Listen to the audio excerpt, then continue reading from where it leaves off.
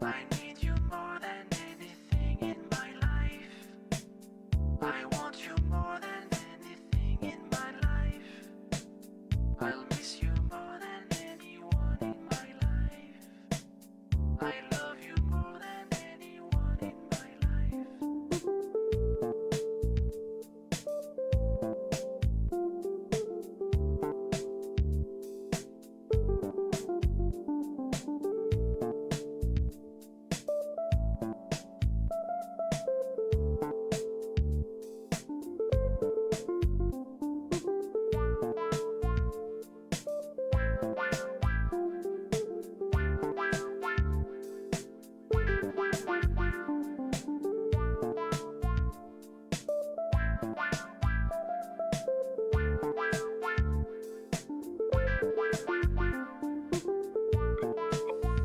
Woo, well, howdy doody, y'all.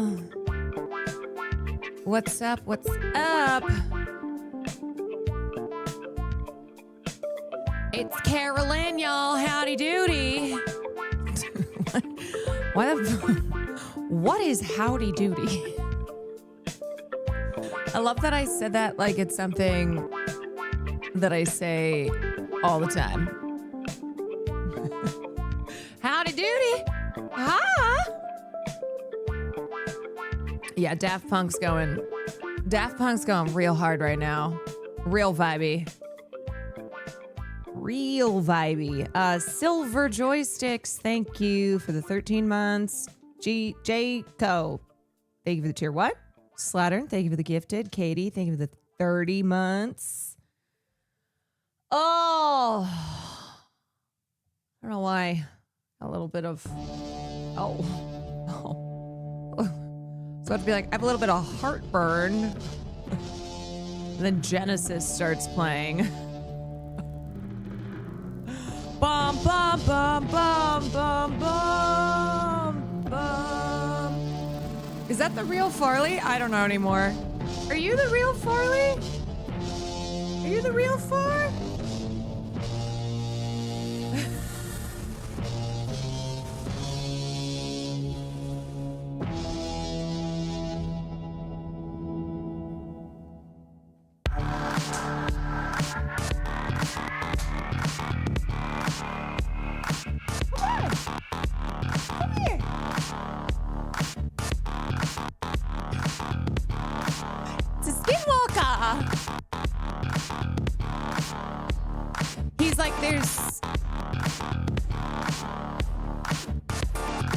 He's like, there's too many fake Farleys in here. Will the real Farley please stand up? Hogan, thank you for the gifted.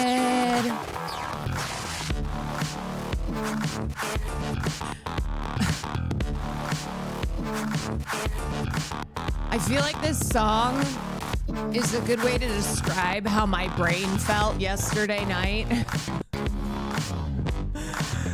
It's like, what song is this? This is Genesis by Justice.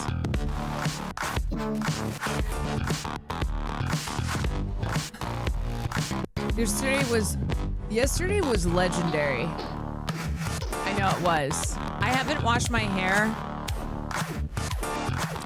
I still haven't washed my hair after yesterday, and it's just, it is still wrecked by the wind tunnel. And the shower. I did take a shower.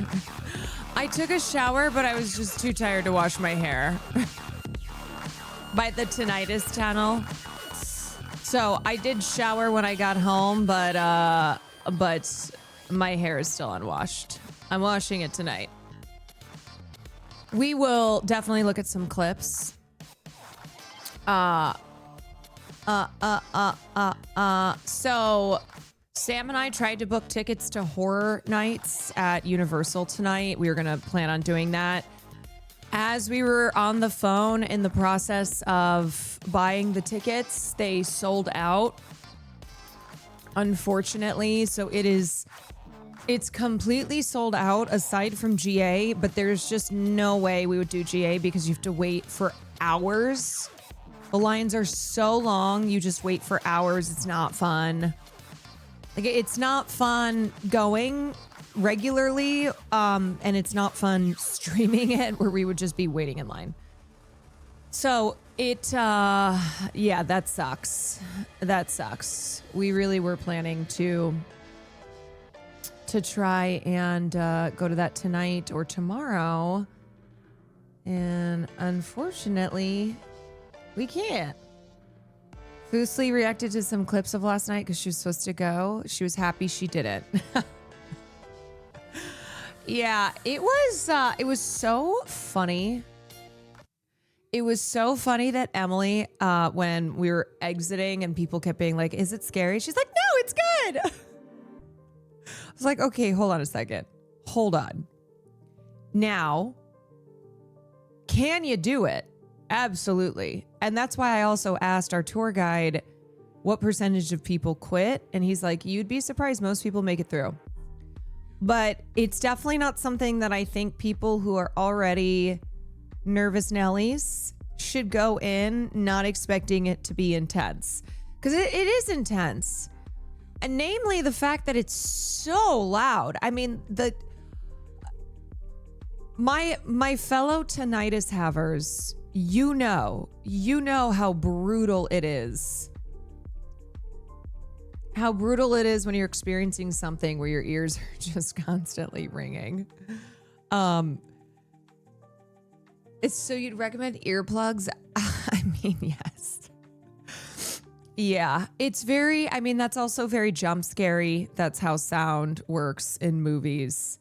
So it was very loud, overstimulating. They do shock you, which hurt. Shockgate. They shocked us in the ass, which was painful. The suffocation was intense. The bugs were intense. And now granted, you can say mercy at any point, but still. Valerie, thank you for the 11 months. So if you didn't watch the stream last night, I will fill you in what I did. It was called The 17th Door. And it was a horror experience out in Buena Park. And it's labeled as Orange County's most intense, most terrifying, most haunted attraction in Buena Park, California. And so you go through 17 different doors. That's why it's the 17th door. And each one has something different going on. So in some rooms there were bugs like tarantulas, cockroaches. In other rooms, it was like the room flipping upside down. The funniest was the wind tunnel, which we have to watch the clip for because it was fucking hilarious. So the wind tunnel was this tunnel that had an enormously powerful fan that created 100-mile-per-hour winds. And it was so loud. It was so loud and intense.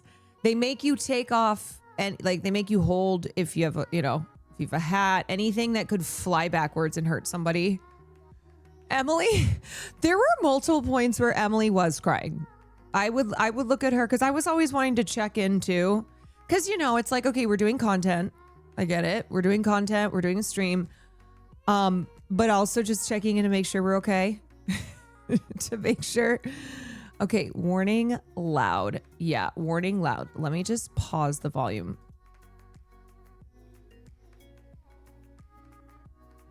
Yeah, okay. See, that would have just killed y'all. Okay. I'm gonna. Okay. All right. So here is the clip. What the heck? Here's the clip from when we went through the wind tunnel.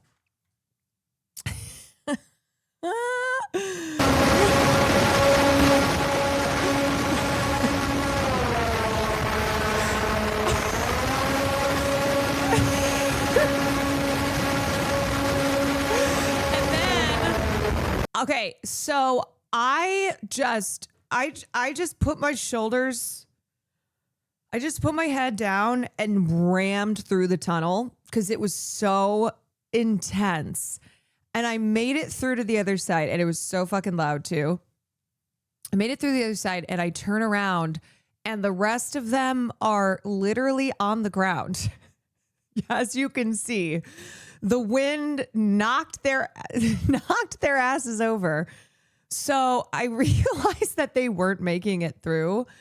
And I was like, oh, I got to go back. I got to go back and get them. You would have been the final girl in that group. I do think I was giving final girl energy in the group that I was in last night. So turned around and went and got them. Okay, so that is Nat.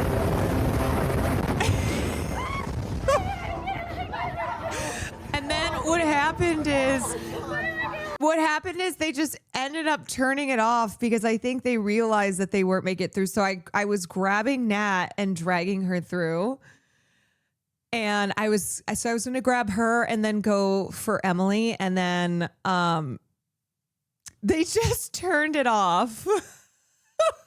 They were like, okay, fuck it. These people can't make it through. Okay, they're not going to be able to do it. And then look at our hair. I like that there were multiple points where they kept being like, you saved us. You saved us. Like if I had not helped them out, that they would have died. It was such a good stream. It was. Oh no. It was Real such talk? a good stream. Oh God. Let me look.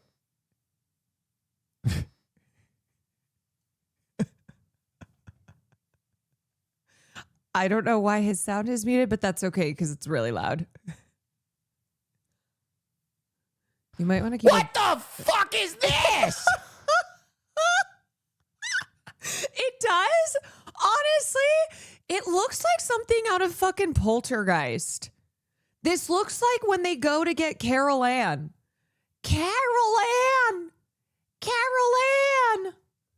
You know what I'm saying? We watched Poltergeist for film class one night. And it looks like the scene where they have to go through the like nasty ass spiritual portal to go get Carol Ann back, and then when they come out they're all covered in goo. It's what it looks like it's from. Emily's face. She's so good. She's so good with Is like Caroline pulling the other women through this tube?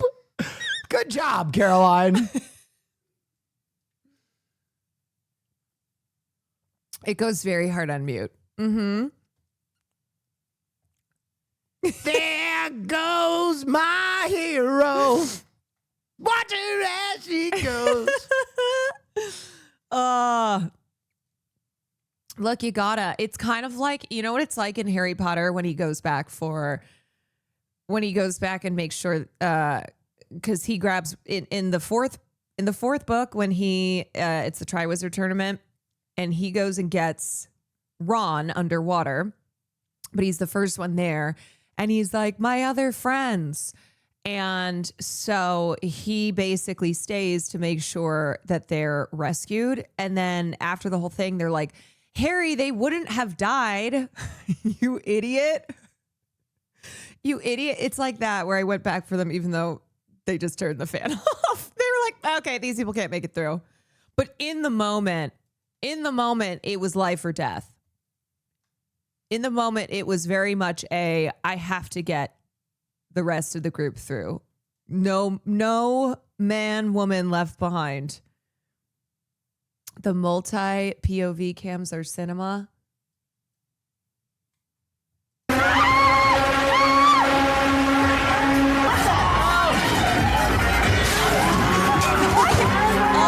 this was the part where they just kept tasing us. They just kept shocking us when we were in this very narrow part. I don't know where to go!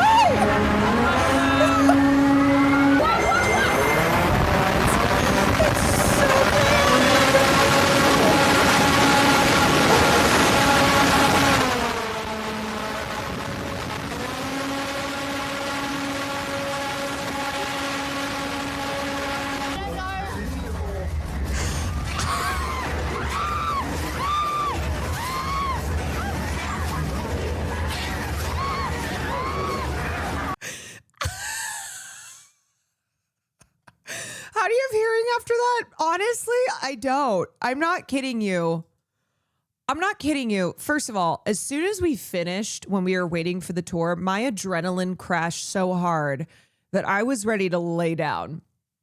And then we had to wait about like 25 minutes for the backstage tour, which was really awesome. Really, really awesome. Glad we did that. And then as soon as that was done, I was like, oh my God, I have forgot. I've got to get home and lay down. But my ears were ringing all night. Like I still am having some post 17th door hearing pain. No, I didn't take earplugs because I just didn't think about it. Like I always have my earplugs when I go to clubs or concerts, festivals, etc. I just didn't think to have them for that. I've had a headache all day. Like I know it sounds so dramatic. But it was so fucking loud. And especially if you already have tinnitus issues. So I woke up today and I was like, oh God. My head's just been pounding. How long did it take you to find your car? It took us 40 minutes. Okay, here's Emily scared of the water bottle.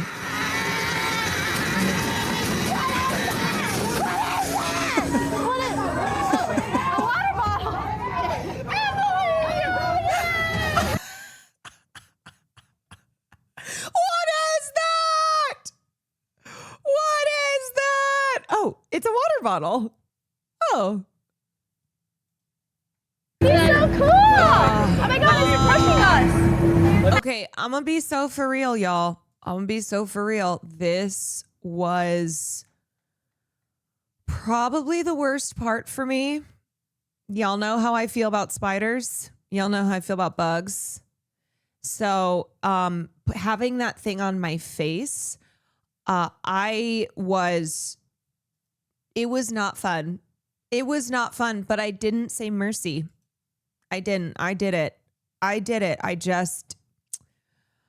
just wrote it out. And I know tarantulas, I know that they're fuzzy. I know that they're not going to like necessarily attack you. Sometimes they might, but they clarified in backstage tour that they have people who are trained with tarantulas. And so they know when they're starting to get anxious. So they'll swap them out. They know which ones are like more hostile and which ones are not gonna bite you.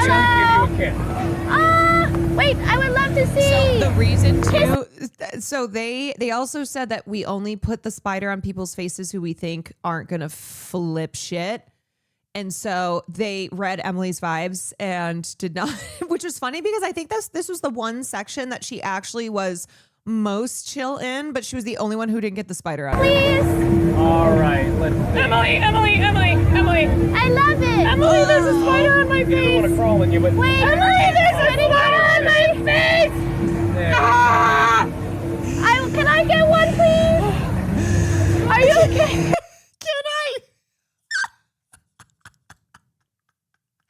Can I have one, please? Please, can I have one? Please for me? Oh God, that was just, oh God. I can't believe I did that. Honestly, I can't believe it. I don't think I would have done that. This is one of those moments where I don't think I would have done it if we weren't on stream. I think being on stream, being live is what pushed me to, you bodied it, is what pushed me to let that spider be on my face.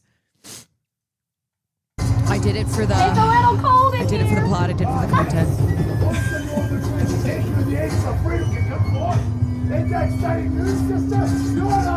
Yes. Is your head okay? Sire, that must have hurt. Sire, that must hurt. I have to say, Emily is one of the funniest people in streams like this. She really is so funny. She's so good.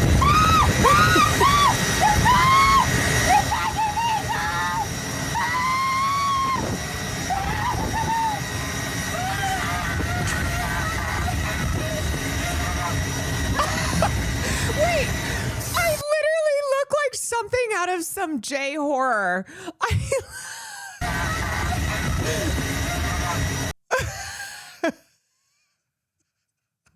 I look like the Ring Girl. And meanwhile, freezing cold water being dumped on my head and then freezing cold air being blown onto my face. Wait, you kind of served. Is it a sleigh? Is it a sleigh? Is it a serve? Were you trying to scare chat? No, I did not. I was just I'm going to be honest. It was kind of miserable because I was wet and then cold. And so I was just, whenever it's miserable, I just kind of like, until it's over. Get out! Get out! I'm trying! Oh, you're the bathhouse girl. I am the bathhouse girl. Oh my God. Holy shit. This is when you were when you're moisturized and unproblematic. When you're moisturized and unproblematic. Okay, so then what happened is I got there early. I got there at 6:45 and then was lost for 20 minutes. So that was the real horror before the 17th door haunted experience even began. Out here. Look at. I just need to show you what is right ahead.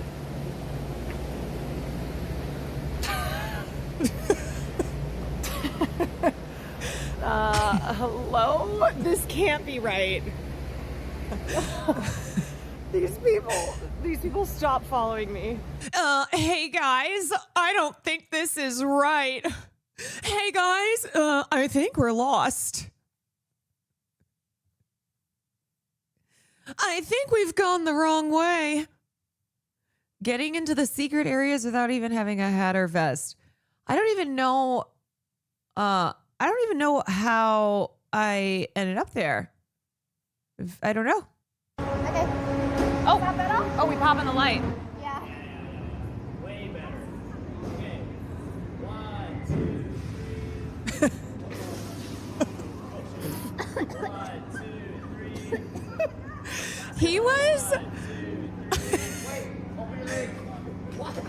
What? You can't just say that. What? Oh. Okay. 1, 2, 3. 1, 2, 3. Alright. Thank you. Okay, that shit is so funny when he comes sliding in.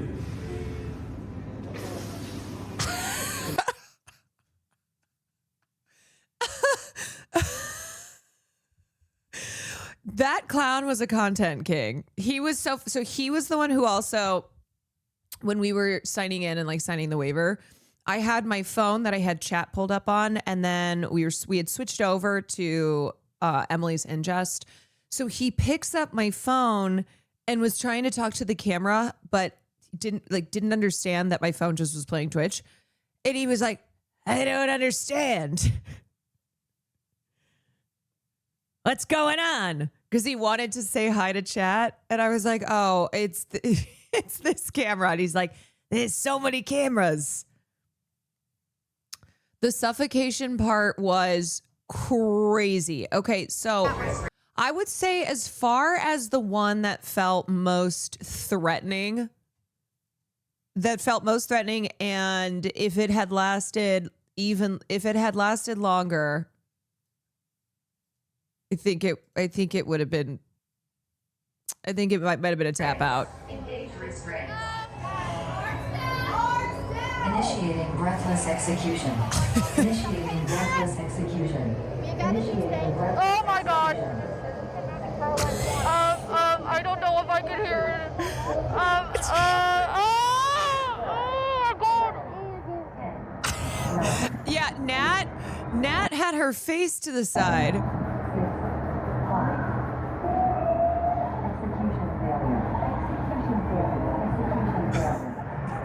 Yeah, some of these rooms kind of felt like BDSM. Oh my god. Like there are people who are into that. There definitely are. The rooms, the shaking rooms was fun. The shaking rooms, that was probably one of the coolest effects, how they did that. And then just the energy, the energy required of the performers, very admirable. Very, very admirable. What's this?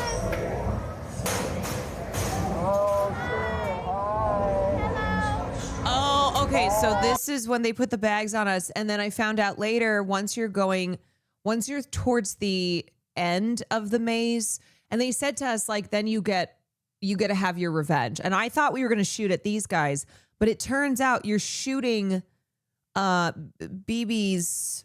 I think those are BBs. You're shooting BBs at the people who are coming through the maze. That was the plot twist.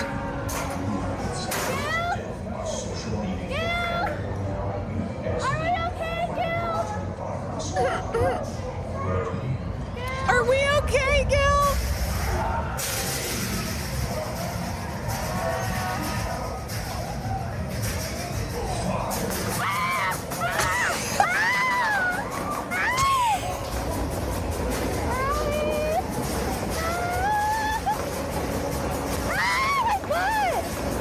Oh my god, it's hitting my butt! Ow, my butt! Oh my god, this hit me like 10 times. Thank you! I will say it definitely wasn't pleasant. It definitely wasn't pleasant. And it felt like the whole thing felt really fucked up with the bag on your head, all that. And as I said, when I feel unpleasant, when it's like, this is really uncomfortable, I just will kind of not move. Like you just tank it. You just tank, because it was not, it did hurt. Like it was not obviously so painful to the point that it was simply unmanageable, but it was not pleasant.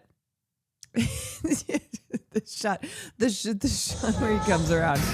This is so funny. Did it leave marks? No.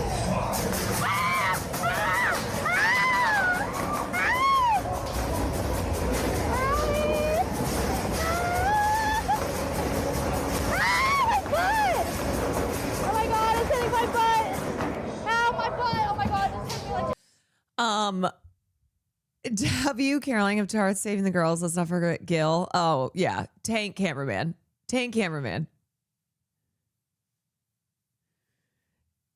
Why didn't you participate in shooting the others? Honestly, because I felt bad. Emily was so funny. She's like, well, they shot me, so I was shooting them. I felt bad.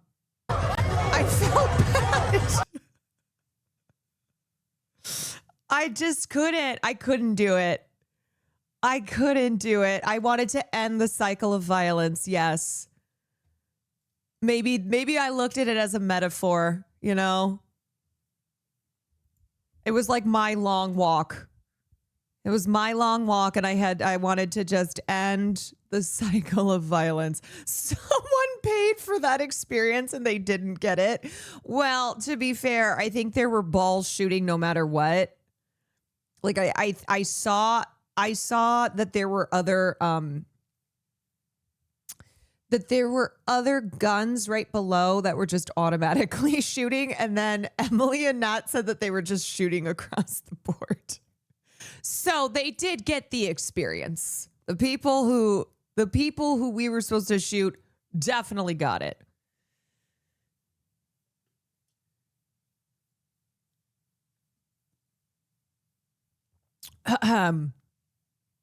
Okay, this is balls.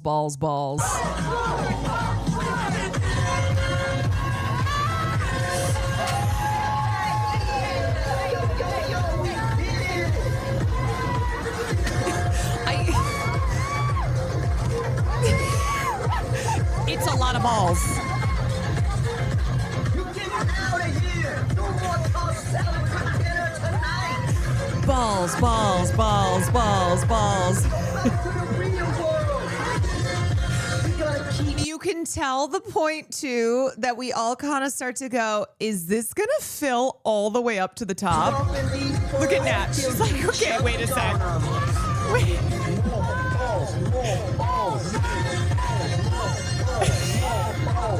We're getting the fuck out of here!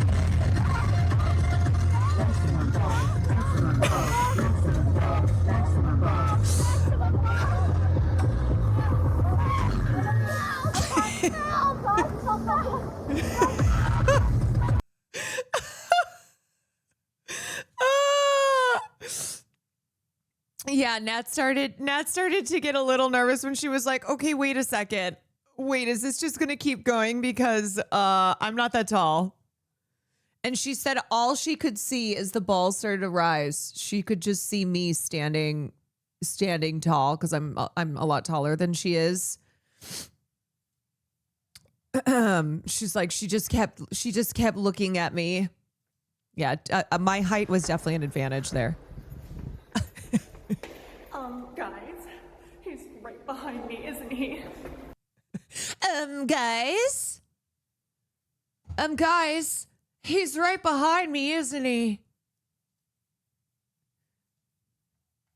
Giving James Marco a run for his money. Wait, T10 Nat is a raver? Oh, let's go. That's a lot. I knew I liked her. No. That's way too much. That's way too much. Okay, so they said that people will actually go fuck my shit up. And it's the one room they were like, look, we're not going to cut your hair if you don't want us to. Like, they do this to kind of freak you out. But it's all about consent. It's what you agree to. But there are people who will straight up be like, do me dirty. I thought he was gonna do it. There was a part of me that thought it, and then I went, no, there's no way. There's no way. Too much. That's a lot. That's a lot. No, wait, can you do like half of it, maybe? Too much. Yeah, this being the most traumatizing room, the opposite of the begonia screening where people went willingly to get their heads shaved.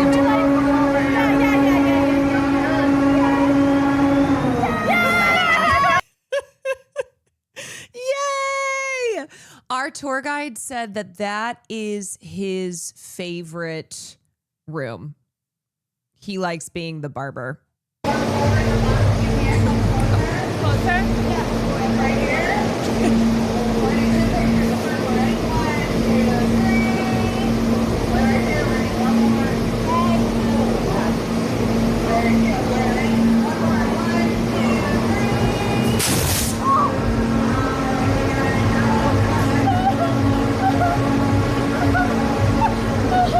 They really just kept fucking with you all the way through. They really did. All the way through. There was not a point where they were not fucking with you. OMG, you do go stiff like a fainting goat. Just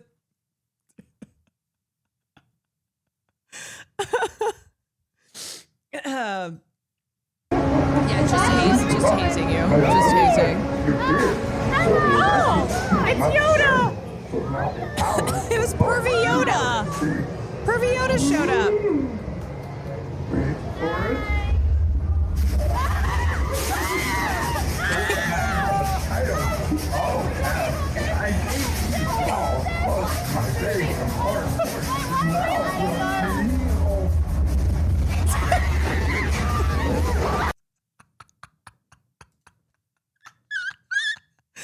I will tell you too, I don't know if you can tell from the clip, and obviously there's like the, making content out of it, but that shit, it was powerful.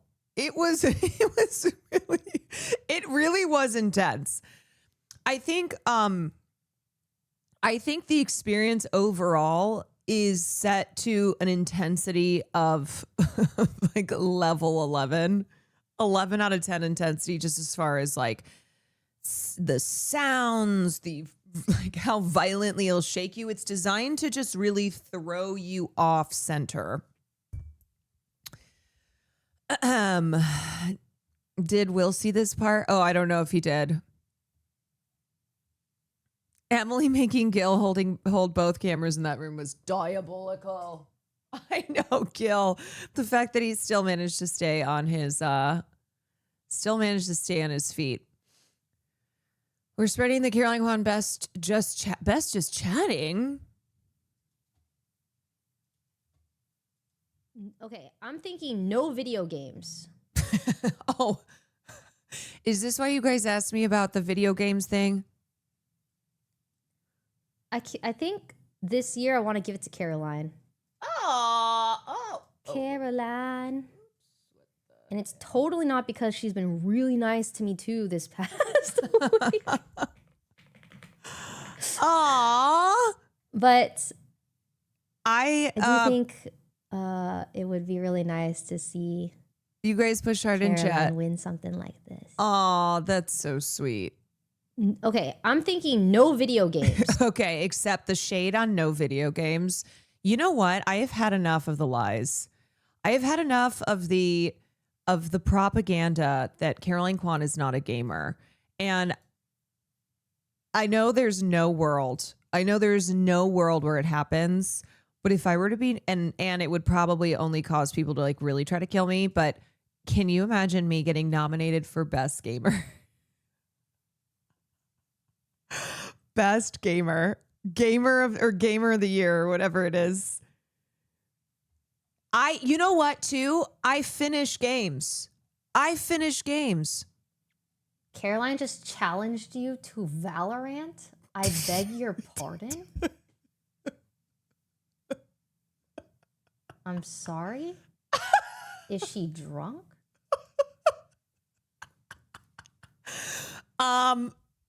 I like that it was so funny. I just picked the first game I could think of, which was Valorant, which is very funny to pick as a game to challenge Ray. I do acknowledge that. I do acknowledge that is a hilarious game to have pop into my head as gauntlet thrown. Challenge issued. Caroline Kwan Gamer of the Year. I just think that would be so. I think that would be so funny. I think it really would be. That's very sweet that Ray put me as that, because I kind of think as like best just chatting streamers, I think of all the big streamers. I don't think I would actually get nominated for something like that. It's just one of the big categories, and just chatting is something that a lot of the biggest streamers do. So it's very kind and means a lot that she put me there. I completely forgot that streamer nominations are happening.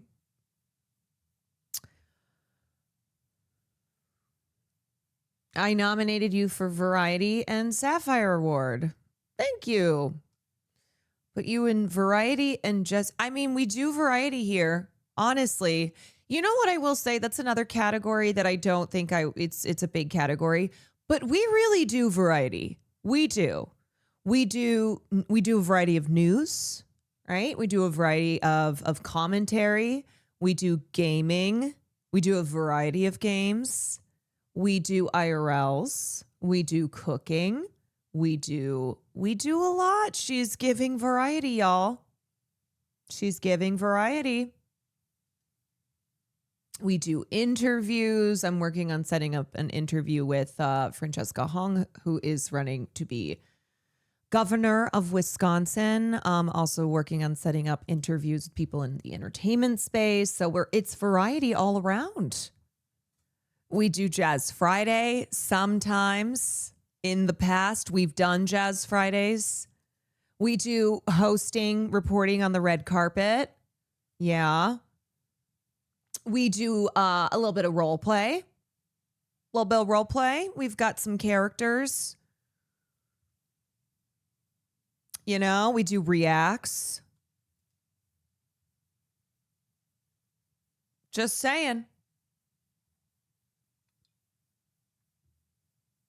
Just say I nominated you for IRL after yesterday. Well, I don't do a lot of IRL. There are definitely people who belong in that category more, but I do think I belong. Wait. Hold on. I'm looking at the category here. Best variety streamer. Streamer who delivers the best variety of gaming content. Oh, okay, never mind. Seamlessly switching between genres while keeping their audience engaged. I didn't know best variety meant like specifically around games, which I do. We do variety games, but I still put you. That's fine. Yeah. Streamer who creates what's just chatting? Streamer who creates the best just chatting content, conversing with chat, reacting to video or news, storytelling, group activities, commentary, and more. I nominated you for Just Chatting and Sapphire. Sapphire is the Sapphire nomination streamer. That one is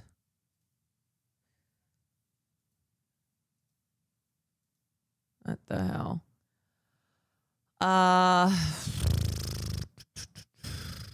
Strategy game, best reality. Oh. Best reality. Pocket, thank you for the 18 months. Sonder, thank you for the 6 months. Artie, thank you for the 3 months. Best stream collab. Yeah, there's a lot of like collab categories this year.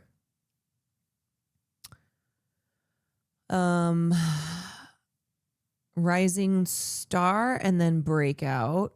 Sapphire, recognizing the best female or marginalized gender streamer of 2025. This award goes to a streamer who shines against the odds in a male-dominated industry and has excelled in entertaining at the highest level this past year.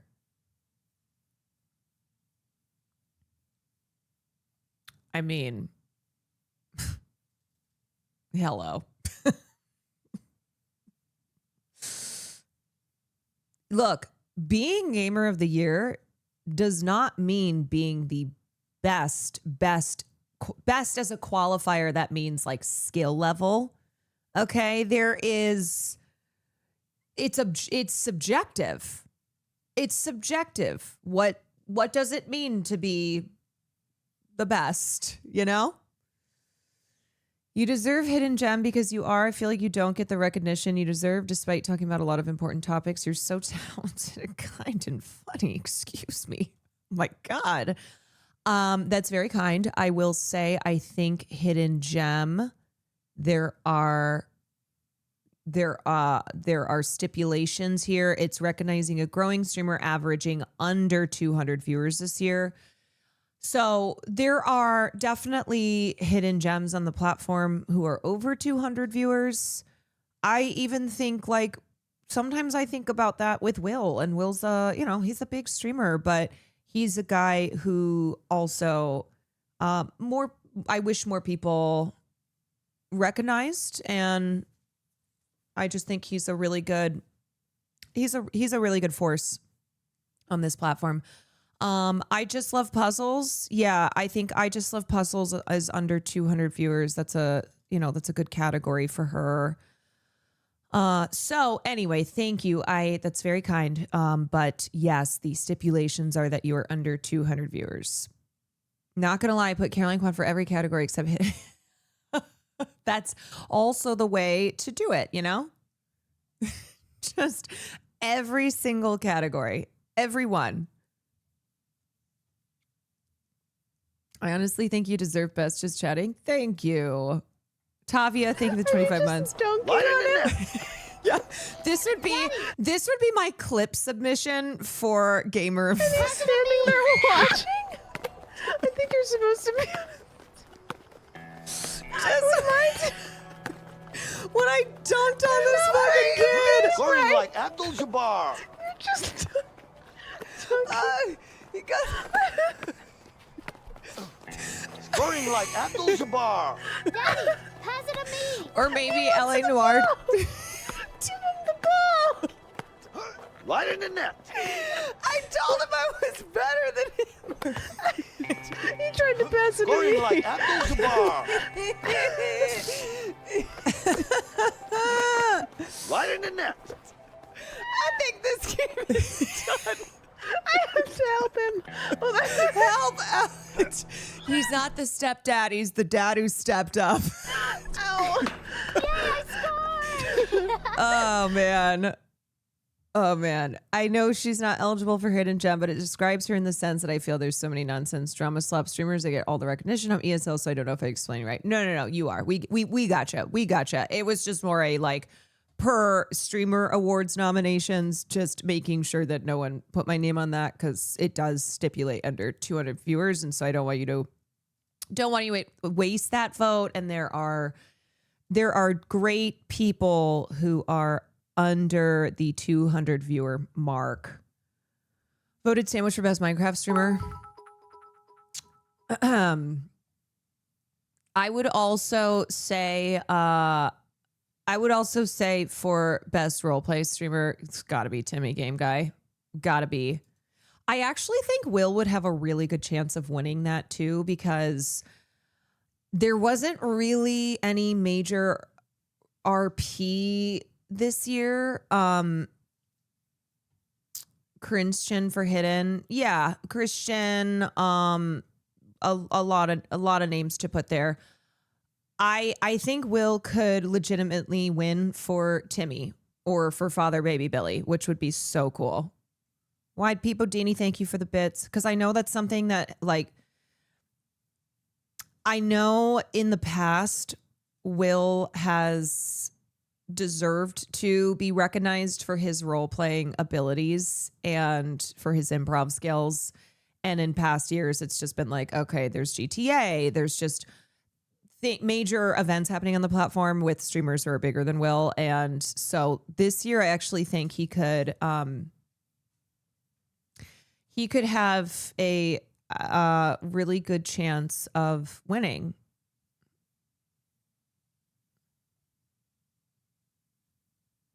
So I'm probably not going to go through streamer award nominations because I got to be so for real.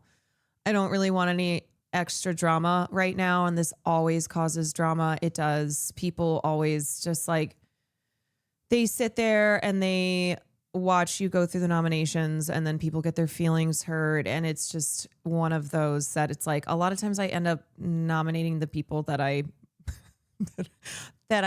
do streams with and that I hang out with. So I have no problem being like, please get Will to the RP. Please get him to the stage. Please help him win that. I'm literally feeling it right now, so I want to know the right one to put him in. I will say Will for roleplay. Will for roleplay. I don't think he's done at least 100 hours. He has 100 hours though across Rust, Cobblemon, Repo. He absolutely has 100 hours.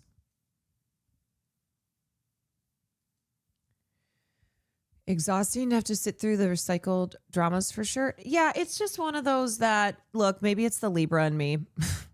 Maybe it's the Libra in me that's like, I don't want people to feel upset by this. And what I say too is nominate who you want to put, right? Look at what it says. Nominate your favorites. Nominate your favorites. So whoever you decide, I don't want to influence you on picking one over the other, and I don't want to hurt people's feelings. So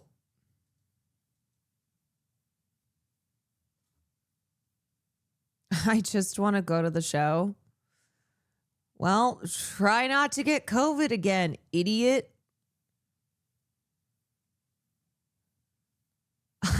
But I'm a Libra and I always want people to be upset. I'm always trying to balance the scales, y'all. Okay. Skylar, thank you for the prime. Any thoughts about this new development?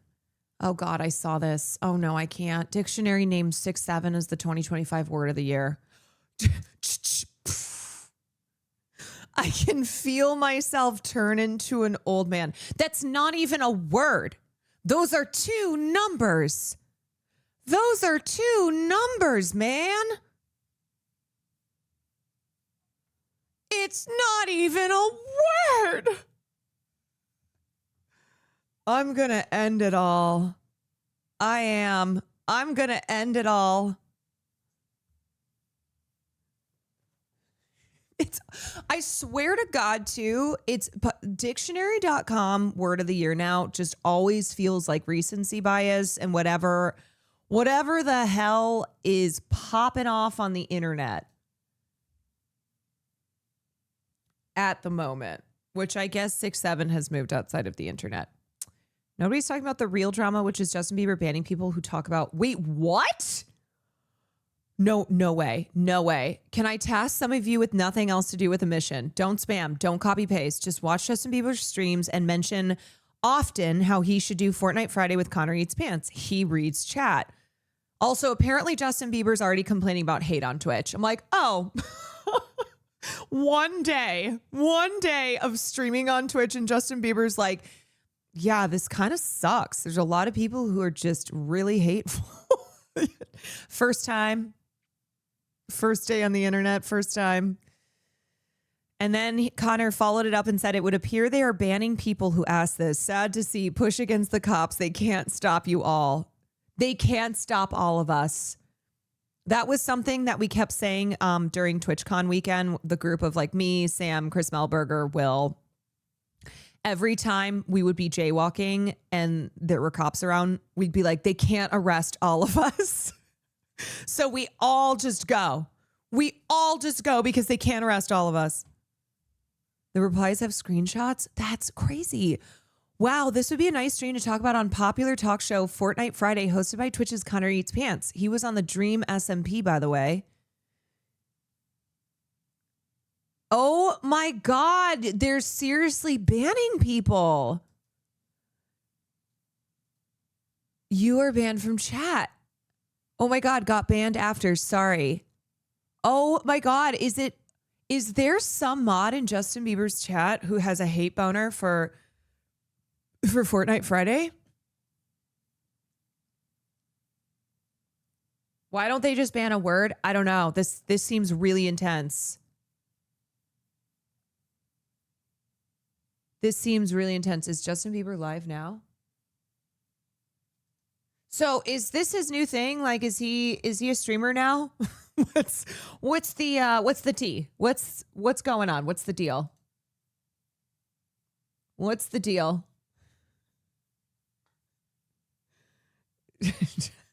Is this a recession indicator? What's happening? I don't know. Do you think JD Vance knows who Farley is? Nope, but he knows who Kai is. And let's watch that clip because this was fucking insane. Absolutely crazy. I showed this to Will and we were just both like, what fucking timeline are we in? What is this world that we are in? Right now, as the government, the federal government, JD Vance is the vice president of the United States. The federal government is 5 days away from tying with the longest government shutdown in history. So we're on week 5. Millions of people are about to lose their SNAP benefits starting November 1st. 1 out of 8 people in this country rely on SNAP. And 42 million people are about to lose their benefits because of the Republicans playing around with literally people's lives. And you have JD Vance on Pod Force 1. I don't know. Saying this shit. Like, you could see this. Like, he sits on command. He stays on command. He has this command place, which is basically if I snap my finger and point, he will run to that place and lay down. You don't have to zap him. No. Hassan. Not like Hassan Piker. No. Wasn't that disgusting? No electrocution of dogs here. How disgusting is that? What does that tell you about a person? Well, I think it tells you that they're not, that they're bad people. Yes. If you can actually cause suffering to an innocent animal, you're probably the kind of Yeah. Wait, sorry. You're probably what? person who doesn't worry about suffering in people as well. Oh, so you mean Christy Nome? Oh, you mean Christy Nome, who literally murdered puppies? Christy Nome, who wrote about killing her dog, dragging him to a gravel pit, shot her 14-month-old dog named Cricket, and wrote about it in a book. Christy Nome, who is the current head of Homeland. Oh, you mean the person that we've all been saying doesn't care about human beings? And in fact, gleefully mocks the cruelty that she and Homeland are enacting upon immigrants, upon migrants. Isn't that interesting? And that's been my experience. If you mistreat dogs, that's almost 100% sign that you're going to be a really terrible person. So it's one of the ways, we really sort of test people is if Atlas responds well to them, if they like. I feel crazy. I feel like I'm losing my mind. Yeah. What about all the dogs that cops shoot every year? Atlas, we know they're good people, but you can tell if somebody's really mean to animals, it's like the Jeffrey Dahmer thing. Yeah. Like every serial killer ever has actually been really bad to animals. That's sort of how they started. Christy Nome has shot and killed dogs and admitted to it. Okay, I don't want to watch this whole thing, so just tell me what part. I just need, this is the same, you're telling me on the same fucking podcast that JD Vance just went on and talked about Shockgate, talked about Collargate, Christy Nome, head of Homeland, who admitted in her memoir to shooting her 14-month-old puppy because it couldn't do what it needed to do for her. Couldn't do what it needed to do. It's absurd. I mean, seriously, I need people whose entire world revolves around streamer beefs, revolves around like LSF, the internet, these internet spaces. I need you to understand how absurd and insane this is. That the president of the United States is talking about this on a podcast, that this is the focus, that this is so, and also proof that Collargate was being pushed by the right wing because Hassan is a prominent leftist. That you had all of these major right-wing figures, politicians, podcasters, psychopaths like Laura Loomer. I don't even know what to call her. Like, I don't even know what her role is. Just psycho. Twitter, racist Twitter troll. That they are pushing this shit. And then you have JD Vance talking about it on a podcast where we are a couple days away from millions of people being kicked off of Snap. Or it's like, this is a joke. This is a joke. And I just have to ask this question to people who still believe that like MAGA and Donald Trump is what's going to save them, is what's going to like turn this country around. Has your life improved? I'm asking genuinely, has your life improved? Is the ability for you to say slurs more openly again? That freedom, that hard fought, hard won freedom to say the R word, to like, oh, woke is gone. Has that made your life better, genuinely, from a material standpoint?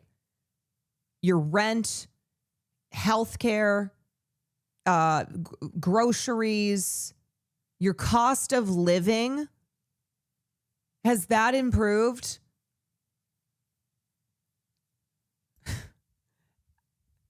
No, it hasn't. Happened, and why do you think? Are you tired of winning yet? Are you tired of winning yet? People took it the way they did. Well, when you write a book, you put your lessons learned and good times but hard times in books. And that story about this hunting dog had been used against me in political campaigns. People in the state knew it. They had tried to attack me with it. And I decided to tell the truth of the story in the book because I wanted people to know that the kind of, that you have hard decisions in life. So what you're saying is that if anybody gets out of line, you're just going to shoot them? Is that the parallel? Is that the lesson to be learned? Is if somebody is no longer serving a purpose to you, you just shoot them in the face? Hard situations. And I absolutely love animals. You just put them down like the dog that you literally put down? I've always had dogs. I still have a dog that goes everywhere with me. And that situation there was hard. But I also don't ask anybody else to take on my responsibilities for me. She's like, I'm not asking anybody else to shoot my dogs. I do it myself. I shoot puppies myself. I'm not asking anyone to do that for me. Do you know what's wild about the whole thing too? Is that Kristi Noem is so fucked in the head that never in a million years would she have thought, you know what, maybe I shouldn't put this in my book. Maybe I should hide the fact. Maybe I should hide the fact that I shot my 14-month-old puppy. I knew that if I had to take responsibility and private do something piloting for that with 31 situation months to keep people safe, then I would do it myself and not ask somebody else to do my job. So that's why it was in the book. And the dog, you learn lessons from it. You know what's interesting? It's very interesting to see Miranda's the difference in Miranda responding to her where she's nodding along, and then how Miranda responds here. That they're bad people. Yes. If you can actually cause suffering to an innocent animal, you're probably the kind of person who doesn't worry about suffering in people as well. Yeah. And that's been my experience. If you mistreat dogs, that's almost 100% sign that you're going to be biker. Like she brought it up. No electrocution of dogs here. How disgusting is that? How disgusting is that versus A danger, or you felt that it was going to be a dangerous dog? And the dog was actively killing animals for. I mean, obviously, I know that the hypocrisy is the point, that it's a double standard, all that. No consistency or anything like that. It's just nuts. It's so, I can't believe that we live in a reality where you have Hassan being brought up at the New York City mayoral debate, being brought up twice. Do you condemn Hassan Piker? And then the vice president of the United States talking about this shit that was like being pushed on LSF and by drama accounts on Twitter. What is happening? What is happening?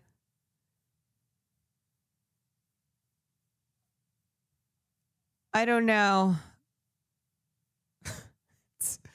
It's a pretty wild timeline to be on.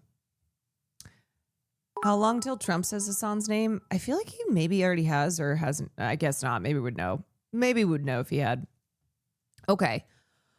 Deanie, thank you for the bits. Permission granted.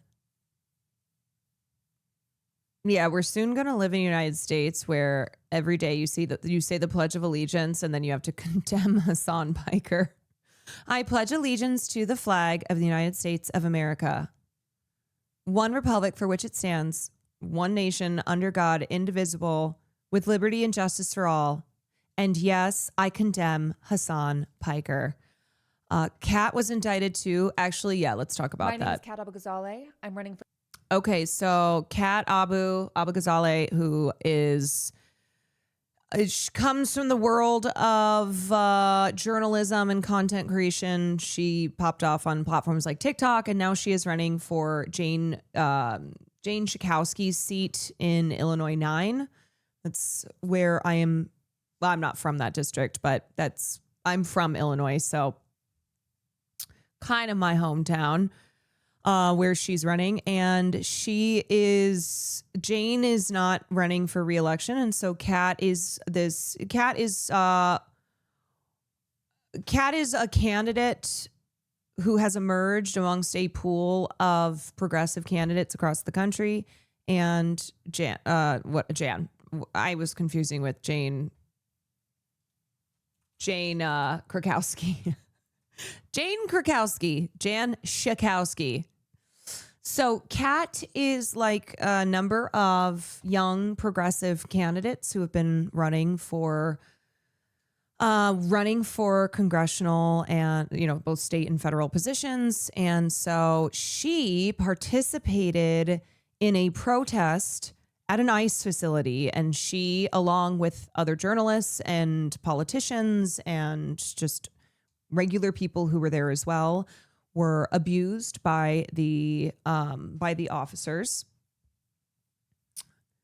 And now she's been indicted. Congress in the 9th District of Illinois, and the Department of Justice is charging 6 people, including myself, with federal crimes for exercising our First Amendment rights near ICE's Broadview Processing Center. This is a political prosecution and a gross attempt to silence dissent, a right protected under the First Amendment. This case is a major push by the Trump administration to criminalize protest and punish anyone who speaks out against them. That's why I'm going to fight these unjust charges, but I need your help to do it. As I and others have exercised our First Amendment rights, ICE has hit, dragged, thrown, shot with pepper balls, and tear gassed hundreds of protesters. Yeah, also here's a clip from when she was at the Broadview ICE facility.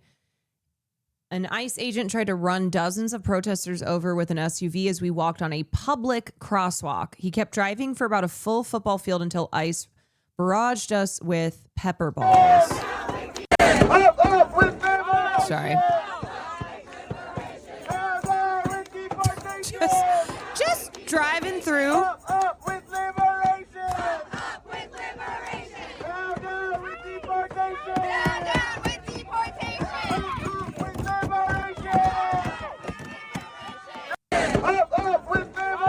Yeah, she was also slammed by another ICE officer, I believe. Yeah, here we go. Done this to me. It's probably the most violent occasion of throwing me to the ground.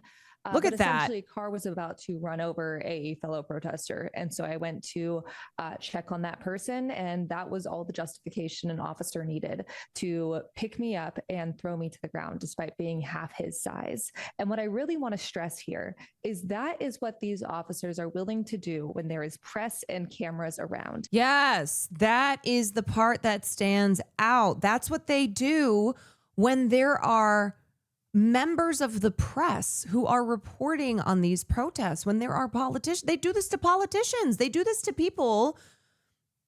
They do this to people who are not just like normal people showing up. Okay. They're doing this to the press. They're doing this to politicians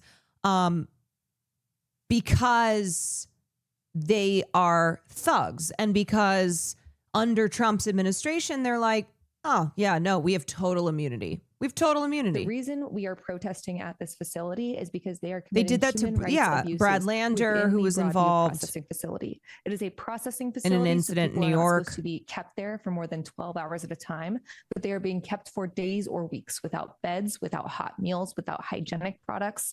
And if they are willing to do that to a congressional candidate on camera in front of press, imagine what they are willing to do to their detainees behind boarded up windows. This was, as I said, the third time that ICE has done this to me. Third time that they have brutalized her, somebody who's running for office like that. And so today the news. Wait, did I finish watching this? Simply because we had the gall to say that masked men coming into our communities, abducting our neighbors, and terrorizing us. Yeah, and then claiming that they were assaulted. You know what that's called? Darvo. Want to know why we talk about Darvo all the time? It is not just in relation to celebrity abuse cases. It's not just in relation to abuse involving Twitch streamers. Darvo is happening all the time. And especially under the Trump administration, we see Darvo applied constantly, whether it is ICE officers lying and saying, actually, we were the ones who were abused. We were the ones who were assaulted. And then the wrong people being charged and indicted. Or, you know, you have just you have the Darvo strategies being applied to protesters across the board, not just protesters protesting ICE, but also Israel. So it is something that we've seen a lot of under Trump's administration. And because Chicago doesn't back down from bullies and What is Darvo? So Darvo stands for deny, attack, reverse, victim, and offender. And that is a strategy that abusers utilize to discredit, to turn the tables, to actually blame their victims. And so the reversing of attacker and then the reversing of victim and offender is a big part of Darvo. That's the V and the O, where it's not just, oh no, I didn't do that to this person. It's not just like gaslighting, lying. It's not just, I didn't do that to this person. It's actually, I'm the victim. Actually, not only did I not victimize them, I am the victim. Masks who tear gas our neighborhoods, this administration has resorted to weaponizing the federal justice system to scare us into silence. But we're not going to be silent. The Trump administration wants you to be afraid of speaking out against it and its anti-democratic power grabs. And there are plenty of reasons to be afraid right now, but we have to overcome that fear. This case targets our... Just thought I mentioned Kat said she was interested in doing an online collab with Caroline the other day on her stream. Oh, yes. Yes, I need to set something up with her. I need to set something up with Francesca. We've been a little busy with the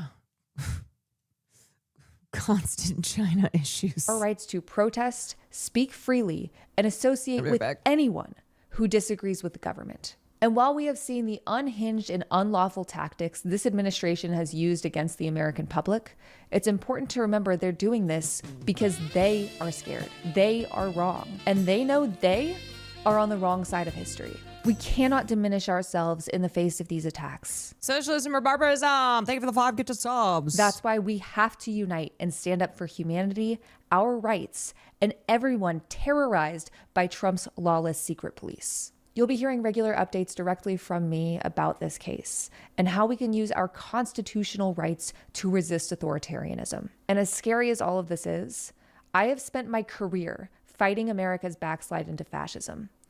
I'm not going to stop now, and I hope you won't either.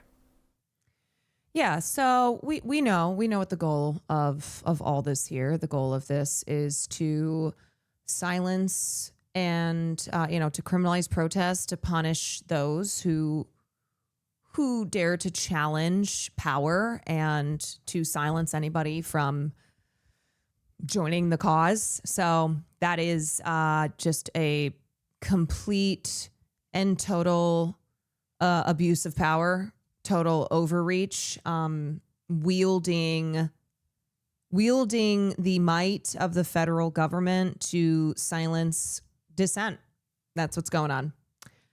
Oh no, Stano, thank you for the tier 1. Tara Larafera, thank you for the prime. All right. Okay. I want to talk a little bit about Zohran Mamdani because we are in the final days. We are in the final days until the election on November 5th. And I swear every time I see someone post a photo online where they're like, just voted for Zohran, 100,000 likes. It's like an instant viral tweet is to post a photo of yourself having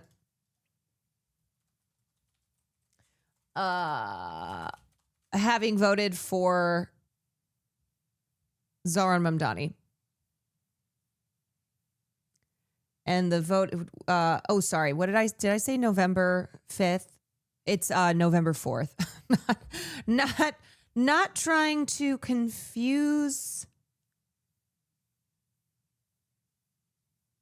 Not trying to confuse anyone who's voting. Watch me be like, I told people the wrong day. It's Tuesday, November 4th. Spreading this. It turns out that I'm secretly a hot girl for Cuomo. Hot girls for Cuomo. You know what I'm saying? And it means I'm just a Republican. Okay, Tuesday, November 4th is the election. Jesus. I'm secretly an op. Wait, did y'all see this? Right here. Young voters share why they're team Cuomo, and it's just that they're all Republicans. Social house with hundreds of young professionals in support of Cuomo. Democrat, Republicans, it doesn't matter. We need to save New York City. Let's go around. So shouldn't it tell you something if a lot of people who love Andrew Cuomo and are voting for him are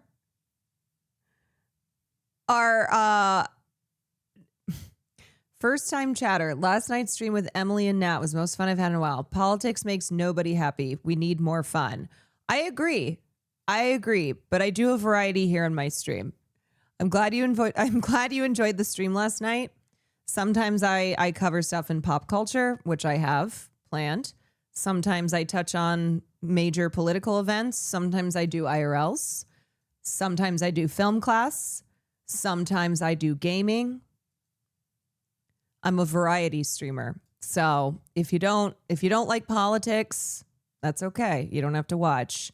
But yeah, I do like to get variety with it. I do.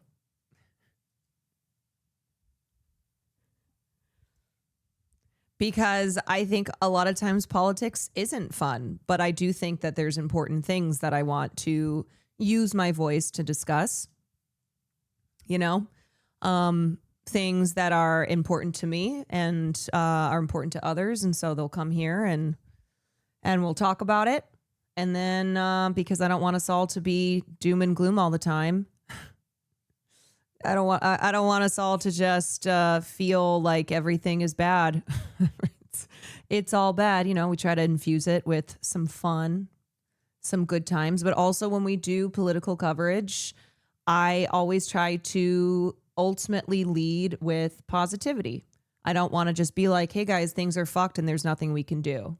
And it's why I do appreciate people like Zoran Mamdani, because I've seen people say, I have seen New Yorkers say that they have been waiting their whole lives for somebody like him. Somebody who doesn't just go, everything's bad, so vote for me and nothing's gonna change. But a person who has a smile on their face, who is a happy warrior, and who's like, hey, I know life is expensive, and I am here to offer a way through to make life more affordable for you. I have a plan. I have a vision. And if you're willing to put your trust in me, then come along. Gee, New York, the shit out of that.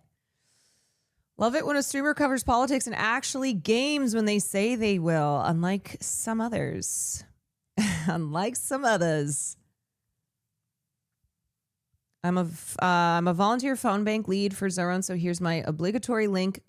Share to sign up for a shift. Join in on the hope from anywhere, chatters. Yes. Join in. But anyway, that's kind of my philosophy on life. The things that I care about, that a lot of y'all in here care about. Like to talk about it, like to try and contribute to making this world a better place, but also I believe in the power of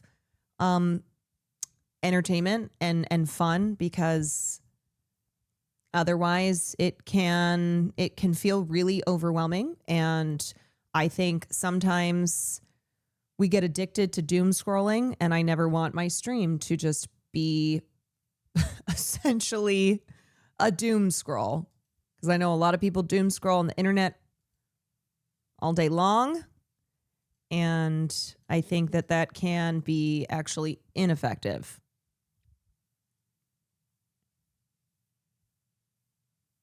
My dad and I align politically, but it still brought me immense joy when he talked about Mamdani and how incredible he is. Yeah. I mean, I think a lot of people have had that experience where a candidate like Zohran Mamdani has connected them with family members who otherwise they have been very politically estranged from. And obviously things feel very divisive. People always say, like, we're so divided. We've never been so divided. And what we're looking for is a way to fix those divisions, is to, bridge these gaps, is to help people realize that we have more in common than we don't. And you are closer to being a person who relies on, say, SNAP benefits. Maybe you do rely on SNAP right now, than you are to being a billionaire. And you are closer to being on the streets, to being homeless because of something maybe that happens with your health. You're one accident away. So that is something that most people in this country share struggles. Most people in this country are being overwhelmed by the constantly rising cost of life. And that has an effect on you every single day. And for some people, maybe you just want to go watch somebody who only plays games on stream, or, it's just going to make you laugh. And I think that's important too. But unfortunately, there are also people on this platform who are constantly spreading hate and division, and what I believe is dangerous right-wing reactionary rhetoric. And so I'm going to keep saying what I believe in, because I believe that is actually in the best interest of the collective, of us all as a collective. Sarah, thank you for the gifted. And the truth is that more and more people, especially the younger generations, they consume their news, they get their commentary, their takes from content creators, from podcasters, from people on the internet. And right now it is overwhelmingly right wing. It is. And there is just we've been experiencing a shift away from collectivism and solidarity with one another, and towards hell and brimstone. Full disclosure, I feel that every day, even though I'm healthier than the majority of people my age, and yet I still feel fearful for one medical bill that ends up putting me on the street. Yeah, that's, a lot of people's reality. So anyway, that was a long, that Chatter's probably not even here anymore, but yeah, no, Chatter. I also wish that I said this the other day. I was like, I wish that I could just come on here and do objectively fun things only, but these are issues that I care about, and I do view my role as a streamer as somebody who gained a platform via advocating for my values and the changes that I want to see in this world. And so I'm got to keep doing it. Got to keep doing it. As a Muslim, I could have never imagined a brown Muslim person being so immensely popular for their politics and being so close to holding a very important position. It's been so amazing and inspiring for me to see as someone who's super passionate about politics. Zoran gives me so much hope. And I think Zoran, you know, he's not perfect. Nobody is. But I think he shows that that we can and deserve better than what we have now. As a born Republican, I have options. I also wait, Matt commented, I also love the concept of a born Republican, Arab, assigned Republican at birth. Yeah, so a reminder that Zoran Mamdani is the Democratic candidate for the mayoral election. And a lot of people who are voting for Cuomo, claims to be a Democrat as well, lost the primary, are Republicans. Are people who understand who Cuomo will be mayor for. And he will not be mayor for the millions of struggling New Yorkers, for the people who aren't wealthy, independently wealthy, aren't a corporation. And it's as simple, you know what? It should be as simple as understanding, you know, as a political candidate or a sitting politician, who are you standing for? Who are you actually in office to advocate for? Are you here to ensure even more tax cuts for corporations, for billionaires? Are you here to ensure that they continue to be the biggest recipients of welfare? Or are you here to make sure that we get on track to making life more affordable for the majority of people in this country? Do nothing.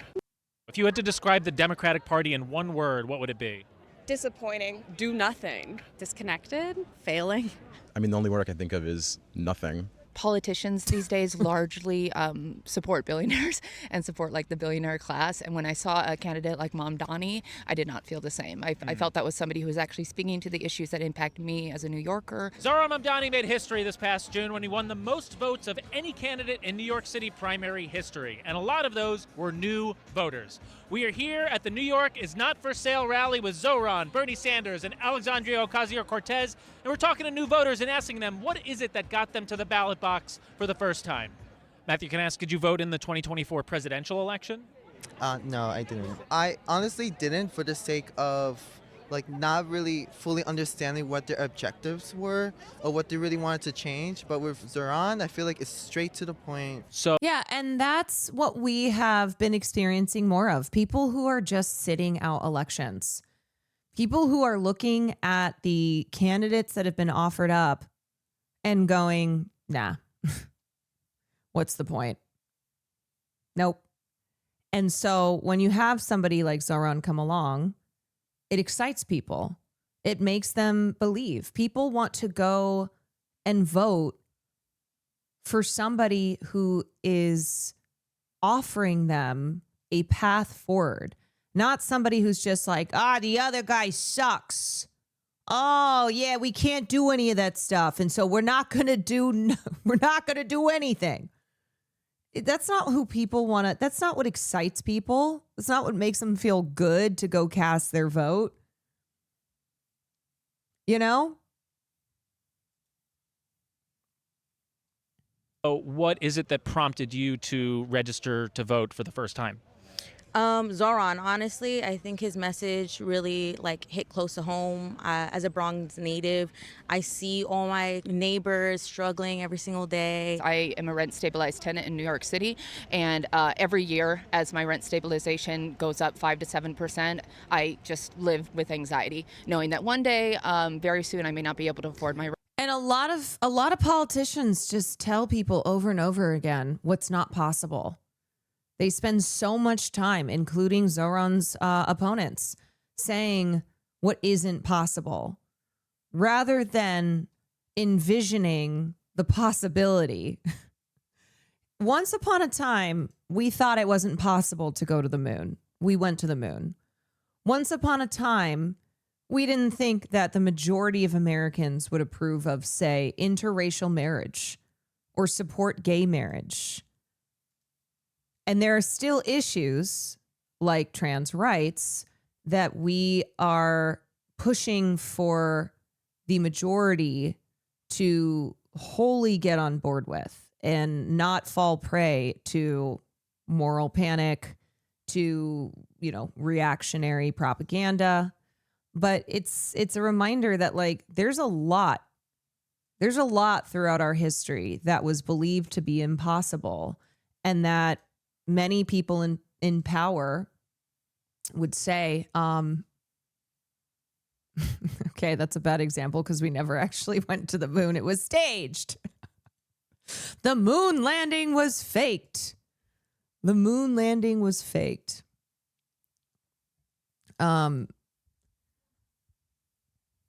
Yeah, and so now they'll say, "Oh, well, we can't do anything about the rent. Sorry."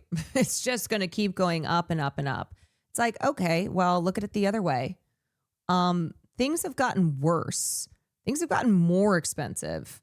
So there was once upon a time that this was not the case. So why is it now that the current reality is the only reality?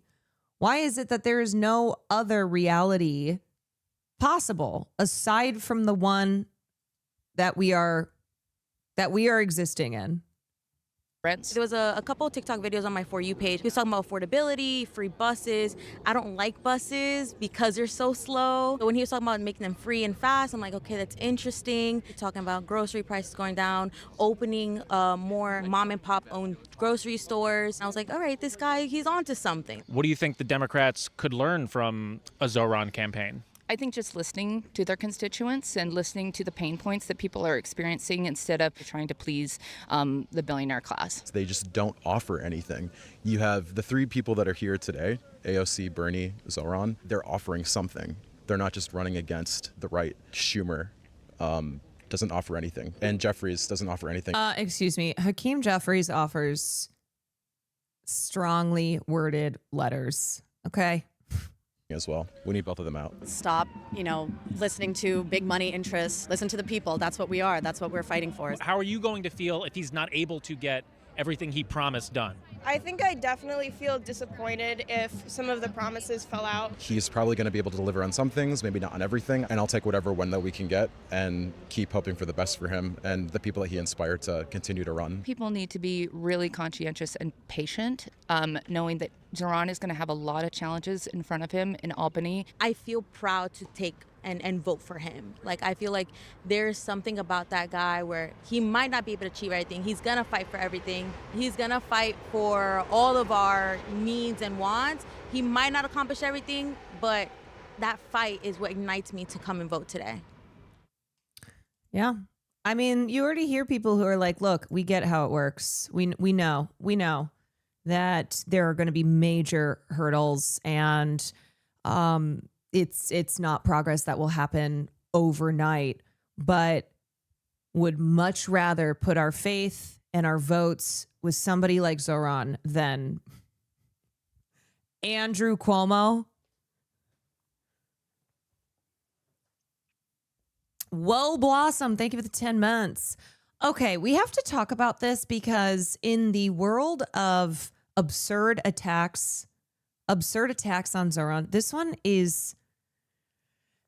made me laugh because the people that I saw, I'm talking Antgate. Yeah, I'm talking Antgate. The people who I saw treating this as a gotcha, as a we caught Zoran in a lie, and therefore it invalidates everything that he has said, tended to be white people. And what I'm talking about is Antgate. And what Antgate is Zoran Mamdani told a story when he had that press conference and made a speech about the Islamophobia that he has had to deal with on the campaign trail on his entire life, speaking for the million Muslims in New York City, but also Muslims across the country who, for the last couple of decades, have had to tolerate the indignities that they have experienced, the constant racism. And Zoran told a story about his aunt. Here we go. Let's get, where's this part of the discussion? Aunt versus aunt. I say aunt. And he said, I want to speak to the memory of my aunt who stopped taking the subway after September 11th because she did not feel safe in her hijab. I want to speak to the Muslim who works for our city, whether they teach in our schools or walk the beat for the NYPD. Okay. Rather than listening to his story or perhaps engaging in some introspection about prejudice others face in America, right-wing media seized upon Mamdani's mention of his aunt to try to claim some kind of gotcha. The Murdoch-owned New York Post and Fox News both claim to find Mamdani's actual aunt, who doesn't wear a head covering. On Tuesday morning, Mamdani had to clarify what the word aunt means in South Asian culture, explaining that he was speaking about his father's cousin, Zehra Fuhi, who passed away a few years ago. An aunt can refer to not just a sister of a parent, but to any elder female relative or even a friend or acquaintance. And this is something that is common in many cultures. In my family, everybody is an aunt or an uncle. My father's second cousin is going to be auntie. That's how it goes. When I go to a family reunion, everybody is aunt, uncle, etc. Like, I guess I just can't believe, what else would they be? I can't believe that this is a line of attack. Nothing should surprise me, but it sounds like fraud. Sounds like fraud. Yeah. This shit made me so mad. My white best friend growing up lived with his grandma and his two aunts who were actually his grandma's sisters. We all called them aunts. And I have to say, like, I don't even think this is something that white people don't do, because Will does this in his family. His cousin's children, he calls his nieces. Like, this is just something that so many families do. So many people do this.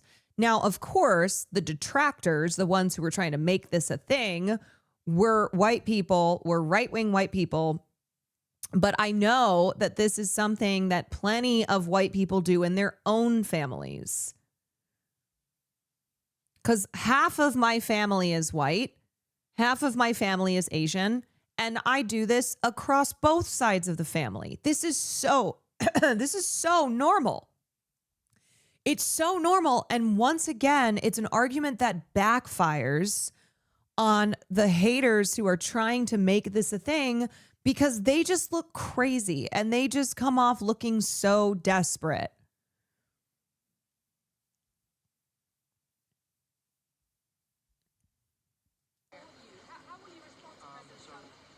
So he had to respond to this.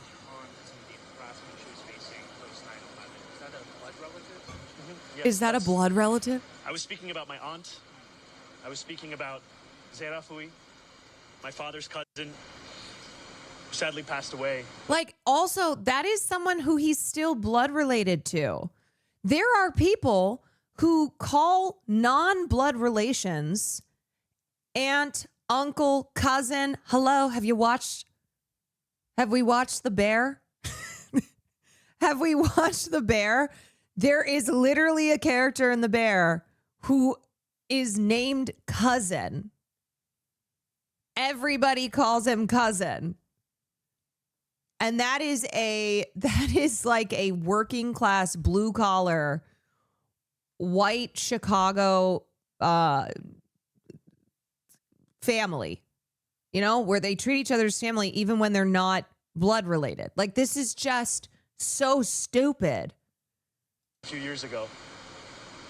And for the takeaway from my more than 10-minute address about Islamophobia in this. Yeah, the takeaway from him talking for 10 minutes about the realities of Islamophobia being like, isn't that interesting? He called his father's cousin his aunt. I smell a liar. In this city to be the question of my aunt tells you everything about Andrew Cuomo, his inability to reckon with a crisis of his own. I feel like an awesome non-politician response would be, so I actually love my family and loved ones. What about you? It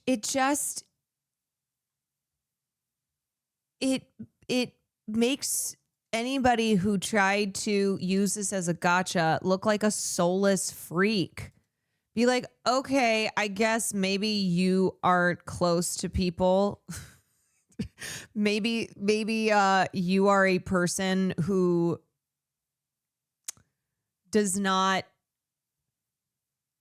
lovingly address extended family members, close friends in familial terms, but it is so common everywhere.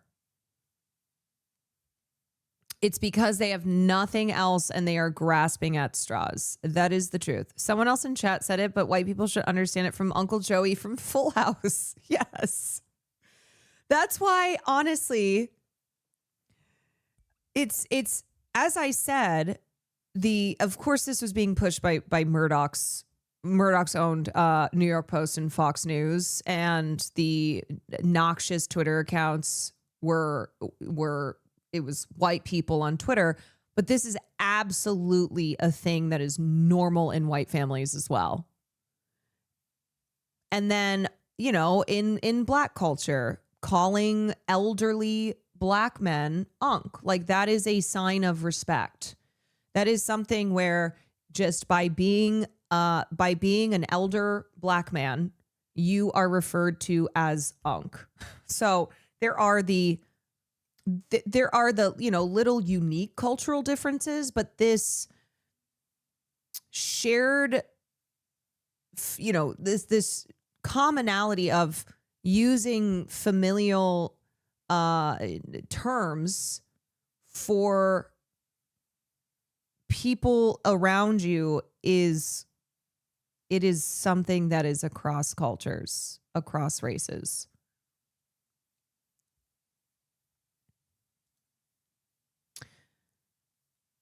Caroline, you gotta stop fucking with black people that don't tell you what you gotta think. Kef, what the fuck does that mean? What on earth? What on earth does you gotta stop fucking with black people that don't tell you what you gotta think mean?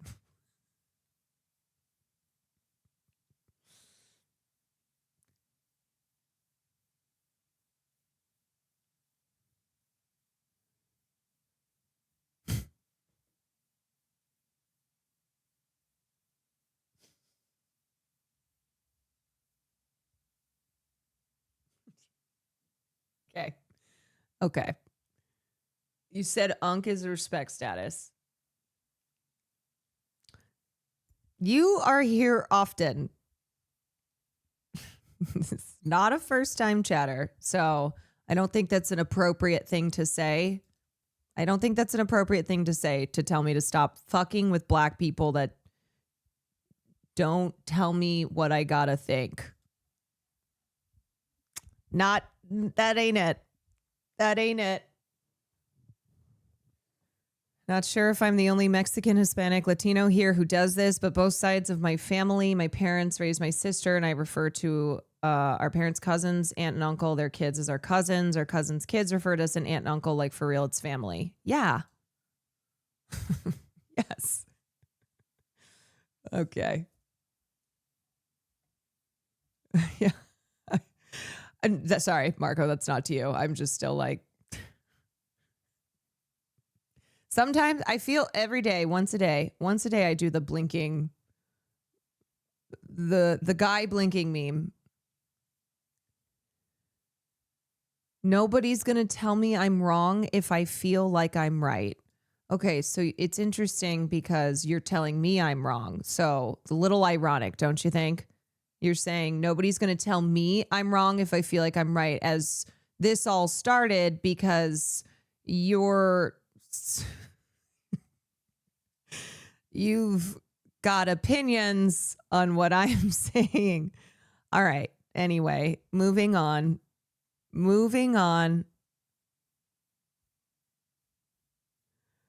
The whole saga is another bigoted attempt to smear Mamdani based on his religion. His opponent, Andrew Cuomo, along with right-wing media, has made multiple Islamophobic attacks in a desperate attempt to gain ground on the surging Democratic candidate. Cuomo and the media have tried to claim that Mamdani is pro-Hamas, wants a global intifada, is close to Siraj Wahhaj, an imam in the city, basically accused of supporting the 1993 World Trade Center bombing. These efforts have only demonstrated how pervasive Islamophobia is in New York and American politics, proving the points he made in his Bronx speech. Yeah, so that is Antgate. That's what's going on there. Is, oh my God, Zohran Mamdani committed the worst crime you can, which is to have referred to his father's cousin as his aunt. Whoa. Whoa. Champagne Mango, thank you for the 19 months. Okie dokie. I want to take a look at...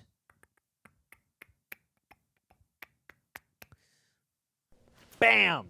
Noted vulture, watcher, 25 questions for Zohran Mamdani. The Maria Enjoy Bamford this. questionnaire. Haagen-Dazs coffee ice cream. Big tub. What do you like to eat and or drink right before bed? This man is eating ice cream before bed. Couldn't be me. A tub of Haagen-Dazs? Oh, I'm on the toilet all night. Islam. I would... Kill them all and let God sort it out. Okay.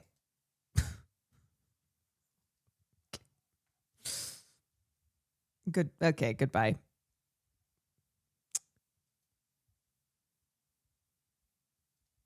Yeah. Yeah. Okay. All right. Be the face of Tropical Heat, Kenyan Chevra. Highly recommend. It's like peanuts, Rice Krispies, your favorite snacks combined with a little bit of spice. You can grab it in Jackson Heights, Patel Brothers, right there. It's hot. FYI, for any other chatters, hopefully you don't feel like saying something like that. That will get you site-wide banned. Okay, that is not just something that you're going to be banned in a chat like this. You will be banned across Twitch. So if that's what your goal is, then there you go. Claustrophobia. In 2017, I worked on a city council race for a man named Khadr Eliatim in Bay Ridge. And I was commuting about hour and a half each way. And that was the summer of hell for the subway system. And so I would almost every day get stuck in a tunnel and would just start to spiral as to when we'd actually get out of it. Do not recommend. Okay, well, recently I got a phone call from an older man who complimented me on the campaign that we had run and how we'd energized young voters. He was very gracious. That was Andrew Cuomo. It's about a month and a half ago. Yes, I read the match report for the... Remember when Andrew Cuomo already lost one election, the primary election? Arsenal-Manchester United game. Arsenal won 1-0. It's very important. It's the first game of the season. Hopeful, as always, that this will be the year. Typically isn't, but hoping that it changes. The $30 suit and tie from Steinway thrift shop, which I then wore to jump into the ocean for the Coney Island plunge. My wife is big into thrifting, but knowing that I was going to do the polar bear plunge and that I would ruin the suit, I thought best to be a thrift guy and tear that suit apart. His wife also has incredible style. Of course, she's like a thrifting queen. She's one of those, his wife is one of those people that you look at and you go, see, when I try to thrift, I don't put together outfits like that. My clothes don't look like that. My style doesn't look like that when I thrift, because thrifting is an art. It really is something where whenever I'm at a flea market and I look around at people who just look so cool, they just look, it's the type of pieces that I go, there's no way. And I'll look to see what they're picking up. I'm trying to study what their brain is thinking as they are thrifting. And it really is an art. And if you're great at it, I am so jealous. There are people who just know how to thrift and put everything together. I know. And I have looked at his wife's Instagram before because I love her style. And of course she loves to thrift. She's She's a great pretty aesthetic. self-evident. One of the downsides of this job is I have to spend a lot of time listening to someone who likes to hear themselves speak. But luckily for me, he spends a lot of time out in the Hamptons doing fundraisers, speaking to billionaires that put Donald Trump back in the White House. That man is Andrew Cuomo. The original Absolute Bagels. It's a big part of my childhood. A lot of days after middle school of having my bagel and my Sun Pulp Tropicana, sitting with my friends at Absolute Bagels. And I think it's the similar thing for a lot of New Yorkers, not necessarily for that exact place, but Just has amazing an artistic institution that talent. they grew up with that She's an artist. has come and Yeah. gone. And it doesn't actually have to be that way across New York City, where so much of what we love becomes a memory from the past. Famously, my parents. If you were without a home or ability to earn, do you have anyone you can turn to for shelter and financial support? I'm very lucky that if Use I those were parents. to lose my home or my ability to earn, that I would be able to turn to them. And I also know that that's not the case for many New Yorkers. Nepo baby much? Gotcha. It isn't the way for a city to run that so many could just be one emergency away from losing the stability that they've built up over many years. And yet it's a reflection of living in the most expensive city in the United States, where so many are left to struggle on their own. You know, before I was an assembly member, I was a foreclosure prevention housing counselor. I worked with low to moderate income homeowners across Queens, and I was struck by how many of my clients had the Wait, but I thought he never had a job. I thought he didn't have any experience. I thought he was like just some unemployed Nepo baby who decided to run for mayor. that kind of job that we had been told would create that life of stability, and how they were still just one thing away from losing that. You know, one trip to the ER, one family emergency where someone needed their help, and then it was as if they were on the precipice of losing everything. And these were for people who were the pictures themselves of success. And yet that was how close they had to live to the edge. Okay, how to make it in America. I'd want to be a brand ambassador for Rasta Monster. I just loved that show. Thought it should have been renewed. Love Luis Guzman. I watched a little bit of Love Island USA. That was a good time. I didn't quite finish it. It's a lot of episodes. No, Zoran is a Love Island viewer. Enjoyed it. Favorite couple. I mean, a Maya Papaya. Honestly, this is how he wins. This is how he wins by being like, yeah, I watch Love Island. New York City resident. I tend to always make chai in the morning regardless of whether I have time to drink the chai. And then I feel this sadness of having just finished making it and knowing throughout the whole process that I had to leave immediately at that point. That's painful. It would be Fiorello LaGuardia. I think that he was the greatest mayor in New York City's history, and he faced similar crises that we do today, the crisis of anti-immigrant animus and the denial of dignity for working class New Yorkers, and he reshaped what we thought was possible, and did so with a real sense of what the city could be as opposed to just what it was. My mom's determination. She has often spoken to me about the importance of having, as an artist, the skin of an elephant. And just to look at how she has shown that over so many years, it's always quite inspiring and also a little jealousy-inducing. So for almost every single day of my life, it's been How many colors has your hair been? the color that it is. And then there was one day in 8th grade where I spray painted my hair the colors of the Ugandan flag. This is a trick question. I would not leave New York City. The best place in the world. If you want to travel the world, you can just go to somewhere new across the 5 boroughs. Why go to Sri Lanka when you can go to Staten Island and have Sri Lankan food? That money can't always buy you an election. And we just learned that in the Democratic primary. Bam! Noted vulture, watcher, reader, Andrew Cuomo. Enjoy this. Okay, so this morning I did manage to Money can't always buy you an election. finish the chai. Chai, my 2 McVitie's Digestives biscuits. That is the classic beginning. The bootleg merch that I saw yesterday, a man came up to me with a t-shirt that said, "It's a Mamdani ting." He said he had previously only sold 1 of those, so I was happy to be his second customer. Eric Adams made this video using the Michael Bay Linkin Park meme structure, which is chef's kiss incredible. If you haven't seen it, it's a great video. It's a Mamdani ting. It starts off I with need that POV, shirt. you're the mayor, and then it's looking at him. So that's not POV, but it gets better and better from there. If you haven't seen it, I would say it's a top five video from the campaign so far. I went home that night and I just played what I've done on repeat for a little while. Anyone here a Linkin Park fan? Meteora? Hybrid Theory? Not funny to me. Sid Rosenberg calling me an animal on Fox News. Went away. Did you just say my wife? Oh, he's a wife guy. He's a wife guy. No, it wasn't wait, no. The way he dunks on Cuomo is always amazing. It's always on point, but never too much to offend. Yes, it's very cheeky. It's very like, this guy.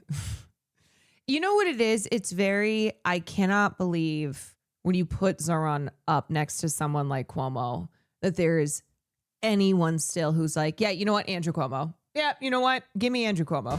It's very this fucking guy. My friend Nikhil shaves his beard. We love the stubble. You should keep it. Well, I think everyone should be paid a living wage so that they can actually afford to live off of what they're paid. I'll be honest with you, I name dropped 50 Cent in a Breakfast Club interview. I was talking about my tax policies and how I think the top 1% of New Yorkers who make $1 million or more should pay an extra 2% in income taxes. And I knew that he hates that as a tax policy. He's talked a lot about policies he likes. And then he put out this statement where he was like, I'm going to offer Zoran Mamdani this much money and a first-class ticket out of New York City. It was like $258,000. It's like, this is such a specific amount. And that's when I learned how much money the mayor makes. This is a pretty solid amount of money. Premature baldness. I think it'll take me down. I saw some friends last night. They were like, you know what I saw that horrified me? And I was like, what? And then they just zoomed in on a photo of the back of my head. It's like, thanks, guys. I recently, once again, regretted wearing an apron without a shirt underneath for a music video that I made. It's a sincere regret. The halal card is still there in Jackson Heights if you want to go see it. I mean, look, this is just another example of how Zoran just feels like a real person. He just feels like a genuine person. And I know entering the world of politics has an ability to change people. And I hope he always stays true to who he is. But just to show, like, if you cannot see the difference between career, corporate, billionaire-friendly politicians like Andrew Cuomo and then someone like Zoran Mamdani, I don't know what to tell you. I don't know what to tell you. The Heal Me music video is going to be so great during your campaign. Oh, yeah. No, that's definitely going to be brought up. If I ever were to run for office, that fucking music video is going to make the rounds. Like, yep. Yeah, you know what?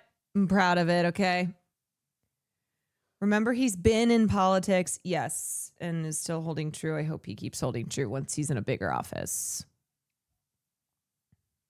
Gianmarco emceeing at Zoran is amazing. Did we watch this? Thank you to our MC, Gianmarco Soresi.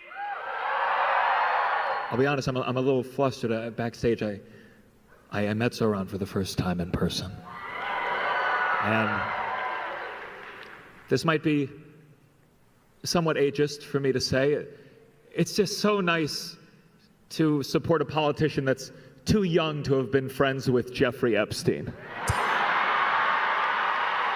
I am a Jewish millennial, and I know we're a tough bunch for Zoran to win because most of our moms think we should be mayor. But I'm not just Jewish, I am also Italian. And let me tell you, if Zoran's got the Italian Jews, Cuomo is in trouble.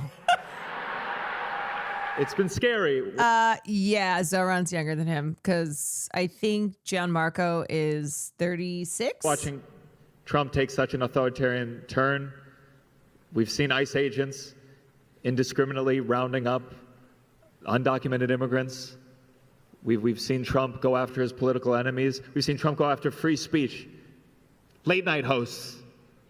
It's very scary for me as a comedian because I haven't been on Kimmel yet. And right now we need someone who's going to stand strong. We all know Cuomo will kiss the ring. He kisses everything. Guys, we are just 3 weeks away from Election Day. And I haven't felt this confidence the Democrat is going to win since 2016. And that's why we got to keep going out there. We got to get everyone engaged, informed, and ready to get to the polls on November 4th. That's why I'm here, because I'm nervous, guys. I could be making a lot more money in Saudi Arabia right now, but I'm here with you tonight because we got a job to do.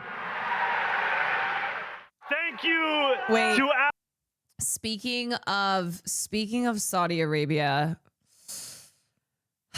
Bill Burr has some choice words for Mark Maron and his other critics. And the thumbnail, look at the thumbnail.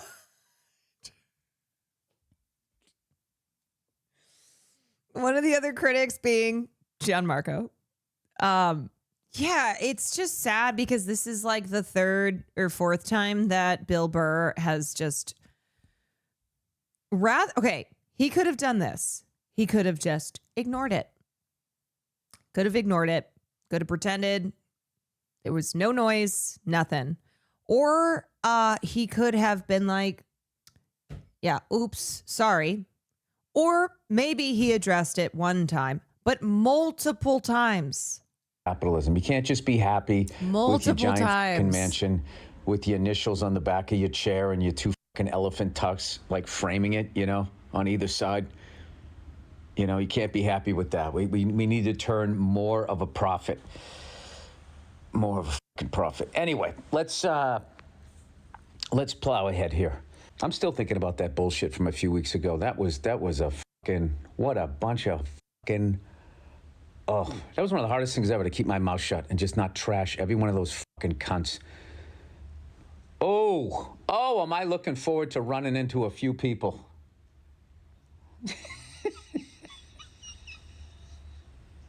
Hey, what's the latest? What's the latest on you caring about? It's weird. All of a sudden you don't care anymore? What happened? You flapping your fucking goddamn arms up and down. What happened? What happened? What's your cause this month to help sell whatever project you're on? You. Anyway. That's what I'm up to. And other than that, let's talk some sports. Let's talk some bread that I can't eat and circus that I don't go to because of the way they treat the animals. And I have a special coming out. I feel like that was directly about Gianmarco. I have a special coming up. Him kind of being like, the way they treat the animals felt like a little theater kiddish knock. I mean, yes, that's why people don't go to the circus. I'm going to find the right thing to get sanctimonious about, to mock all of that. Anyway. Yeah, evidently everything must have cleared up because there's no more chatter. They must have fixed everything. I mean, look, yes, people are also hypocritical, right? I get it. Okay. I get it. Then Mark Maron went and did a podcast with Obama and people were like, what the fuck? Yes, people can be contradictory. People can be hypocritical, but I think you can't just be like, you can't have the upper hand here, Bill, in trying to smear everyone who was a who was critical of you participating in this festival. And it's like, you weren't being honest about it. You weren't being honest about it. They offered you a shit ton of money and you took the money. So you can't just point fingers and then come out on top. It's going to be passive and it's going to be aggressive. Anyway, so if you ever get sick, And it's just frustrating because he kind of reverts to like the rich. It's like the angry old man with his fist at the sky, where he's just, this is multiple times now that he's very clearly pissed off that he was called out, not just by members of the public, but by his colleagues, by fellow comedians. And this is the kind of thing that hopefully Bill Burr doesn't pull like a Dave Chappelle, or kind of become, the things that Bill's been great at, especially over the last year, not dropping that because he's being called out, he's being held accountable, but happens a lot where someone who has positioned themselves as level-headed and with generally good values, then suddenly drops it all. of Hollywood bullshit Pivots. And people trying to cancel your stand-up act. No. That you guys were all fucking all over the place. You guys were on that. He also keeps being like, okay, whatever, I'm moving on, and then keeps mentioning it again. That bullshit last week. Everybody was on that. That was the funniest thing, too. Trumpers acting like they give a fuck about human rights. All right, that is the podcast. All right, everybody. I look forward to whatever the bots tell you to be upset about next month. And look. All right, that's it. Seriously. Oh God, laughing at your own jokes. The thing is, too, it's so fair. It's so fair that, yes, it was ridiculous for people like Jake Tapper to be upset about this and then have like no problem with what Israel's been doing and to support that. Obviously, like that's absurd.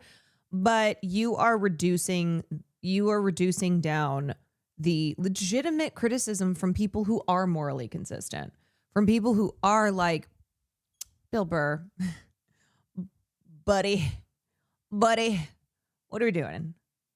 He sounds like he knows he fucked up. He does. He sounds like he knows he fucked up, but he's not going to acknowledge.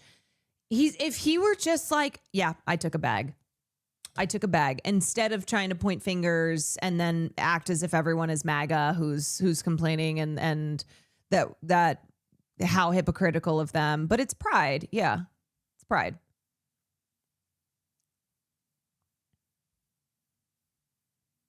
So I understand that definitely there's the double standard and contradictory element with some people who were speaking out against this, but like this is, I'm not going to get into the whole fucking thing again, but it is something that is happening all the time.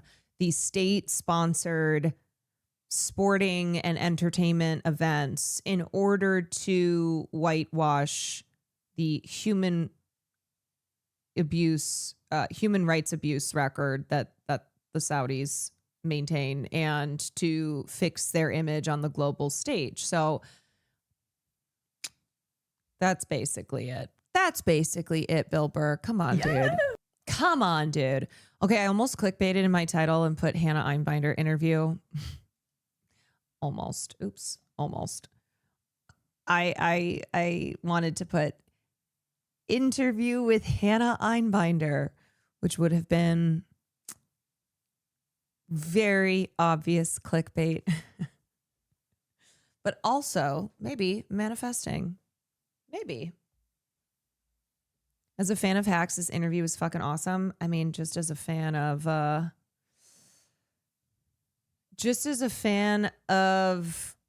Hannah Einbinder in general. I'd support this kind of clickbait. I know. You know what's funny is like I really never clickbait in my titles at all because a lot of times when people do it, feels gross. because they're clickbaiting on things that I don't think should be clickbait for. You deserve it. Thank you. Thank you. You know what? I deserve a little clickbait title every once in a while. You're right. You're right. Okay, so this is Hannah Einbinder talking to Simone Zimmerman, who is the co-founder of If Not Now, also was the person behind the documentary Israelism. And I don't think we watched that on stream, but I think she's been on Hassan's stream. Yeah, she's great. So the two of them sat down and had a chat. This is her first major interview since her Emmy speech, where during her Emmy speech, Hannah Einbinder said, "Go Birds, fuck ICE, free Palestine." And this is, I guess, Zeteo's new podcast, Beyond Israelism with Simone Zimmerman. And yeah, all right, let's watch. Feelings. You and I are the products of a many decades-long investment in raising a generation of young Jews who saw their Judaism and their Zionism as inextricable. And obviously we're in a moment now where that's completely unraveling. We are publicly breaking the conflation of Jews in Israel. The people who want that conflation to stay really hate that and really hate us for it. It's always scary. For us, it's like personal, it's our community. Who did I just lose forever? I don't think it's forever. We have to believe in the capacity of our people to change. You can have a good Jewish life and say, "Go Birds, fuck I wonder if she'll bring on Ben Platt. ICE, and free Palestine." Let's go. Hello and welcome. This is the Beyond Israelism podcast. Do you remember Israelism? The film that they tried to ban on college campuses across the U.S.? In a statement to CBS News Philadelphia, Penn said the film screening was postponed for the safety and well-being of the Penn community. The documentary is kind of trying to shed light onto that silence in our education. And my best friend quit our friendship because we're both Jewish and I voted for Zoran. Jesus Christ. I'm sorry. Don't know what to say besides I'm sorry. That sucks. Is Ben Platt also based? He certainly is based compared to the rest of the Platt family and has broken away as far as his support for Zoran, as far as being now more publicly pro-Palestinian. I mean, his brother has a podcast where he brings on other Zionists to basically talk about how they're victims. Like he had on Tiffany, oh my God, what's her name? Tiffany Haddish. Tiffany Haddish was someone that came on and they were just like, poor us. to make us question, what don't we know about this history? What we've been told is the only way that Jews can be safe is if Palestinians are not safe. The more I learned about that, the more I came to see that as a lie. Well, that film was my story. I'm Simone Zimmerman. I'm an American Jewish activist, and I've been part of the growing movement for Palestinian freedom for over a decade. Like millions of American Jews and Americans broadly, I was raised to believe that Israel was a democratic state that was integral to Jewish safety. I didn't abandon those ideas overnight. It was a long process of unlearning, rethinking, and recommitting. Needless to say, these myths have been shattered by the unrestrained cruelty that Israel has inflicted on the Palestinian people over the last 2 years. As people across the world have awoken to the injustice of Israeli apartheid, there have been aggressive campaigns. Also, did you guys see that Azalea Banks? Azalea Banks, who has been just disgusting, has been so disgusting. She went to Tel Aviv. She went and she advertised this big trip that she was planning to take in Israel, and went over there and less than 24 hours later was complaining about Israelis. 24 hours of being in Tel Aviv. Palestinians have more Semitic DNA than Ashkenazi Jews, so that means even Palestinians are more Jewish than Ashkenazis. Honestly, the Jews are getting fucking boring. I mean, she's horrible. Let me just say, I am so over her. And this is why you have no friends. What are y'all even talking about? You're fucking white Europeans. Grow the fuck up. I have 2 eyes I can see. I want to leave now. See, now I understand why people support Palestine. Where essentially, I don't really know. She got annoyed, but then it's like, dude, you're so gross because you are a person who previously she's tried to, I mean, she's all over the place, but she's tried to smear Palestinians as anti-Semitic as she's been on her like MAGA pro-Israel grift.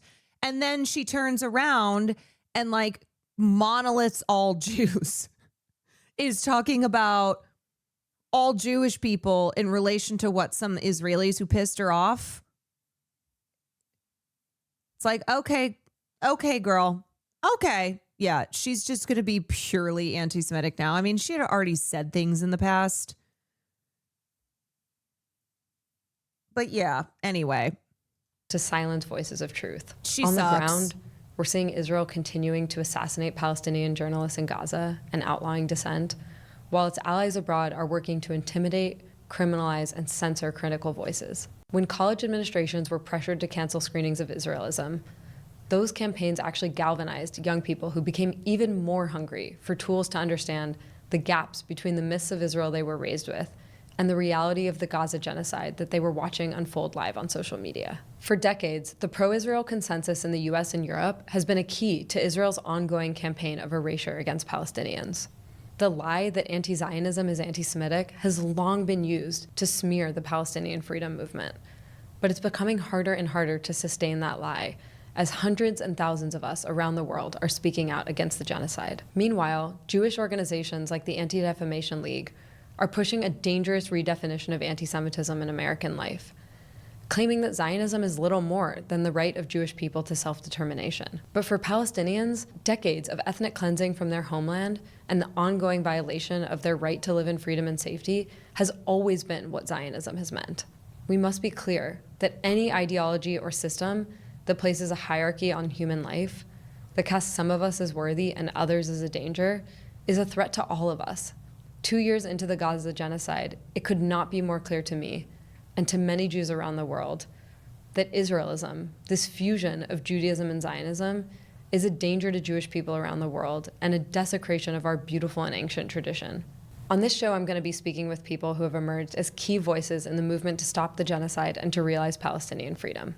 I'm so excited and honored that our first guest on this show is Hannah Einbinder, the comedian and Emmy Award-winning actress who stars in the hit HBO series Hacks. I got to sit down with her right after she won her Emmy, for one of the first times she has spoken at length on this topic. Hannah has emerged as one of the most outspoken Jews in Hollywood, which is a statement both on her own courage and on the cowardice around her. Hannah has become a symbol of the massive generational shift underway as young Jews continue to break from Zionism in even greater numbers. Here's my conversation with Hannah. Hey. Yeah, and that's also why they wanted to ban TikTok, but ultimately they want to control TikTok. Because a lot of young people, young Jewish people, young people in general, they're on TikTok. And TikTok was like the platform where Palestinian perspectives and pro-Palestine content was that it was more prevalent. There was more of it, and it wasn't getting constantly clapped on, say, Instagram or other platforms like that. And so young people in, say, the United States of America were like watching TikTok videos of Palestinian kids their age with shared similarities over in Gaza and making TikTok videos to show, you know, what their lives are like. My closest Jewish friend refused to go with me to the biggest pro-Palestine demonstration in the country because she was afraid something would happen. Of course, the march went without a hitch. Children and old people were all around, but still no convincing her. It's like a parallel universe. Yeah, and that's the kind of thing where you just, you know, when that's someone that you want to convince otherwise, you extend a hand and you're like, come with me. Let me show you. Let me keep showing you. Hannah. Shalom, Simone. Welcome to Beyond Israelism. Thank you for having me. I'm extremely grateful to you for being here. Oh my God. I want to start off by asking you about your Jewish upbringing in LA. I imagine Maybe parts were similar to mine, but I'd love to hear what it was like for you growing up. Yeah, well, Judaism was like positive and really warm and celebratory. Like, I went to Temple Isaiah in LA, super reformed synagogue, gay cantor, lady rabbi. Like, Okay. it was like, cool, peace and love, acoustic guitar, puppets, you know what I mean? Like, it was like very reformed, very LA, like kind of, you know, hippie shul, I would say. And so, like, I loved Judaism. I never felt like it was like anything other than like positivity, community. Like, it was always a huge part of my identity. And Draco kid, thank you. in terms of Israel, I just, you know, even that type of an environment, at least when I was coming of age, Israel was a big part of it. You know, we like many Jews in America and the world, you know, had Holocaust survivors come in when we were, you know, in second grade or something, and, you know, tell us their stories and tell us why Israel was essential to preventing another Holocaust. That's like obviously a huge part of the narrative. It was kind of this like accepted sort of, you know, narrative that we were given, as well as like obviously even non-Jews, right? Like they too get the same misrepresentation of the situation and what has occurred. I became familiar with your game when I saw your Human Rights Campaign speech. Israel's actions are not in the name of Jewish safety, and it is the very conflation of Israel's actions with the Jewish people that continues to endanger Jews around the world. Also, after that speech, the ADL came after her for that too. That was like the beginning of attempted smears of Hannah Einbinder. You get offered this honor at the Human Rights Campaign dinner, and like, what are the things that you are considering in terms of giving this speech?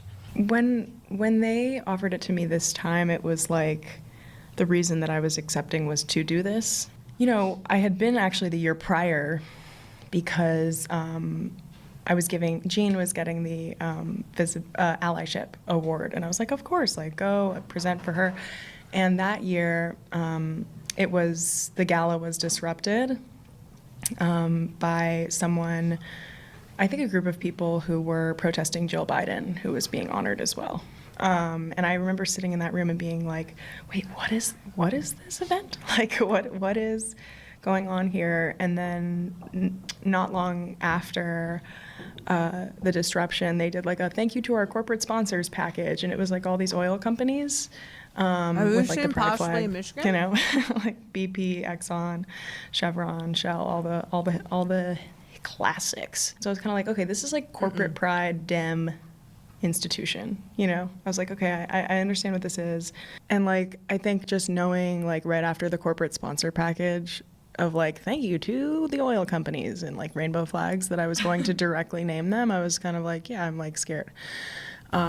Cool. But badass. Well, you know, feel the fear and do it anyway. That's what they say. I was like trying not to cry the whole time and was like kind of trembling through it, but I felt like I had my people behind me, you know? How did it feel getting ready to walk up onto that stage? I mean, so they gave me a table and I was able to invite. Someone just tried showing Will and he was like, I'm on an edible I can't watch possibly in Michigan right now.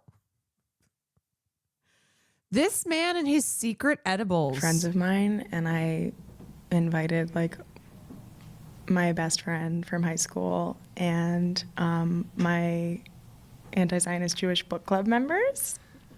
So I had my allies. Shout out to book club.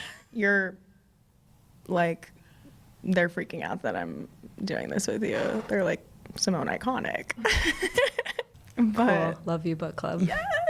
They were there with me, and my friend Poppy, who was like a really incredible friend to me, and like Shout we had a out, lot of book difficult club. conversations like pretty early on, and like my friends who are Palestinian or like who have been a part of the Palestinian liberation movement, who have felt honestly, chatter, I think one of the best ways to introduce friends like yours to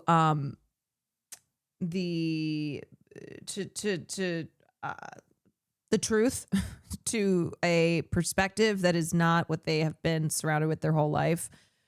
One way is by showing them interviews between two Jewish women like them, where they are both anti-Zionist now, but grew up going to temple, both in their family and in their larger community were very inundated with pro-Israel propaganda. The Israelism documentary that Simone did is great. It's a good start. And of course, I think listening to Palestinians, centering Palestinians is always, always crucial. But a lot of times people won't listen or won't be open to listening unless it's coming from someone who they see themselves in, who they'll relate to on the basis of shared religion, shared culture. So that's why documentaries like Israelism are great. Conversations like this are great to give people the entry in. Bad Haspera podcast is a great resource as well. And then, of course, you have tons of Israeli and Jewish scholars and historians who can lay things out for people. Anyway, lots of resources out there. So stifled. Their voices should be front and center. I think feeling like I could give them any ounce of just at least understanding, visibility, just affirming reality, not their reality, but reality. That was the point of pride. That's, more valuable than honestly anything. Yeah. My hope was to do what so many people have done for me, which is to try to be a bridge and to speak in a way that would help, just reach into the hearts of our community members, with love and understanding. I just want to uplift. Interesting, because we've been having these bridge conversations and the role of allies and those who are in the group. And I think with Israel and Palestine, it's not about prioritizing anti-Zionist Jewish voices over Palestinians, but I think it's recognizing that for far too long, Palestinians have carried the weight of trying to get people to empathize with them and to see their humanity and also to understand the truth and separate it from all of the lies, all of the harmful propaganda. And that is something that people like Simone and Hannah and other anti-Zionist Jews, their role in their communities, in their families, where there are probably people around them who are Jewish and still Zionist, they are having these conversations. They are going, look, I grew up the same as you. I get it. I also had this experience.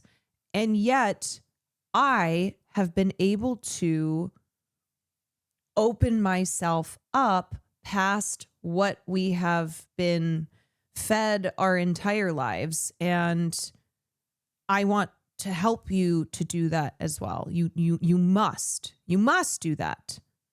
All the different things you talked about in that speech, you start by talking about the issue of climate change and, you name, as you just did, the corporations that are responsible for destroying our planet. You talk about queer histories of resistance and what does it mean to be a queer person speaking out for other communities.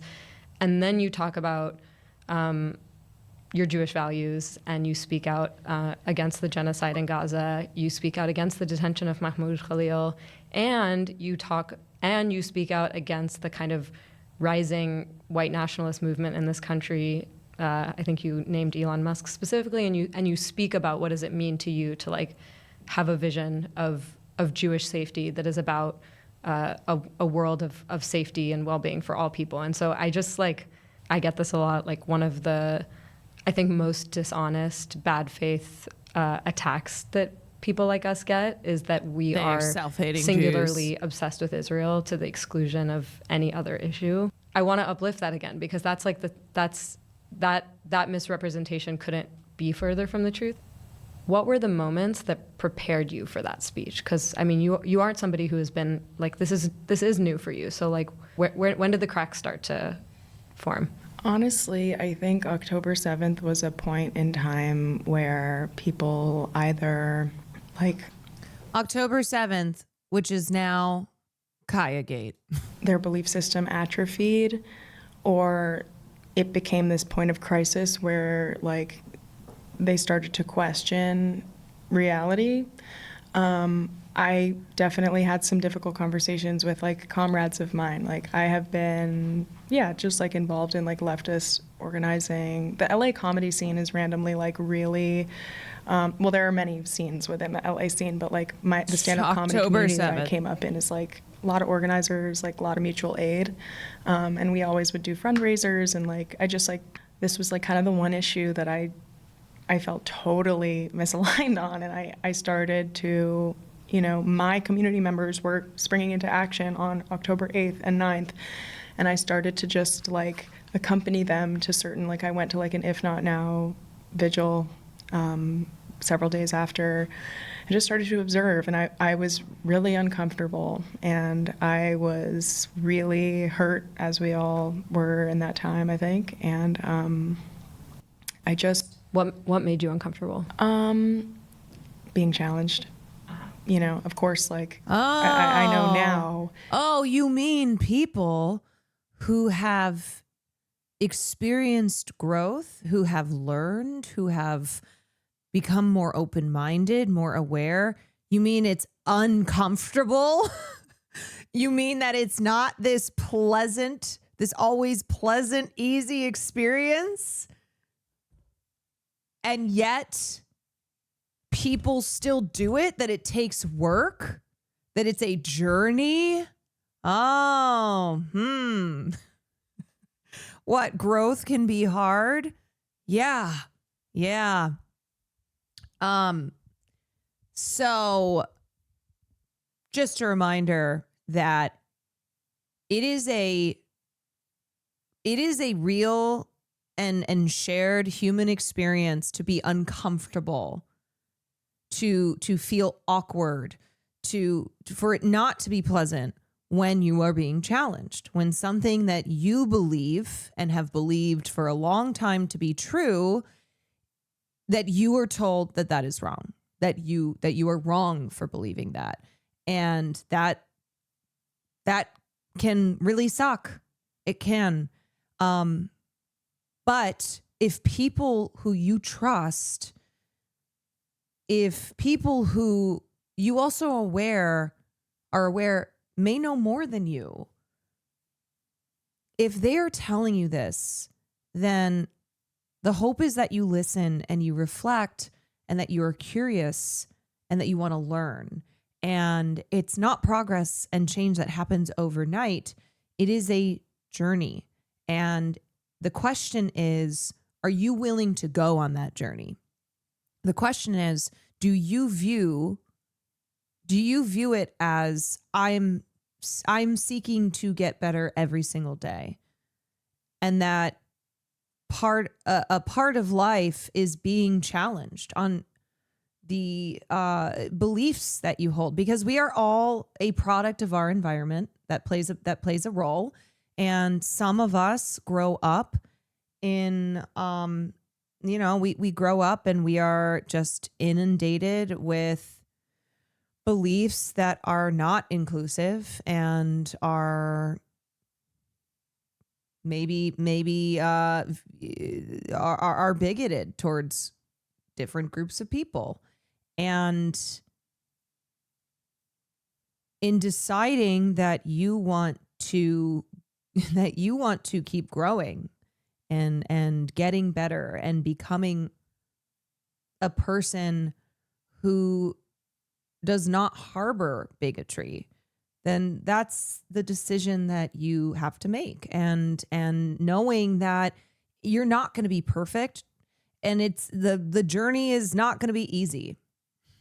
Unburdened by what has been. Unburdened by what has been. But it's a beautiful thing. It is. I agree. Self-reflection.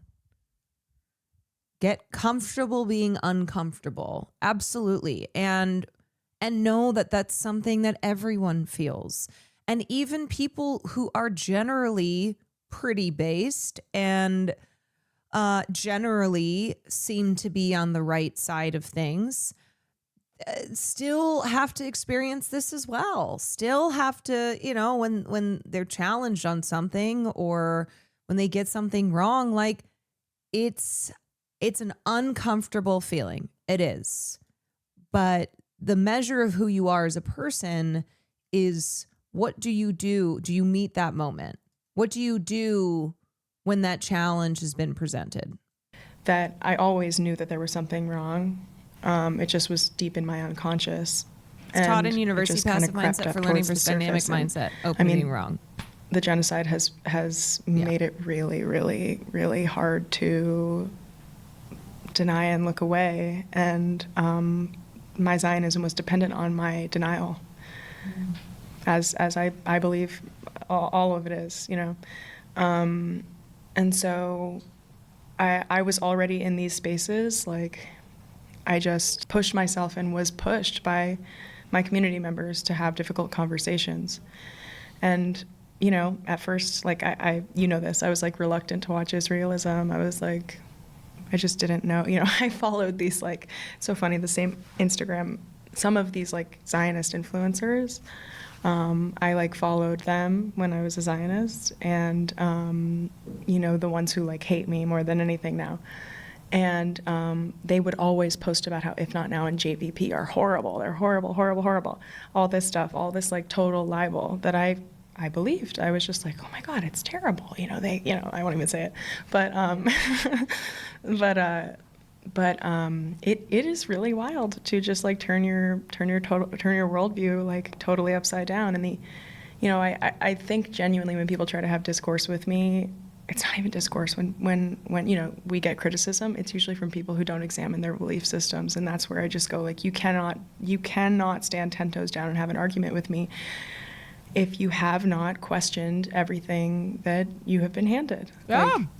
It's a difficult thing, and like I said, I think my Zionism was connected to a sense of denial, but it also was my Zionism demanded that I keep a distance between myself and the very tangible, real-world pain of Palestinians.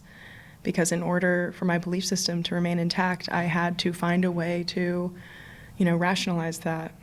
And when you start to peel back ABQ, always be questioning the layers of this ideology, and when you start to see the world as it is,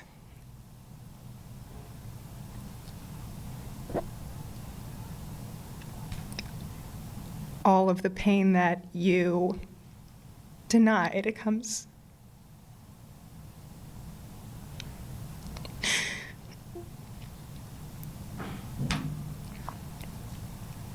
All of the pain that you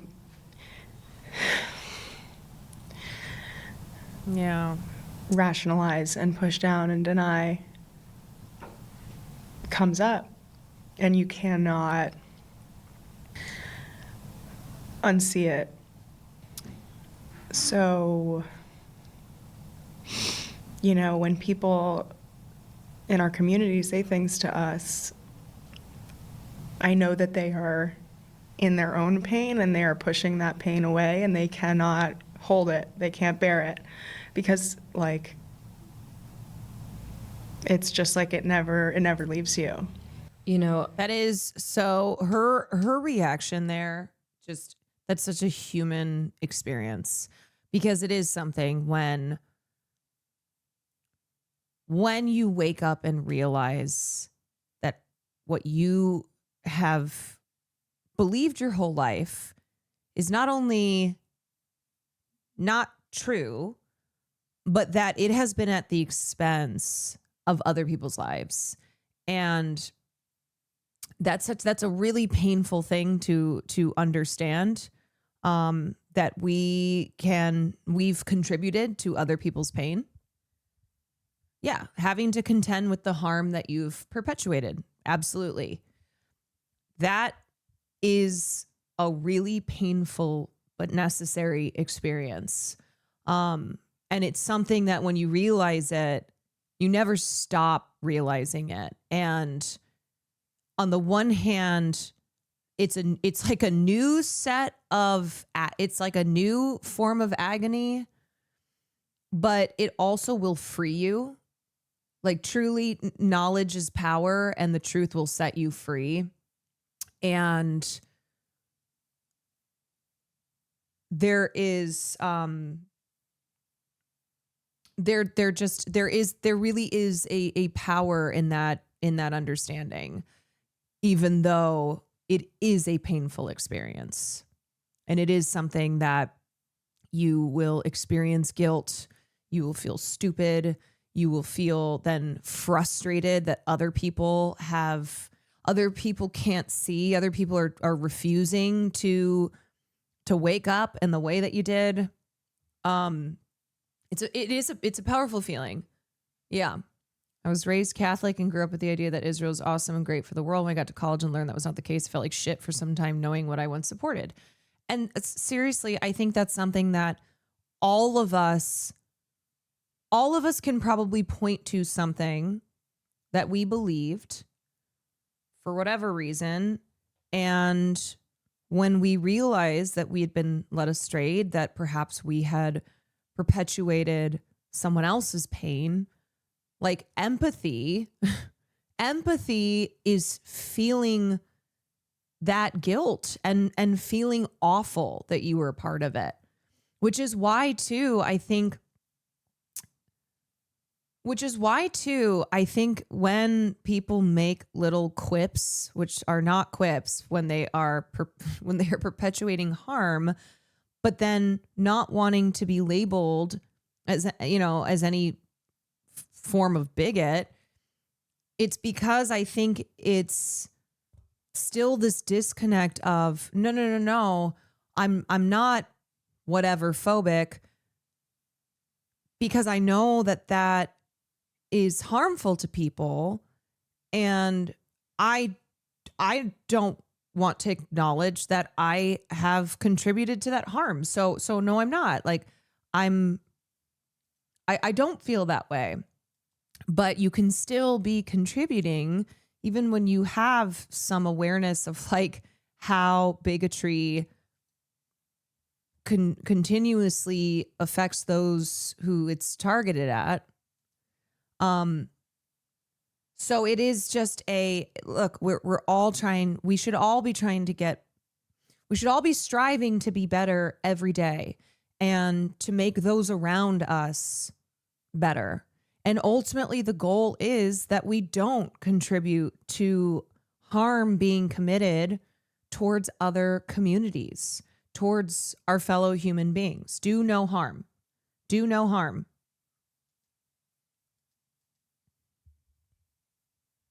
The pain felt from realizing these things about ourselves can become the motivation to make incredible changes in ourselves. It's worth confronting. Yes, it's worth confronting, because knowing that you are taking steps forward every day to ensure that you do not make someone's life harder, that you do not cause, that you are not a cause of their pain.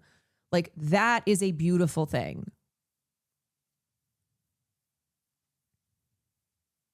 I'm like, I can feel how it's like the pain is right here. And I guess I just first of all want to say that, like, I actually think if you are not letting yourself be undone by what we've all witnessed over the last 2 years, like, as you just said, like, you are actually cutting off a part of your humanity.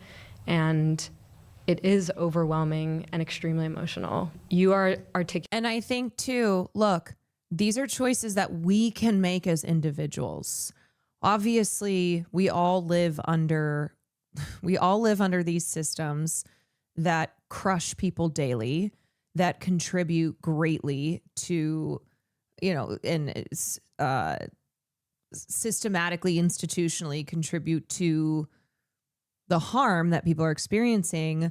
But I think you can feel empowered by recognizing your role as an individual and how you behave towards those around you.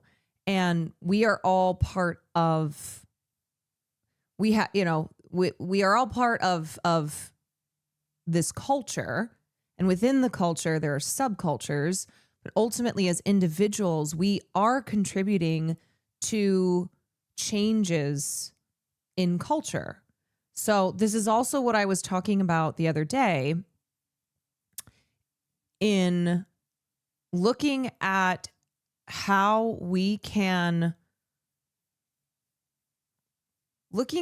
as individuals, we can collectively change our culture for the better and be pushing towards a more progressive, more inclusive mainstream culture, right? Whatever, the dominant culture being one that, especially if you are a member of an in-group, if you are safe within dominant culture, that your job is to make sure that culture is changing towards the better. Something that I carry with me in a very deep way, which is the I'm okay. Thank you. The pain and the shame of the fact that the conditioning that many of us were raised with, it makes the scream in your head so loud that you cannot hear anyone else outside of you or around you, and you cannot be in a reality in which another people is being annihilated in your name. And we're having this conversation right now, like around the time of the high holidays, and this time where Jews have to, look inward and ask ourselves where we have wronged other people. And I think for me, like the concept of teshuvah and of repentance and of return is like, I do think that the most urgent moral calling for Jews right now is to be calling on our communities to face this history-altering catastrophe that is ongoing right now in our names, and to do everything we can to like peel away the excuses, the rationalizations, the fear, the idea that a Palestinian narrative and experience is an existential threat to me as a person was something that was very, very hard to undo. And I think when we talk about, I'm sure you have these conversations about what Zionism actually means, right? We have Jonathan Greenblatt of the Anti-Defamation League on the New York Times talking about how all Zionism is the right of Jews to self-determination, and anybody who's against Zionism is against Jewish safety. And I mean, what we're talking about is the reality of Zionism. This is what Edward Said wrote about. This is what Palestinians have been writing about for decades. Zionism is not your feelings. Zionism is not just this idea of how you want to be in the world as a person. It's an ideology that has a state backing it that is actively dispossessing people from their land and actively killing them. Your emotion is fitting for what this moment calls upon us to reckon with and to face. It's a betrayal on so many levels. Like, it is a betrayal of our collective humanity. It is a betrayal of the central tenet of Judaism, pikuach nefesh. Like, it is literally the most grave betrayal of our history. What are we talking about? This fantasy, this construction. That is nice for the narrative. That is not reality. It is a settler colonialist ideology to create a Jewish majority in the land of Palestine. And apartheid is the vehicle for that majority. And look, yes, a lot of Jewish people, especially older Jewish people, are Zionist because of how they were raised, because of, from the moment they were born, both in their schooling, in the wider community. This is what these girls are talking about. Now, this also just is similar to kind of the overall political split when you look at young people versus older people, and how it's a lot of the anti-Zionist Jews in this country are younger Jews, are ones who don't have decades of propaganda that they have to disentangle themselves from. It's also true that most Zionists are Christian because of the overwhelming Christian nationalism, the power of Christian nationalism in this country, and the belief in Zionism as it pertains to extremist Christian religious ideology, where once all the Jews return to the homeland and then Christ returns. And so just to be clear, the reasons that a lot of young anti-Zionist Jews are having these conversations is because they're the ones who are speaking to their communities, to their families, to the people that they attend temple with, etc. And it's because that is what they view as their responsibility of this genocide being committed in their name, and wanting that to not be the truth, and saying no, I do not stand for this, and wanting the other Jewish family and community members in their life to recognize what is being done in their name. So truly, I do believe that I do believe that anti-Zionist Jews are the ones who are best positioned to be speaking to Jewish communities. Even though it's not really related, Hannah makes me proud to be gay. I do think the extremely gross chicken to KFC hospital does force queer Jews to confront some of the grosser aspects of liberal Zionism that some others can ignore for longer in some cases. Yeah. If you were gay in Gaza, they'd throw you off a roof.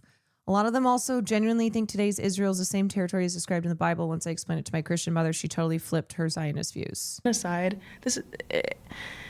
I have trouble with the term liberal Zionism because I think it absolves the identifier of reckoning with the necessary elements for the ideology to thrive. Like, liberal Zionists will say, oh yes, we of course. But younger Jews will not become anti-Zionists. Yes, they are. They will be liberal at best. You're listening to two prominent anti-Zionist Jewish women, one of whom, Hannah, just said that she rejects the term liberal Zionism because it whitewashes the Zionism aspect. So you need to chill. You need to chill on what you're saying here, because yes, it is true that there are plenty of Jewish people who still support the state of Israel, and they tend to skew older, as in this country, older people also are skewing Republican, right? But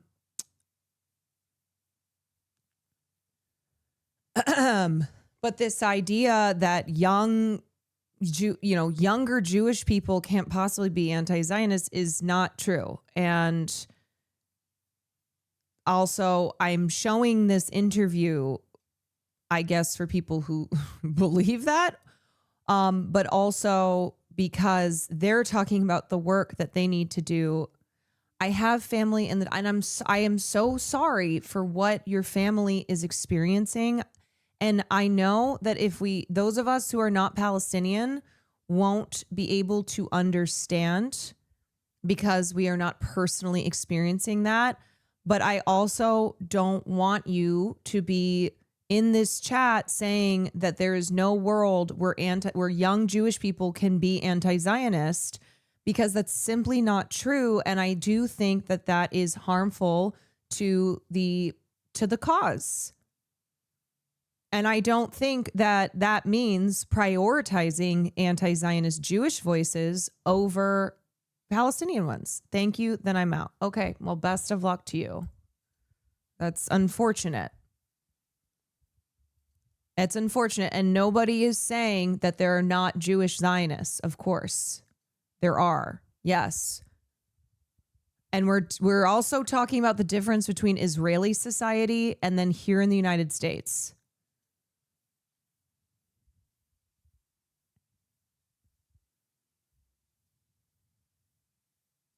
Of course, recognize that what's happening to the Palestinians is horrible, but they do not examine the foundational ideology that manifests that horror.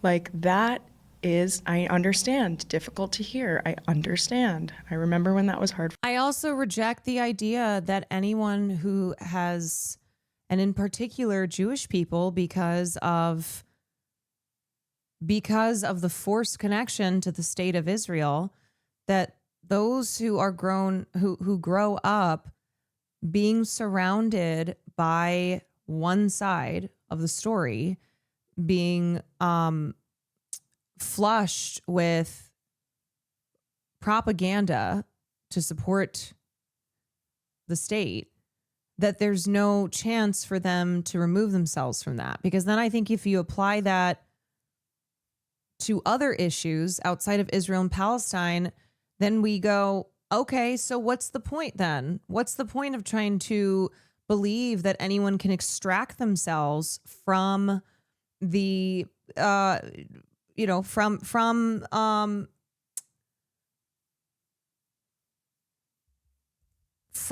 a harmful perspective that they have previously held? There's also, yes, albeit small. Yes, Maple Takes. And nobody is saying like, oh, we should be praising people who are now anti-Zionist. We should be praising non-Palestinians, whether they are Jewish or whoever else, praising them in a way that treats them as like any type of hero.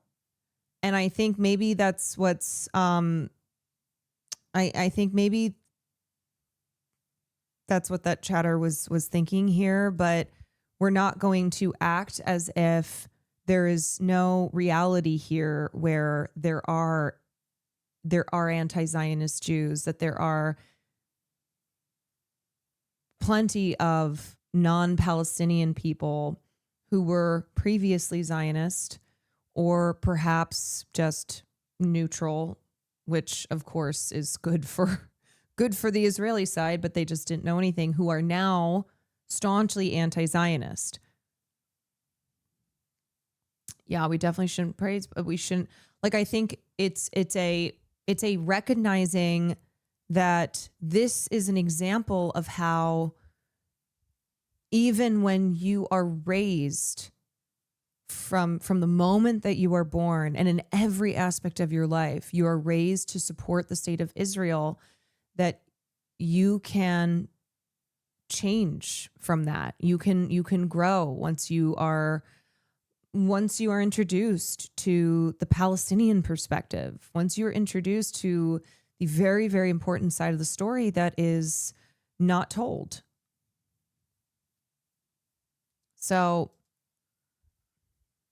I wish nothing but the best for that chatter and for their family, but I am going to respectfully disagree because I don't ascribe to the belief that people can't change. I don't. And my view on how do we how do we help liberate Palestinians as non-Palestinians is to bring everyone we can over to the cause. Bring everyone, because most people in this world are not Palestinian. Most people in this world are not Jewish either. But it's a coalition. It's a collective, it's collective action. King Luke, thank you for the 3 months.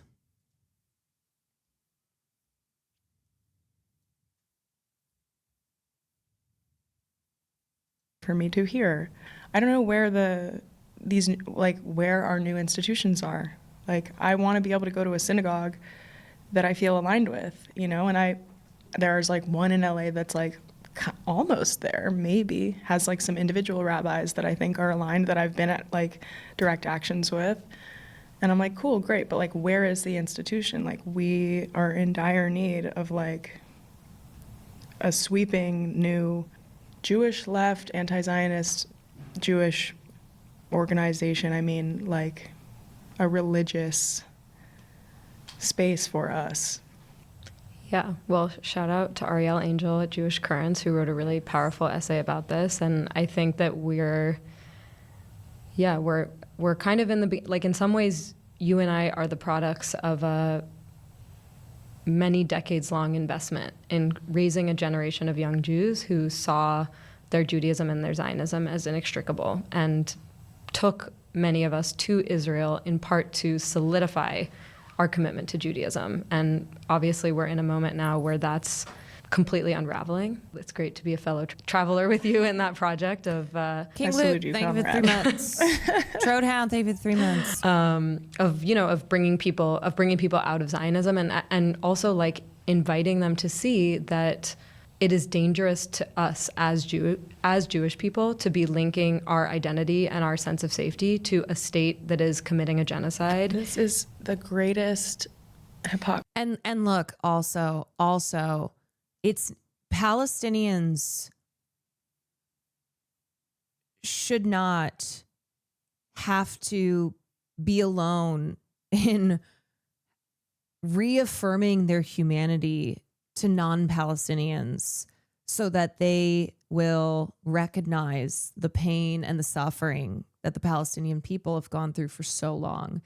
And for a long time, Palestinians have been alone, and their cries have fallen on deaf ears. And so I do believe that as allies, it is on us to be talking to other people, to be trying to do that work. And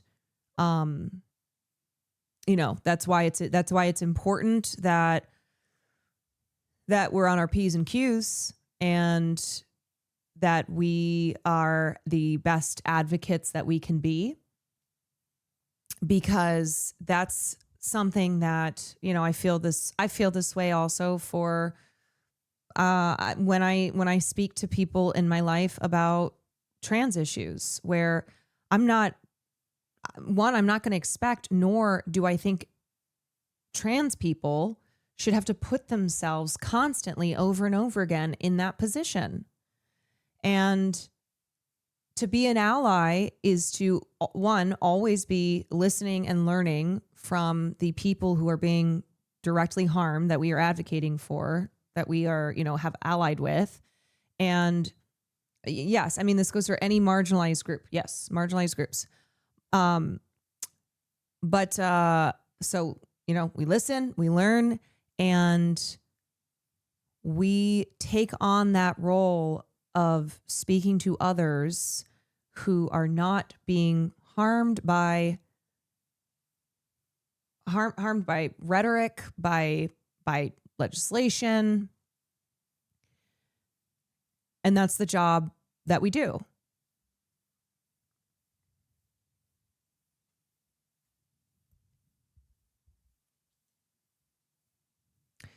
Standing up for people who cannot safely be in the rooms we find ourselves in. Yes. And as far as speaking to, say, speaking in front of a Jewish group, somebody like Hannah or Simone, a person who is from that community, is a person who has grown up in this same manner, and who ultimately there's going to be a level of trust too, and a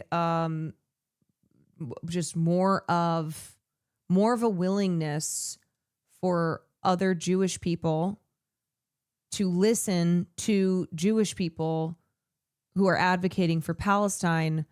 And at the same time, it's on allies, whether Jewish anti-Zionists, non-Jewish anti-Zionists, to always be centering Palestinians. One of the great hypocrisies, right, of these Zionist leaders who say, you cannot create a distinction between Jews and Israel. You cannot. They are linked. It is the Jewish homeland. You cannot create this distinction. Yeah, and you don't think that that's creating anti-Semitism. And then a genocide is committed, and people start to be angry with and blame Jews, all Jews, which is wrong. And they go, you cannot blame Jews for the actions of Israel. Well, you just said that they were linked, so which is it? Yes, it almost seems like it's necessary to put Jews in harm's way for the project to thrive. I mean, it's horrible. Like, and they accuse us of abandoning our people. Yeah, I mean, I do think that, like, I think the Israeli government and I think a lot of its allies around the world want Jews to be unsafe in order to advance, that they want Jews to be terrified, to be isolated, to be paranoid, to not. It's like when Biden says Israel is the only place where Jews can be safe. It's like,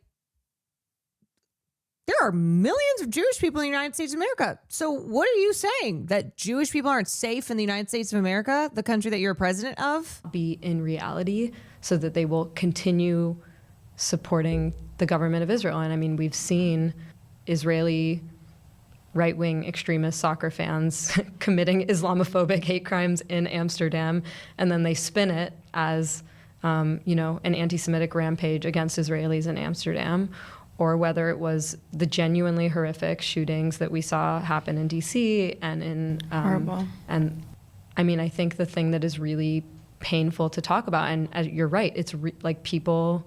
I like the thing that you said about like people whose ideologies have atrophied during this time, but I think I've seen like the people who are retreating and clinging to that ideology. It's very, very hard to look at the idea that you are supporting something that is also making you less safe. I mean, the idea that, I mean, someone said this to me like right after October 2023, and I've like thought about it a lot, that I think the JVP protests, like these mass mobilizations of anti-Zionist Jews, even Israelism. I've heard this from a lot of people about the film, that like the way, the visibility of anti-Zionist Jews in this moment is actually doing more to fight anti-Semitism than anything else, because we are publicly breaking the conflation of Jews in Israel. And, well, the people who want that conflation to stay really hate that and really hate us for it. For us, it's like personal. It's our community. Like, I'm like, who did I just like lose forever? Like, I can't place that above like the how dire the moment is, and like frankly how impactful like our voices can be. Like it really should be, Palestinians who are given the same platform that we are, but due to the power dynamic, like that is really not the case, unfortunately, and it's like very hard to feel so visible when I know so many people who should be more visible than me and who should. And the thing is too, if those who have more power, they belong to, the dominant culture, they can move safely through the mainstream. If they don't do their part to make it possible for those who have been on the fringes, who have been invisible, who face tons and tons of obstacles in order to be seen and to be heard, then that's never going to happen. And so it's recognizing when you have a privilege, and you should be using that so that there is more equal representation, so that those who have been unable to break through and they don't have a platform, or no platform is given to them, and their perspective is not shared, is not part of the mainstream culture, then it's only going to continue. That's only going to continue like that.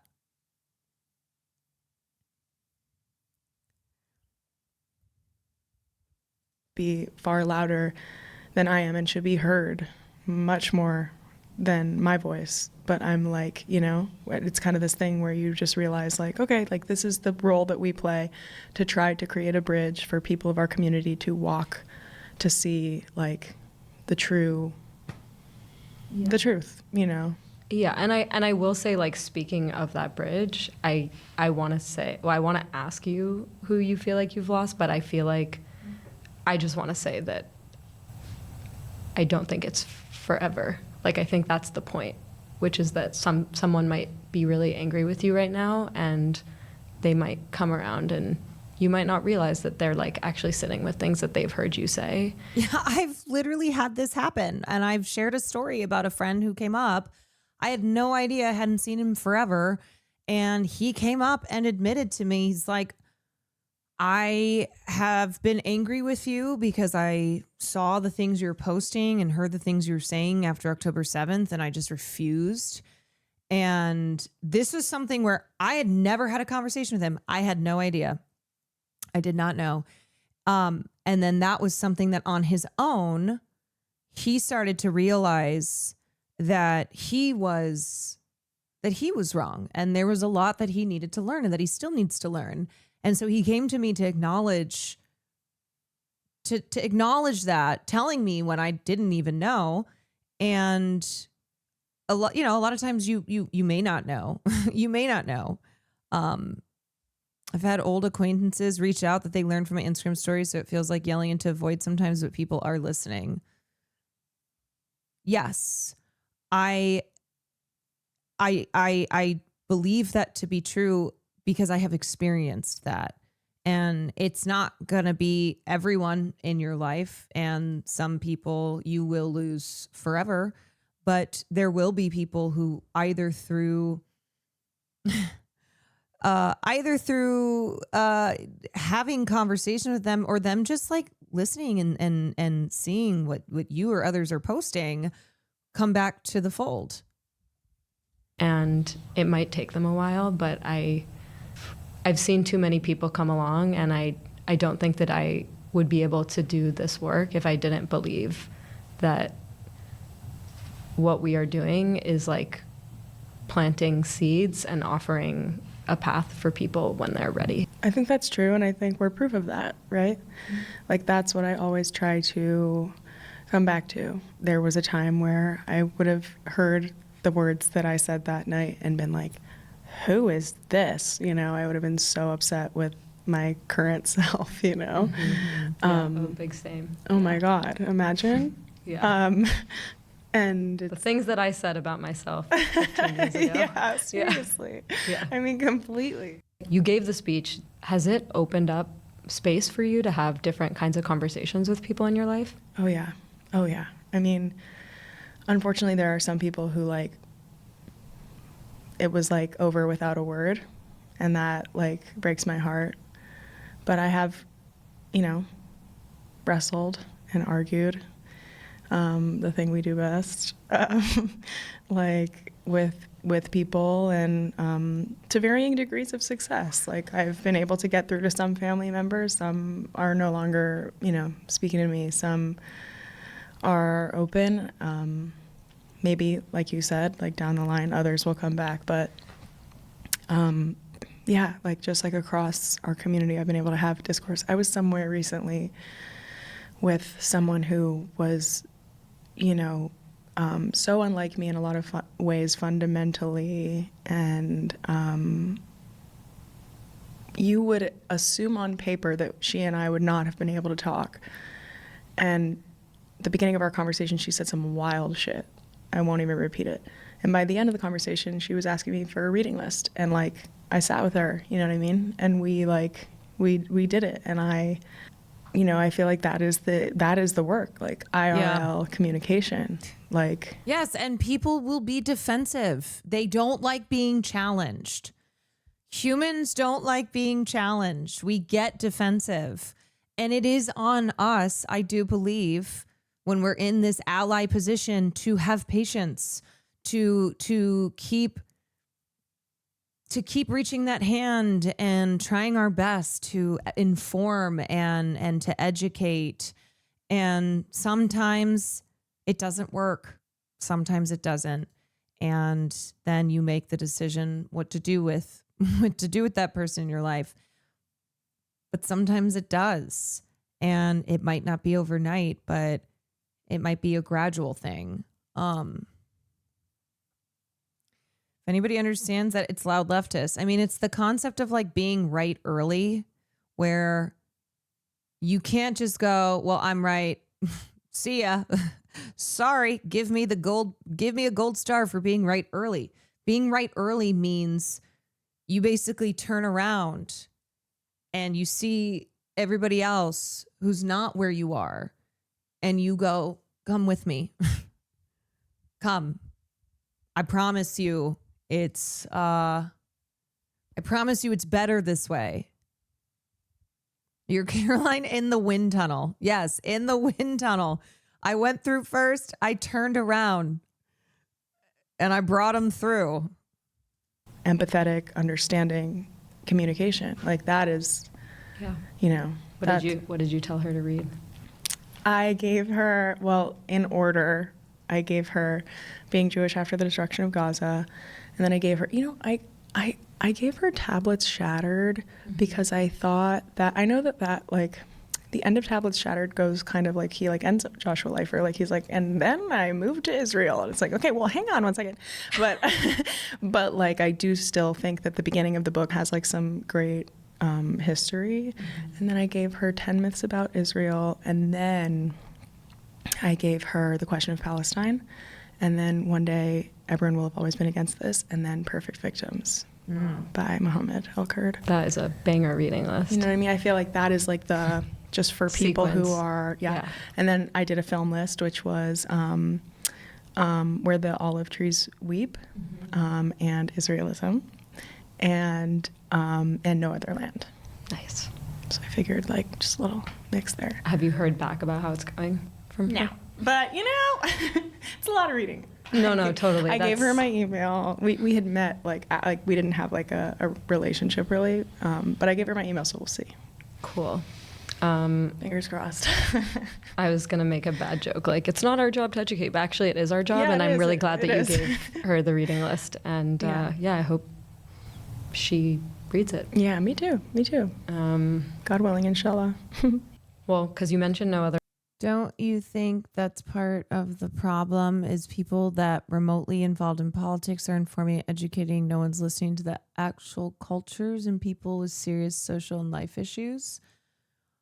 I think maybe you missed the comments that I've made and people in chat have made, where what we're talking about is that people who are being directly affected, so in this situation, the Palestinian people, that they for so long have been alone in this struggle. And because of all the biases, the racism, the institutional power that works against them, they can't, but also shouldn't have to advocate for their humanity. So allies to Palestinians, to the Palestinian cause, are having these conversations with those in their lives. Like these two women here, who Hannah was just describing somebody who she had been talking to, who immediately started the conversation, was really intense, said some horrible things. Then by the end of it, asked for reading material. So she gave her a list, suggested some films, said, here's my email. I'm open to keep talking with you. So I don't quite know. I don't quite know the point you're making. But anyway. Land. It does matter that in Hollywood and in our cultural sphere that there has been such a sea change on this issue. First of all, like, again, just to kind of like ground this conversation in what is actually happening right now. No Other Land is a film about the communities of Masafer Yatta, which are under an active campaign of ethnic cleansing by the Israeli state. And it seems like every week right now we're getting new reports about, settler violence backed by the military that is coming in, and they are also killing people. Auda Hatalin from Khair, who was shot by a settler who has, since murdering him, come back multiple times into the village to scope it out for the next, thing they're going to demolish or steal. I mean, this is a man who is, an armed Simone Zimmerman, agent that's her of name. the state, committing ethnic cleansing and terrorizing a community population. We've seen the solidarity activists who are in. I mean, y'all, I have to say too, Will has a family who a lot of them are very conservative, very, very right wing.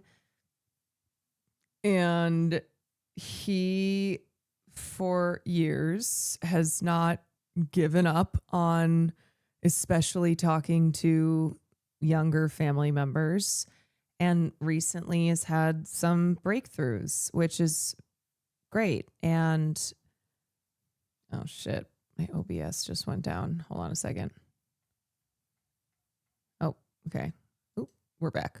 Oh, all right. And anyway, that's just a personal experience in his own life, but it is something where yes, you can lead a horse to water, it still has to drink. And yes, it is a position that it's a position that's easier to be in when you are not marginalized and you are not having to speak to people who are oppressing you, who are contributing to the harm that you experience day to day. But if we as individuals don't do this with people in our communities, and if we don't try and do what we can to contribute towards a better, more inclusive society, then I don't think that those changes happen. Those communities getting attacked, men from the communities have Right. been. And if allies don't put in the work, then why are they called allies? Exactly. You can't call yourself an ally, I don't think, if you don't put in the work. If you care, then you are trying to get other people to care. Abducted and disappeared into Israel's network of torture prisons. I mean, this is what is happening right now. And again, when we talk about the reality of Zionism, this is that reality. Yeah. All of this is being done in the name of creating a state with rights and privileges exclusively for Jews, with Palestinians on as little land as possible, as few as Palestinians on that land as possible. And now to come back to the place in which we're having this conversation, I mean, it was truly incredibly moving to see Basaladra who's the main character in the film, and Yuval and their whole team, to see them stand on the stage at the Oscars and accept that award. And I recognized some faces in the crowd. Like I knew just a little bit about what it meant for that film to be honored in that space. Do you feel like a community of supportive colleagues around you right now? I do. Some are in private and some are in public. And I do what I can to create less private allies and try to help people to like do what I think is pretty simple, which is to say that genocide is bad. Feels like totally chill vibes to say that. Like, you can say that and that's like pretty much normal in my opinion, like no offense, but that's how I feel. I am trying to like just give people. Hannah, I follow her on Instagram. There have been some times that she has popped off on an Instagram story, especially when everything was happening with ICE. And then, of course, the ongoing with Palestine. And she, in an Instagram story, was like, where are my peers? Why the fuck why aren't you guys saying anything? This is not hard to condemn. This is not hard to be on the right side of. Where are you? I post, and she's like, I post so many resources. I post so many links for y'all. Hello? Hello? The help that I received, you know? I love that. Yeah, you got to pay it forward, you know, and also like make up for lost time as best you can, you know, every day. But yeah, like I have a really great. I remember when she posted about ICE and said, post this or I'm unfollowing you. And that led to people posting those things like Gracie Abrams. She's like, post community this of or it's artists over. who are aligned with me. And that's who I work with. You know, I haven't worked with people who are not aligned. I haven't on any level, you know? Like, look, here's the reality. Like, people ask me a lot, like, aren't you scared of your career? I know that there are some people who are not going to work with me because of my beliefs and because I'm not a Zionist. That is true. There are a lot of people who don't feel that way, and those are the people I want to work with. It's as simple as that. You know, it's like, I think that this idea of, look, there have been like some legitimate like blacklisting of people, especially folks who spoke out immediately. And that is so real. But the Israeli regime has done themselves no favors by being ruthless and relentless in this genocide. And it is just undeniable for the most part, especially for people who aren't in our community. And whether they like give me a like little thumbs up in private or stand alongside me and like support Artists for Ceasefire, there are also a lot of people who are aligned with me in our business and have been. You know, I made 2 movies this summer, both with Jewish filmmakers. Both are aligned with me. So, like, you know, I do think it's a little bit dangerous to be like Zionist Hollywood, because that gets into like actual anti-Semitism, right? To be like Jews control. It's like, it's almost like this idea of like Jews control Hollywood if you say like you can't talk about, you know, not being a Zionist, because to me it negates the fact that like there are a lot of people in Hollywood, and yes, there are a ton of our community members, like Jews founded Hollywood because we were blacklisted from Broadway. Like, yeah, we are out here, like, for sure. But I do think that, you know, there are a growing number of aligned people who aren't going to be intimidated by, like, any of that stuff because it's just too dire, you know? It's also a power thing, you know? It's that power in this country is aligned with Israel as it is aligned with currently a right-wing administration. So in Hollywood, a lot of like major talent and a lot of like below the line type of workers are pro-Palestinian, are not down with the Israeli regime. But then there are studio executives, casting directors, people in positions of power outside of like major talent who are pro-Israel. And I think what she's saying too is just not wanting to like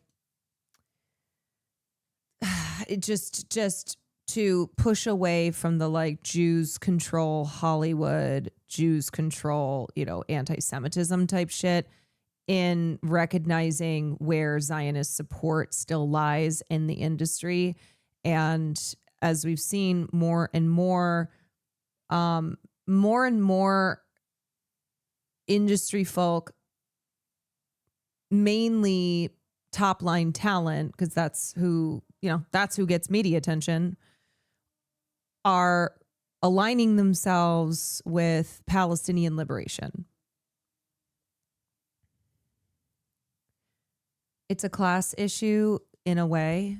Yeah, I mean, there are tons of wealthy people in this country who are aligned with Israel due to the class positioning. And you've also become this amazing ambassador in a lot of ways for this organization, Pal Humanity. I just would love to ask you about how that happened and what that's been like, because it seems really special. Well, yeah, I'm stoked to talk about them. My friends, Noor and Nagam, they're doctors in the north of Gaza. So they are like a pretty comprehensive mutual aid organization. Like they basically meet the community's needs, whether it's water desalination stations. They did like a pop-up school in the refugee camp for the kids.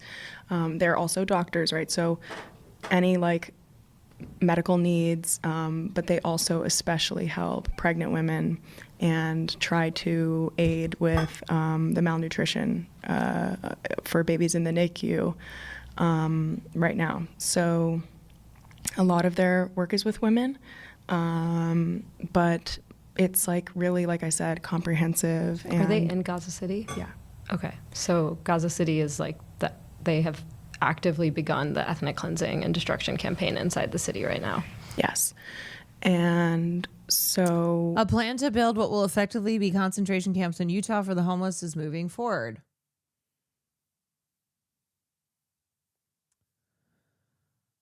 Oh. Yeah.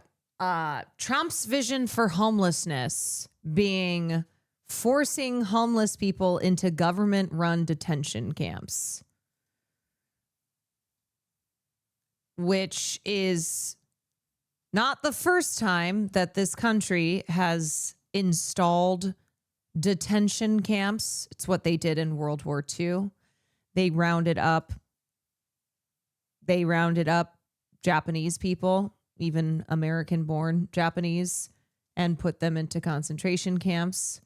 Obviously, when we think of concentration camps too, we think of Nazi Germany, we think of in Palestine, but here in the United States, this is not a new move, but it is a symptom of fascism. Yeah, fascists always hitting the same notes, always running back the playbook. They've just been trying to literally wire money to people that they see. It's truly and that's like I said earlier, my background is in LA mutual aid. That's kind of the community that I'm involved with, and I know just how much people in the community know the needs of the community. Sure, we can ask the city to provide money for programs, this and that. It is not usually as good as the type of work that can be done when people in the community are running the operation. So Noor and Nagam have just been oh my God, going through a genocide themselves, and still caring for other people and putting other people before themselves. I wish that they didn't have to be teaching us these things, but I think that people in Gaza are teaching the rest of the world about what does it mean to love and what does it mean to fight for life, and to the amount of community care and resilience that we're seeing every day coming out of these people who are living through the most unimaginable circumstances. Mm-hmm. And again, for us to be having this conversation in the comfort of a podcast studio in New York City is I think it's just, it's a very important reminder of the responsibility that we have. And yeah, so I mean, thank you for teaching us about their work. It's been really amazing to watch. And hell yeah. If you're watching this, you can go to my Instagram bio link. The link to donate with Apple Pay, takes 2 seconds, is always there. So if you're feeling it, that would be so appreciated. Whatever you're able to do is great. Cool. Well, I guess on that note, I think this is a good place to close. Go Birds, fuck ICE, and free Palestine. By the way, there's like this really funny thing happened where this rabbi who I have known for like a decade wrote on Facebook, Philly Jews, like if I were you, I would make some merch right now that says Al Shlosha Dvarim Ha'olam Omed. On these 3 things, the world stands. Go Birds, fuck ICE, free Palestine. And like already within days, like the merch was made. Rabbis for Ceasefire is selling it to raise money for the Gaza Soup Kitchen. Unreal. As part of the Jews for Food Aid fundraiser. But it was like I told my sister that, and she was like, wait, I don't like. Sorry, Tamar, but my sister was like, wait, what is that reference? That? And then I reminded her that this was like the song that we grew up singing like in our day school, like Al Shlosha Devarim. Anyways, and then all of a sudden, like I'm walking around the house and she's like singing the song all evening. Oh my God. Well, so yeah, anyways, I think you are an icon. No, look, it goes free Palestine and fuck ICE, and then just politely with love, go Birds. Okay, I follow your leadership here, Hannah. Yeah. So, all right. Well, I love you, Simone. I love you too. I'm so lucky to have you. Like, when we do Shabbat with Abby, and like, I feel like everyone's around us, and we have like such a clear connection to like the beautiful ritual and the community. Like, I'm so grateful for you. And I want people watching this or listening to this to understand that there is a good thing happening here. That's right. You can have a good Jewish life and say, go Birds, fuck ICE, and free Palestine. Let's go. Congrats on the Emmy, by the way. Thank you. But seriously, I do want to say, like, I'm proud of you and I'm inspired by you. And it has been really amazing to just watch, again, like you take the responsibility that you have, like with such seriousness, and to watch you like get stronger and clearer as you've continued to speak. And it's just really a model for so many people, and it's also really fun to watch. Thank you for making the time to do this. Thank you, and Simone. thank you for being you, and see you out there. Totally.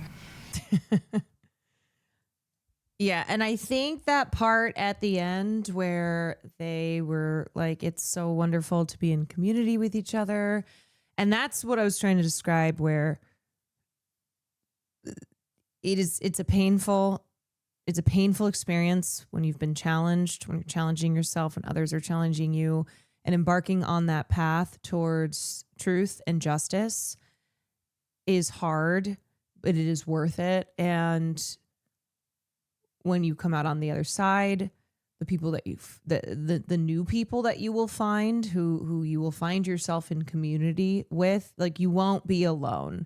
And I think it's this feeling of, I think it can be a feeling of isolation and loneliness, because you may lose and no longer connect with the people you previously were in community with or thought you were. But there's always community for you. It'd be funny if Hannah was on Fear and. Will could talk to Hannah about football for a long time. She, you know what? That would be it. She would be great. She would be great on the podcast. And I obviously would appear yet again. I'd go on the podcast. Okay. Anyways, I just wanted to take a look at that conversation, and whoop-de-doo-de-doo. God, it's one of those nights where it feels late.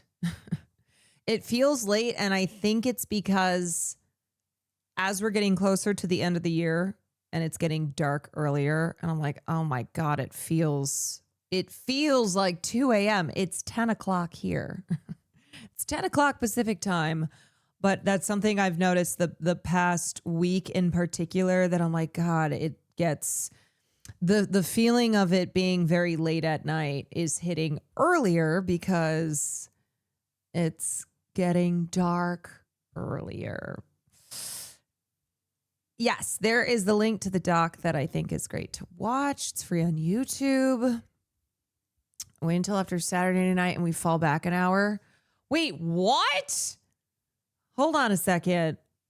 We have daylight savings? Wait. Oh, when is daylight savings gonna end? Why can't we always be gaining an hour? No, I never remember daylight savings, and then it hits, and I'm like,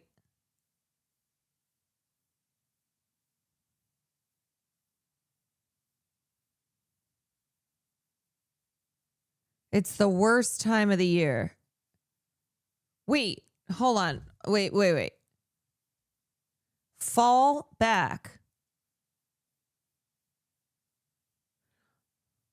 So we do gain an hour. Okay. Oh my God. Okay. Wait. Okay. Yeah. Okay. So it's good. This is something that I will always struggle with. Spring forward. So you spring forward an hour. So that sucks because then it's later than it was. Fall back. So you get that hour. You scared me for a second. I thought I was losing an hour. Ah! Okay. Wait, when does it happen? It's Saturday night. Are we stupid? I'm stupid. Daylight savings. Okay, so the time change happens Sunday, November 2nd at 2 a.m.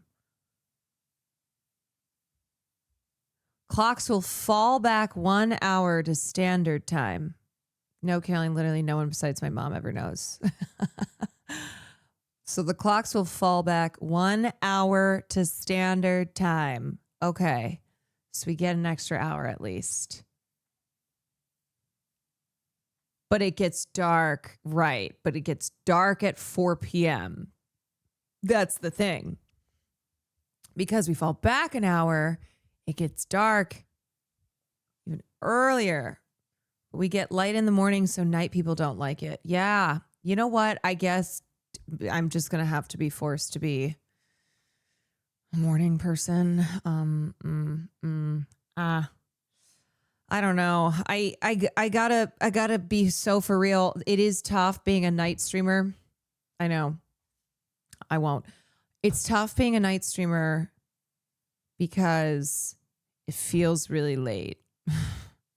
It's dark. It feels late. But every time I'm like, I'm going to do a morning stream.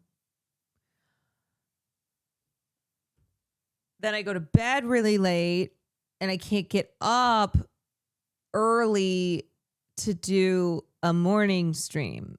So it's hard trying to do both morning and night streams. I probably just need to start a little bit earlier. That's hard too. I'm pretty much around 6 p.m. Either like 6 p.m. on the dot or like 5 to 10 minutes before or after.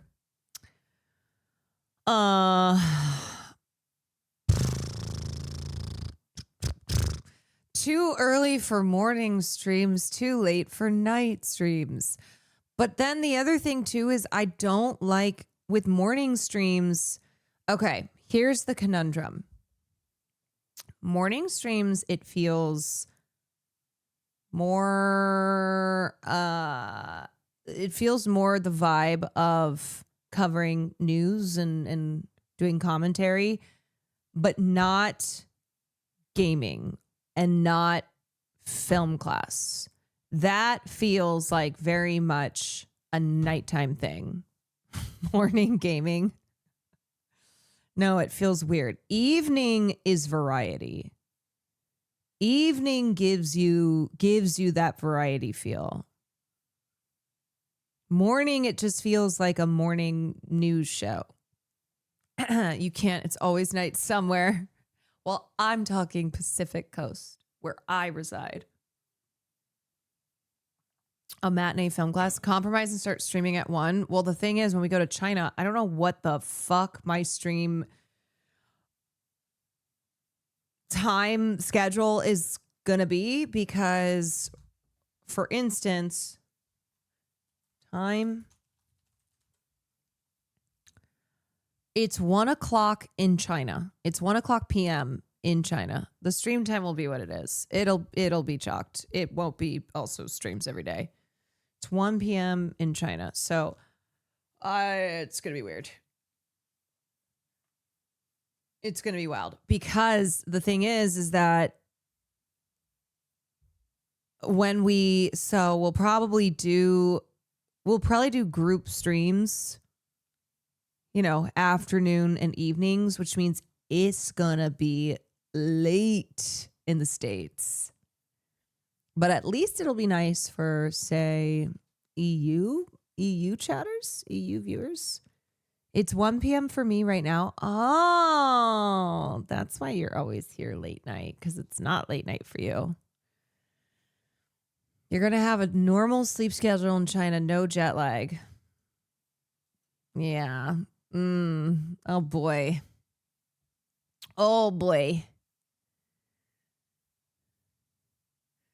Did Will sort out his passport? We got the passport sorted out. We're working on the visa. So I'm not, I'm trying to, yet again, neither confirm nor deny anything. But passport has been sorted. Now we're still sorting visas and flights. You have some competition? Hinako's actress? このさ、これがさ、ほんと震えるのが本当に嫌なんだよね、私。ビビっちゃう。もうほんとやだ。Wait, did Hinako's actress stream this live?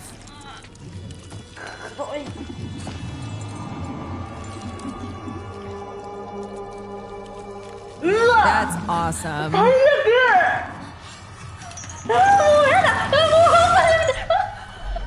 Wait, I love how terrified she is at the game that she's a voice actress in. She got crazy views for her first stream. Oh, I'm sure. Wait, that's so cool. She's more scared than the character is. That's awesome, though. Yes, I know you don't have to watch the game to voice it, but I still think it's funny how scared she is when she is Hinako in Silent Hill F.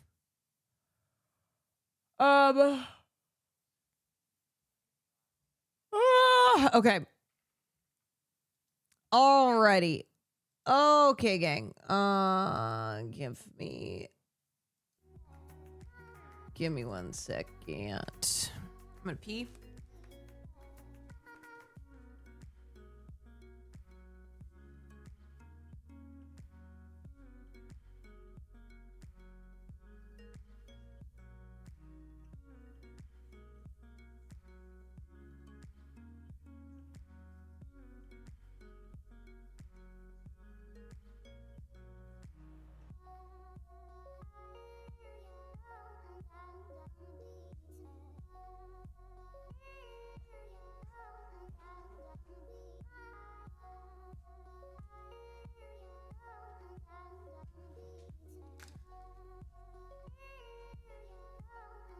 Okay.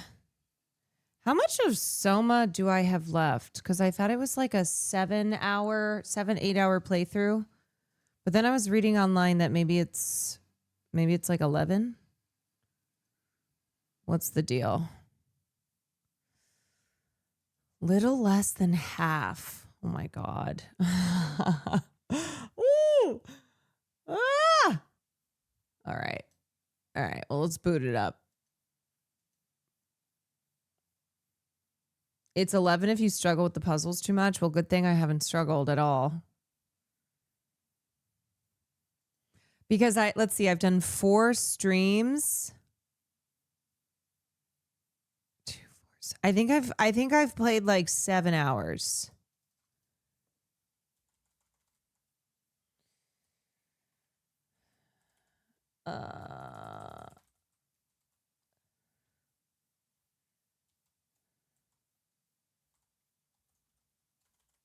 Okay.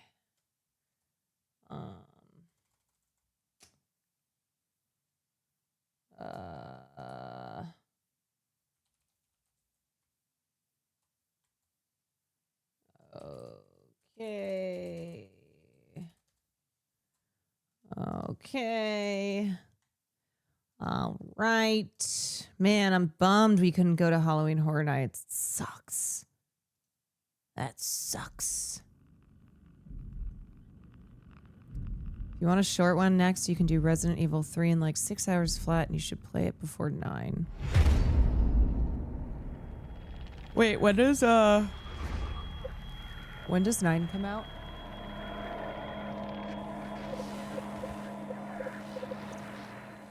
February. Right. Right. Okie dokie, folkies. Okie dokie, folkies. It's variety. She's giving variety. It's time for a little bit of psychological horror gaming. All right, okay, I came out of this tunnel. Yes.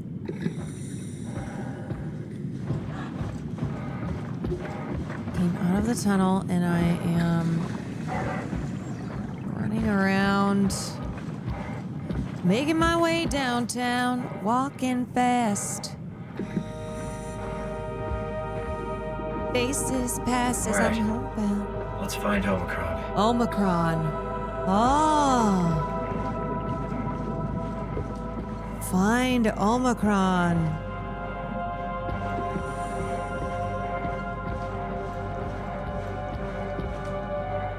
Our failure.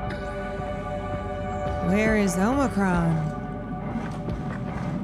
She's also giving Gamer of the Year. I know.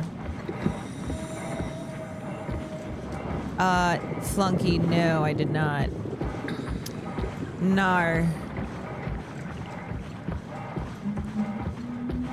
Making my way downtown. Fast faces back and I'm hoping. This looks like something. What's this? Omicron!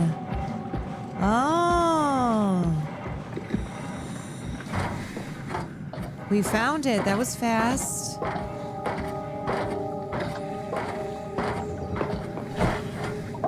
Okay. Power failure. Classic. Always a freaking power failure. Not to worry. We'll just get it back on track. Okay, am I weak? I don't know. Let's see. Okay. All right. What's this do?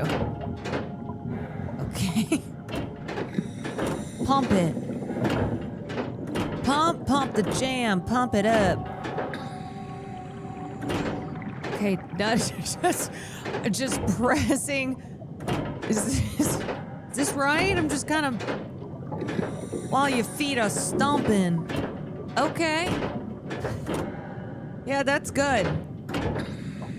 Yep. Okay. It's like me giving a hand job for the first time. Yeah, is this good? Is that nice? I read this in Cosmopolitan, 200 Ways to Give a Better Hand Job.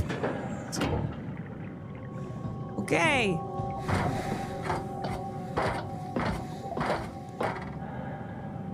Oh. God, I'm trapped. Cosmo tips and tricks. Pump it up and down like it's a pressure pump in SOMA. Whatever. This isn't a sponsor. Okay, none of this shit is working. Manual override. Okay, here we go. Here we go.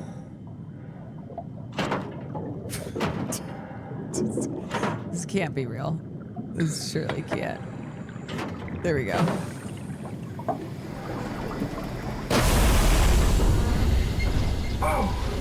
Whoa! Better be careful. Okay.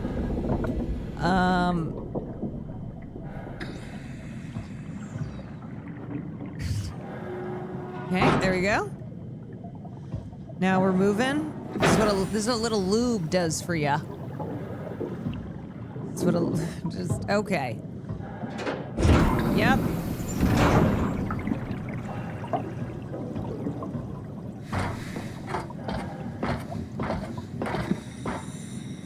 Okay. Back on. I'm ashamed to say I read Cosmo Tips and Tricks for Oral. I mean, I was reading that when I was still very much a virgin. It was like, what's a blowjob? Okay, wait, what am I missing here? I did the pressure pump. I had no business reading that. I was reading that years before I ever tickled any pickle. Just a little light reading. Okay, there, pressure pump. Okay, I did this. All right, that one's done.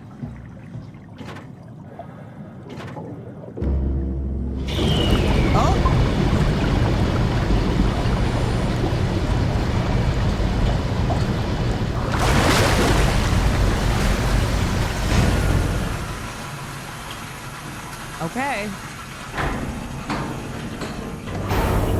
All right. Okay. All right. Things are moving and grooving. Did you take one of Will's edibles? No. No, but see, this is the variety. We can have serious conversations. Talk about things that people are like, this isn't fun. Catherine?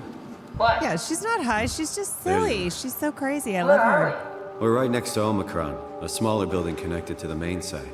Can't you tell? No, my view is pretty limited. There's some heavy restrictions on my system access. Did you find a power suit? Not yet. Oh. Trying to figure out how to get into Omicron, the big building. Oh, okay. Keep up the good work. That's it? You got nothing? She's Good so luck. quirky. Thanks. Who's this guy?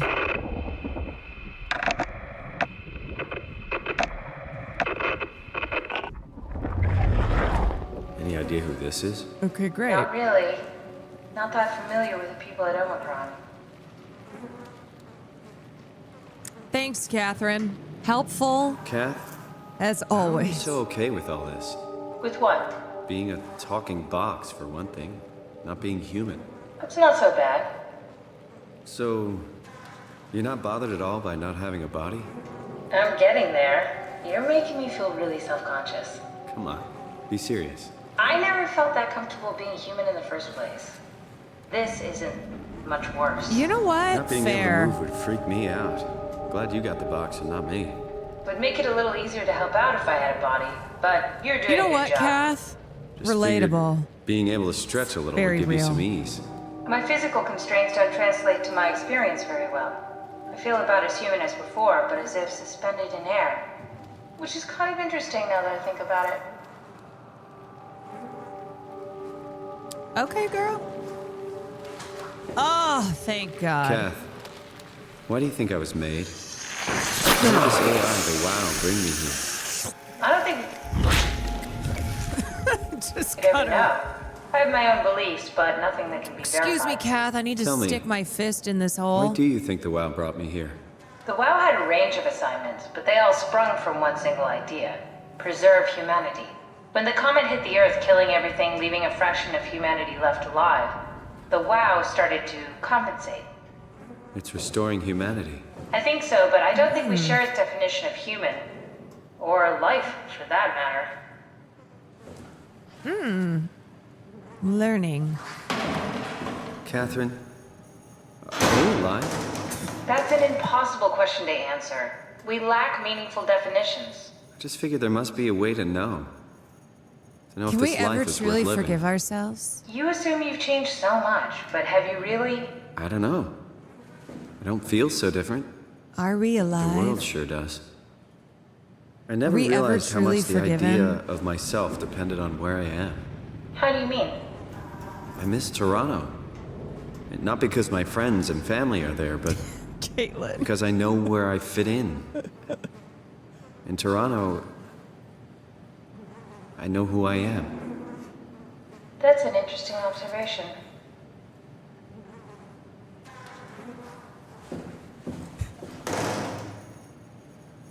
I know who I am. What the hell is... What is this? Kath, come on. Help a sister out. What's going on? Flip. Yeah. Oop! Ah! Oop!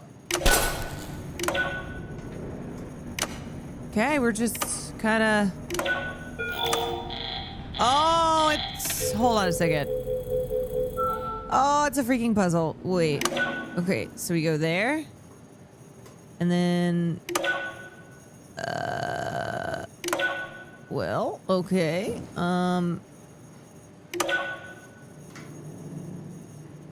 Kath, what the hell? I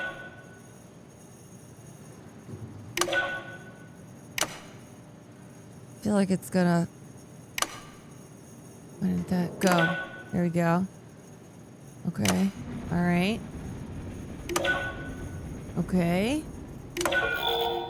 Shit! Okay. All right. Hold on. Where do we need to... Oh, this friggin'.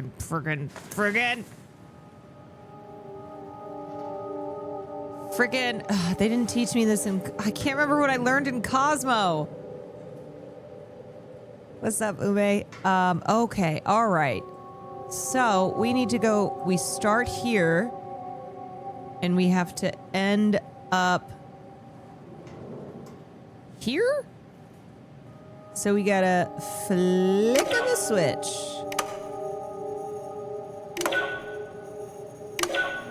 Okay.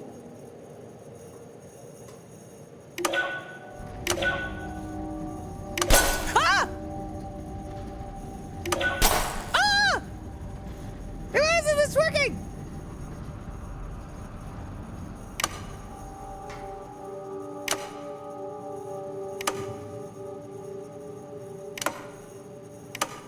This shit is busted.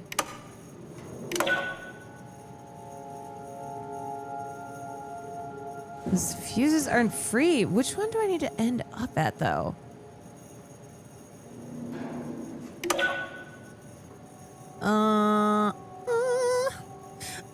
Guys?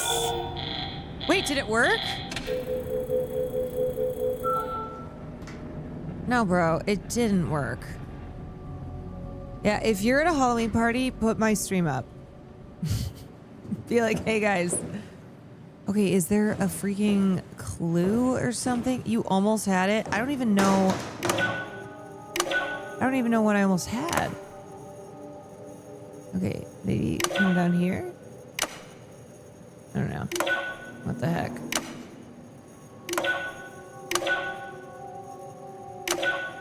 Like that? Okay, I don't even know how... Oh, the terminal just lit up. Thank you, Cosmo. 200 tricks and tips on how to flick it. Yep, it worked.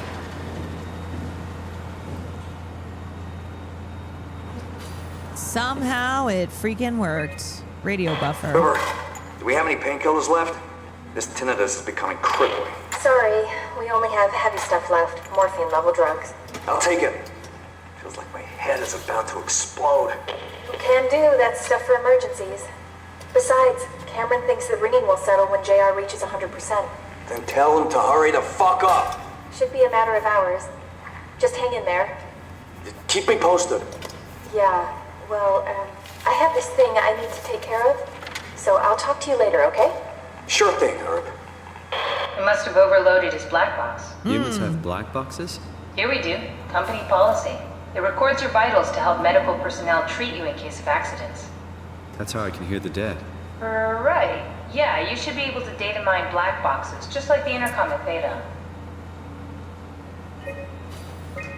Thanks, Kath. Wait, what is this camera? Status quarantined. There has to be a way to cancel the lockdown. Have a look around the room.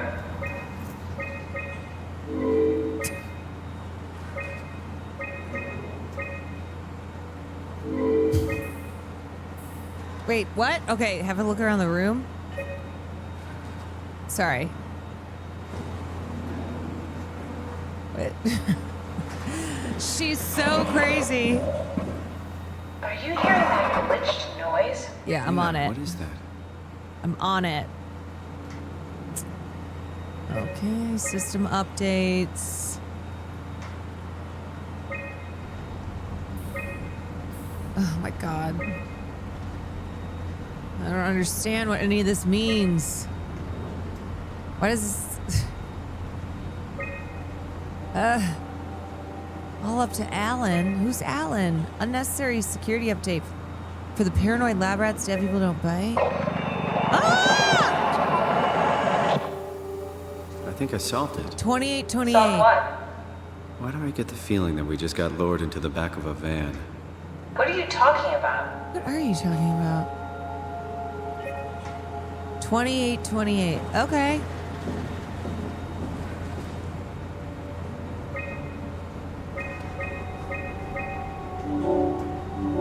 Quarantine lifted. Wait. Omicron retracted the quarantine shutters. Lockdown canceled. Something wants us to come inside. And we want to go inside. What's the problem? Why do I feel like Come Kath on, is let's get leading going. me to my death?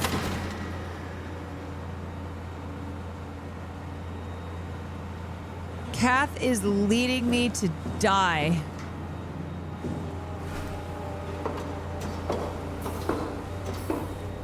Is Kath evil? I think just a little socially awkward. Oh shit, my Omni tool.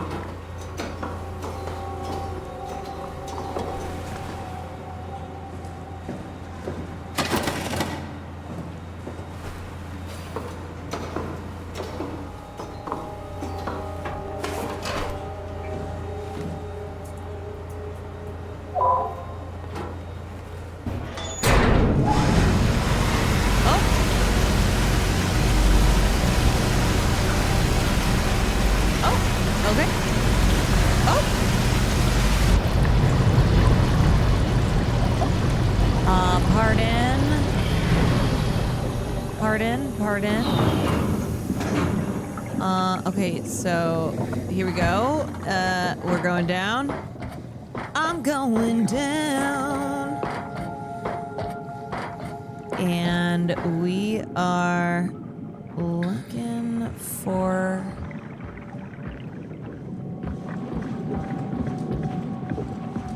wherever that door just opened. I think probably over here with this amorphous blob.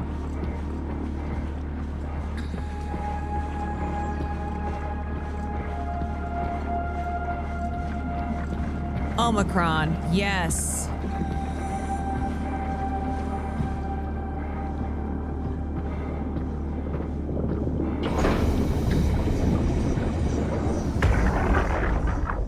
Hey, come on! Open up! Ooh. What is this shit? Armor for the apocalypse? Omicron is in quarantine. This is why they didn't answer our call. Hello? Christ, Strasky. It's called a radio. They're not gonna hear you better if you scream. Jonesy, you okay? Look, I know you're the strong silent type, but I need you to say something every now and then so I know you're all right. I don't think Jonesy's all right. Fuck's sakes. Let's try the annex again. Maybe we can break in. We're losing Jonesy. We need to get her inside. Oh, get in line! Alvaro, there's nothing we can do for her right now. Hit the stasis switch and let's check the annex. Stuck listening to me on a phone?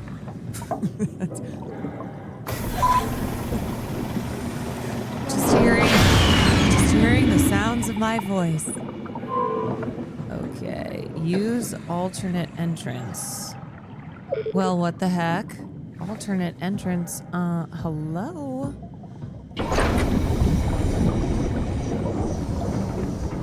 Mech malfunction. Well, it was working 2 seconds ago. So, what the heck? Guess I gotta find this alternate entrance. Maybe down here?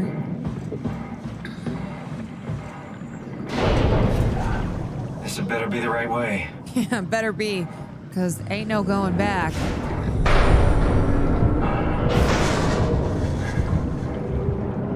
Whoa! Kind of floating.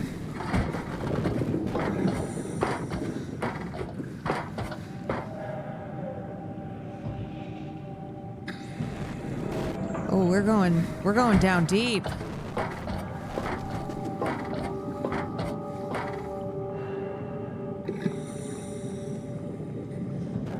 That looks not like where I want to go. Do you...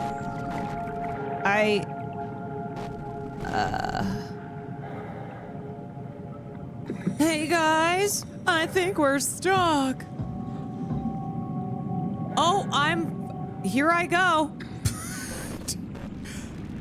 Okay. Oh,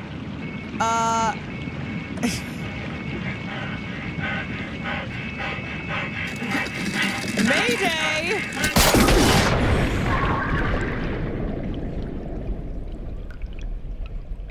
It was that.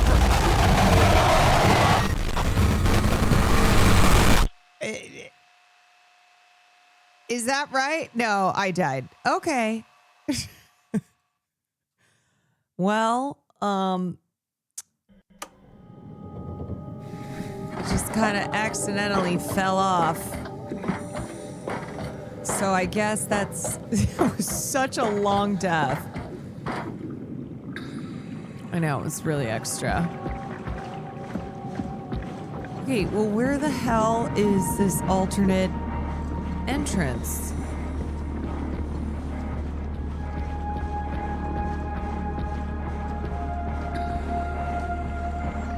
So I go this way, but then it's like, no, you can't come in. See, let me just try again. Just go fast. Just go swipe. Access granted. Ah, shit. I thought maybe it would do it this time. The definition of insanity is doing the same thing twice, exactly the same, and expecting an entirely different outcome the second time. Okay, so now we're going back here. Zoinks! I hope this is the right way. This had better be the right way. Because last time I fell to my watery death. Oh, duh, it's right there. Hold on a second. Why? Oopsie. Hello. Okay. Why did I even go that other way?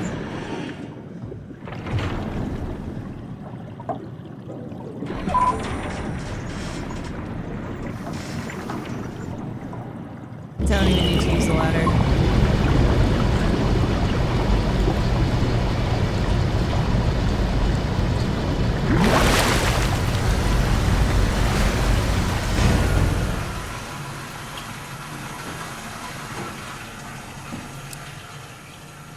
Entrez, s'il vous plaît. Let's find that safe and get out. Okay. Oh, right here? Hi? Can I... Nope. Okay. Literally a suit right there, but never mind.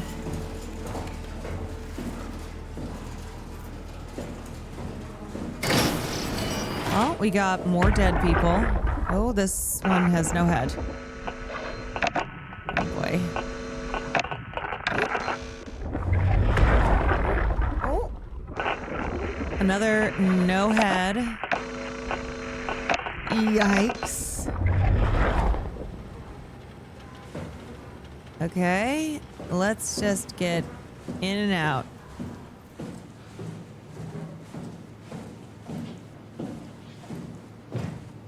Do. Okay, I bet you I have to go to dive room. Why is there a pounding sound? Why is that? Right. Hydroponics. Containment. Whoa! What the hell? Okay, let's go this way. Anything in the medical bay to check out?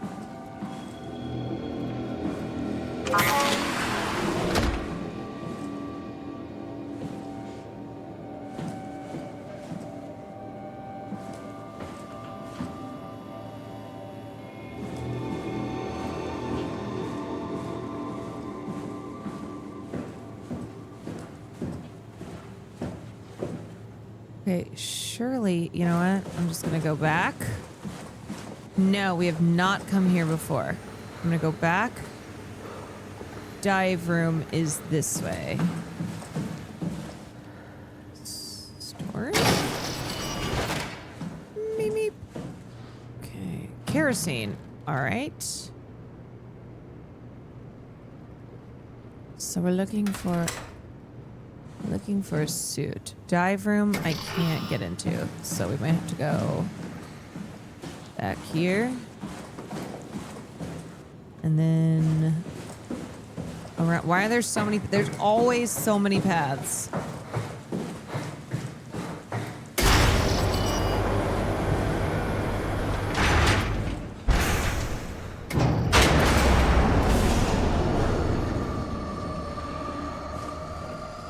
If there's anybody in here who's trying to kill me, just let me know now.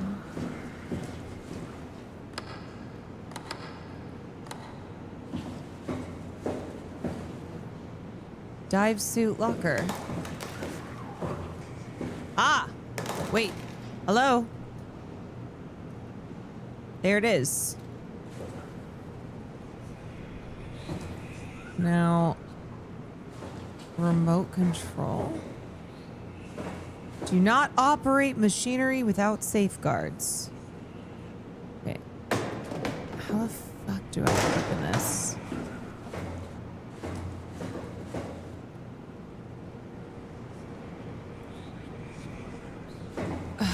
Okay, I mean, here's the suit. The question is, how do I get it the F out?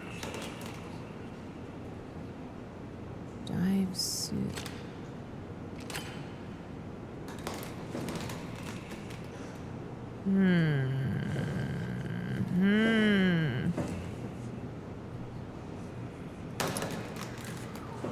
Oh, right here. Duh. Is this Omicron? Yes. Everything is so basic, so limited. I hope it's not the Omnitool falling apart. Okay, we need to find you a power suit. You know, so we can go into the abyss without ending up like a recycled can of soda. You think we'll find one that fits me? I mean, I'm kind of in a suit already. That's been bothering me too. You know how you were transferred from Vancouver? Toronto. From then to now. How could I forget? Okay, so we do it again. You want to send me to the future? No, you idiot. I want to transfer your mind into a new body. What? Look, we already know it can be done. We don't need to make it a big deal. It is a big deal, Kath. It's a huge fucking deal. Kath's There's like, got to be "It's something else that fine. can take us Don't be down a there. But Dunbat at Theta was the only vessel that could take that pressure, and you saw what happened. Then think of something else. Simon, please. You don't have to switch this instant. Just play along for now. If we find something else, then great. If not... I'm not promising anything. Thank you, Simon. Have a look around the room. This is where they would keep the power suits, if there are any left. Yeah, she thinks we're too ugly. Okay, Kat. Okay. There we go. One power suit. Oh, God. Oh, there was Nice. somebody in that? I found one of the power suits. There's a dead woman inside. At least I think it's a woman. Just like the body we found in the annex. She's missing her head. Gross. This could work in our favor, though. Look for a terminal nearby, see if you can boot it up. Oh. Okay.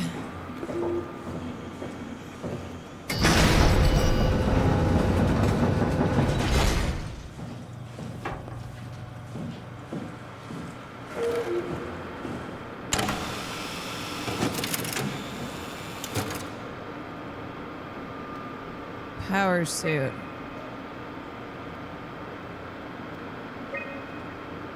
Suit is easily assembled through rotating neck and wrist rings. Controller. The controller is the onboard computer monitoring pulse. Yada, yada, yada.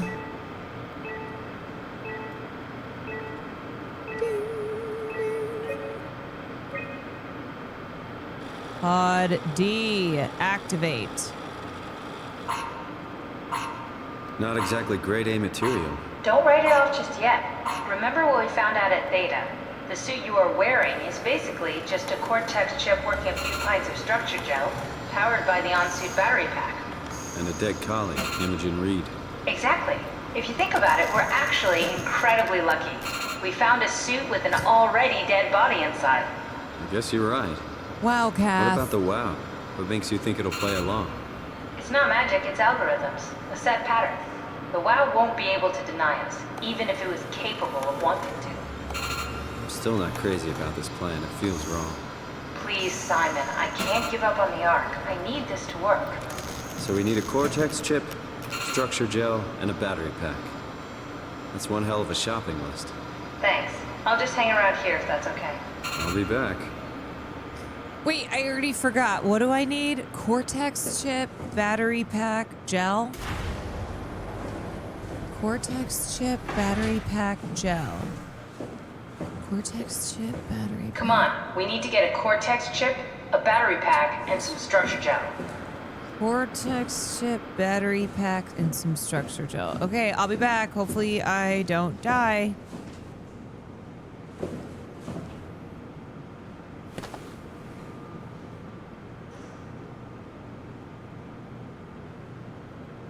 Cortex chip battery pack. Cortex battery gel.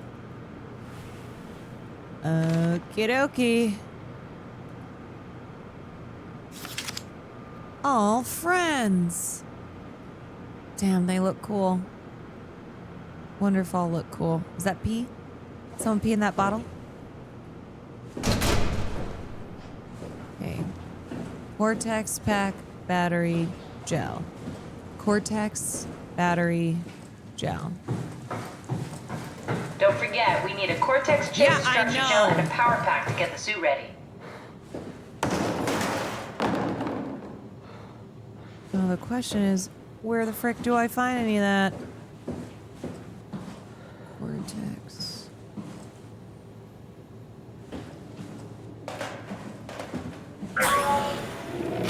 Oh, excuse me.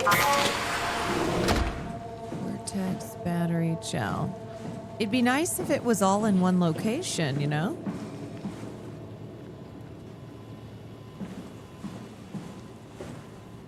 Okay, I don't think it's out here. Let's go this way. Cortex battery gel. No.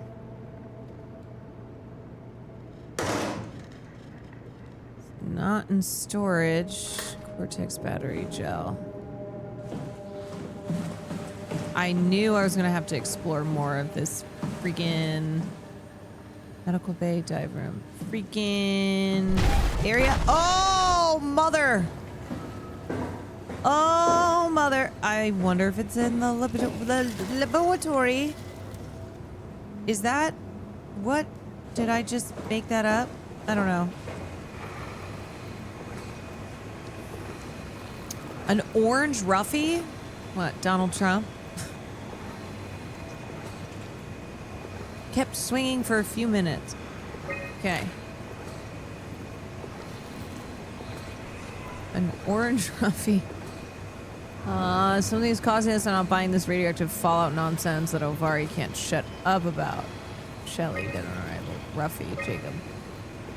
The dead man found on the climber this morning has been identified as Johan Ross, the AI psychologist working at TAL. I can't begin to imagine what has happened down the abyss. Frankly, I won't risk losing my sap by going down there to look. If the ARC team is alive, which I highly doubt, they will have to find a way to give us a sign. We're not going down there again without a good reason. Okay, fair.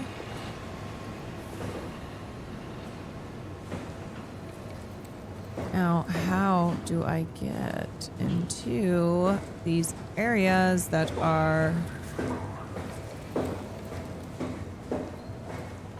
closed off?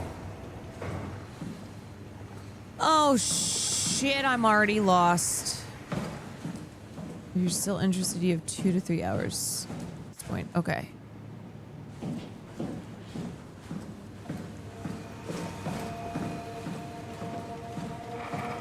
Hey, you have any Cortex battery gel for me?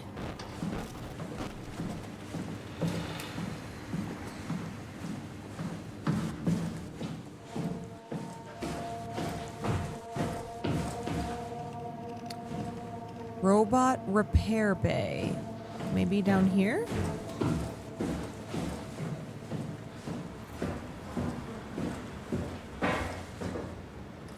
This place is huge. Okay, I haven't gone this way yet. Okay, upper. Error removing lockdown. Something is going on.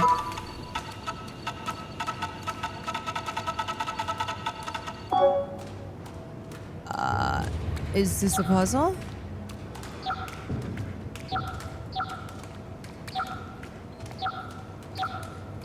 Is this right?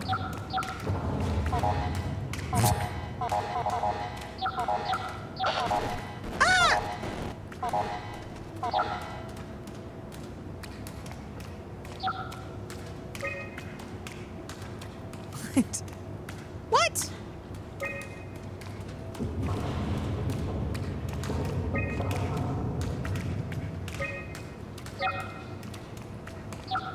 Okay, what the fuck? Wait, oops. Get the virus. Well, shit. Oh, shit. Okay, oh.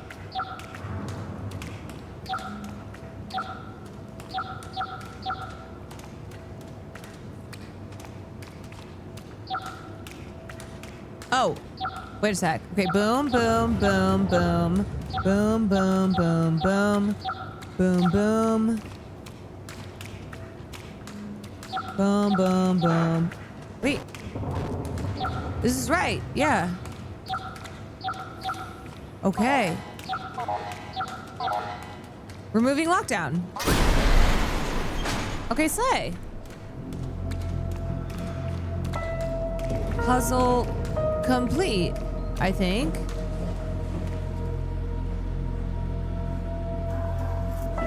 Damn, she's good. Gamer of the year.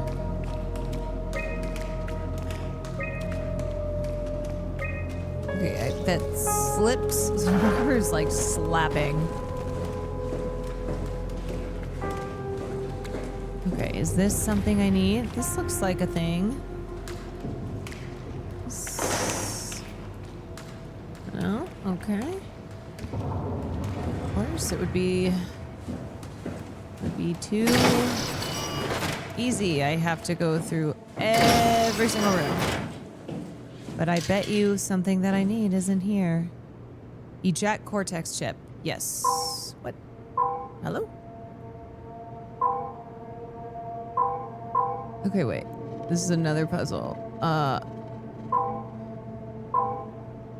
What the frick? Okay, okay. We go in and out. One.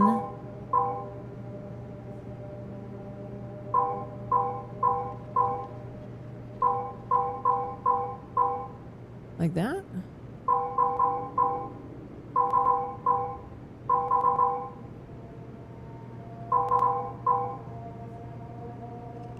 Okay.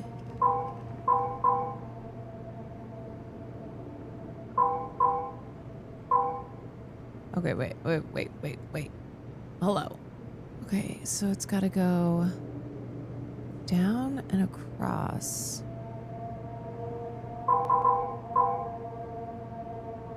So, how? Oh! Oh! Okay.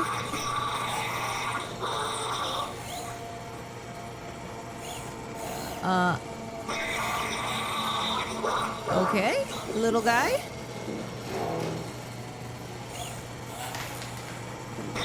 Little guy.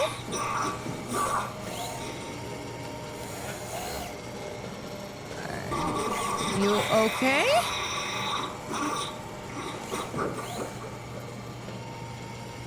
How do I shift this? Why does he sound like he's being tortured?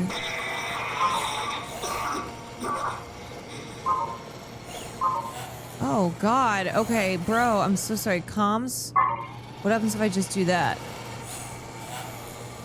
Is that okay? Sir? Is this bad for you? Okay, let me turn that off.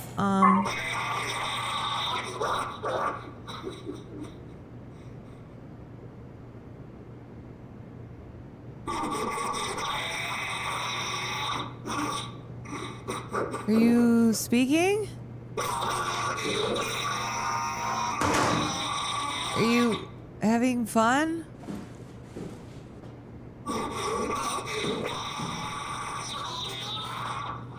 Shoulder socket? Oh, goodness. Okay. I think I'm missing something. Okay, okay. Eject.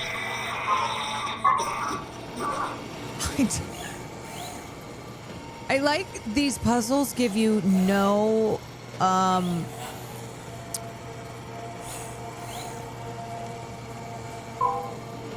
Oh, wait a sec. What is this?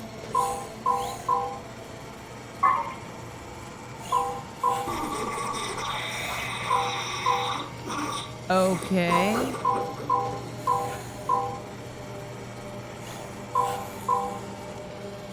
Okay. Ah.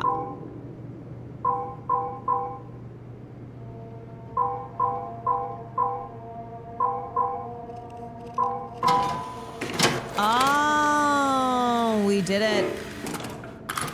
Gotta. Robot torture puzzle complete.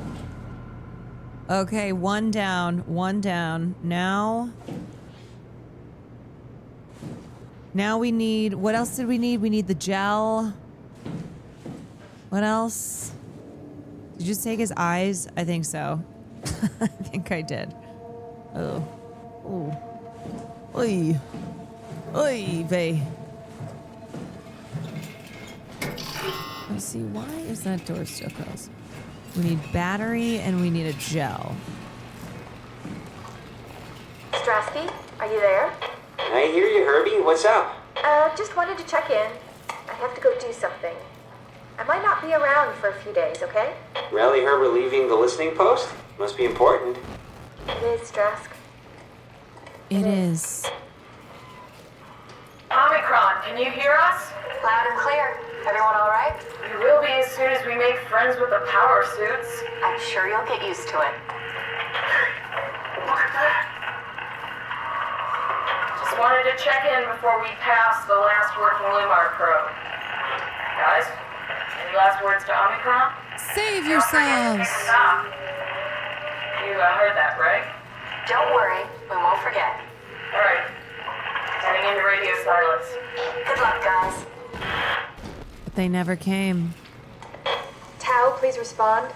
This is Rowley Herber calling from Omicron. That's who died. Please Yeah. respond, Tau. Unable to connect.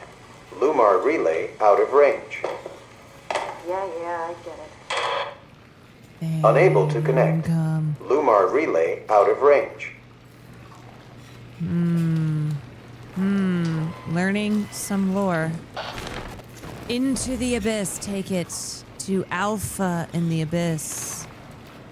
That looks like a battery that I need. Find Tau, find Alpha. Take the gel to Alpha. Oh, the gel. I need the gel. Yes, the gel. Alpha needs medicine. Who is making all these weird little drawings?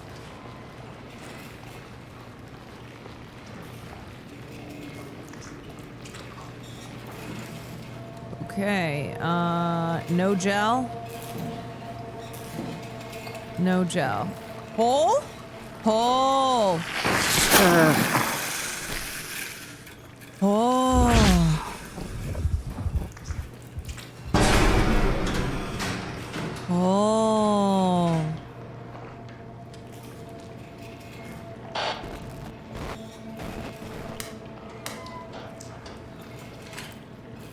Oh.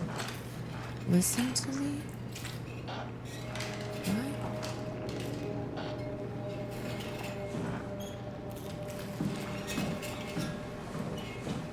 All right. I need to go get the gel. Oh, look at this, bro. Oh, look at this guy. Oh. Wait, I kind of fucked things up. Okay. Maybe I need to go upstairs. All right, I got the chip.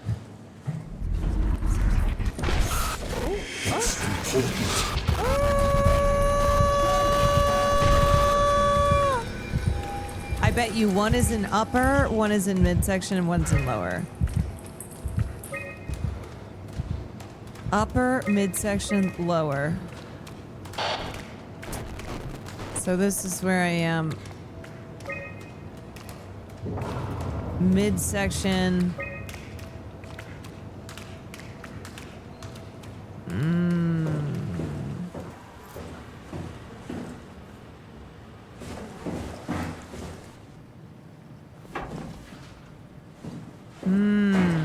Okay.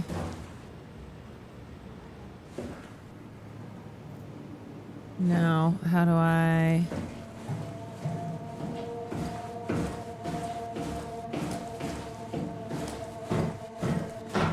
Alright, let's see what's open here now. How the fuck do I... Oh! Hey! Why is this shit going crazy? Ah, okay. Now we're going to do another puzzle. I see. Oh, wait. No, we're good. We don't need to do another puzzle. Ooh, we're totally good. Okay, can I...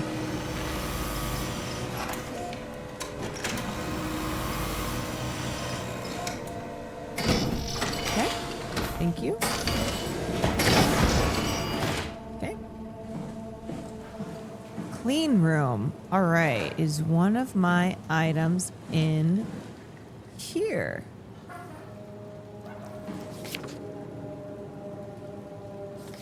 Don't know what that is. Don't know what that is. Oh, just a little experimenting. The structure gel has been charged and actually keeps going for a while, even when removed from a power source. It applies to circuits. It seems to help out. Okay, so this is all about the gel. So the gel's got to be on this level. Apply gel to dead mouse. The gel caused the mouse to appear alive. After 15 minutes, the reanimated mouse attacked and killed the living mouse. Half an hour later, the reanimated mouse stopped moving. The corpse was solid as the gel had hardened with it. Reanimate another mouse with structure gel. Oh, okay. This time it was done with uncalibrated gel as produced by Eames. The results were impressive. The thing appears catatonic, but it's more of a sleepwalker. To avoid the thing hardening as before, electromagnets are used to cause a low electrical current within the animal. This has provided us the ability to somewhat control it. The structure gel remains unchanged on a fundamental level. It's still the same cross-linked gel with aligned graphene in a polyunsaturated matrix that, okay, blah, blah, blah, blah, blah, blah. Overwhelming evidence concludes that all deformed creatures, the fish, the sharks, and even the helpers were manipulated by the WOW. Goes all the way to the top via structure gel. They have in some manner been exposed to charged gel and in turn stricken by a cancerous growth that affect their whole being. It's difficult to ask why when talking about an AI, but it all started shortly after the comet killed the surface. I can't for sure say it's bad code or Kifo program mercy killing, but it looks like it's not going to make things easier for us to survive. Sketchy. Okay, now where the fudge is this gel? Give it to me. Gimme. Gimme. Open, close. Yes. Of course. Of course. Service freaking ass required. Always these problems. It's never this easy.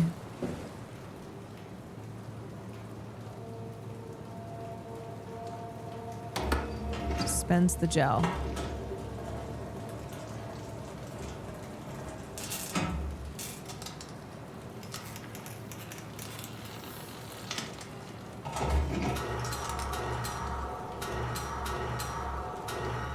Excuse me? Oh, excuse me? Okay. Is this right? Yellow. Okay.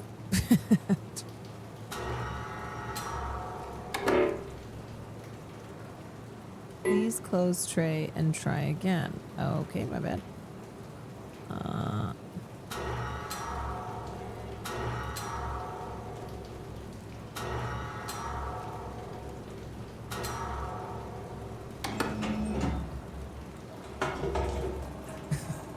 I never know if I'm doing anything right.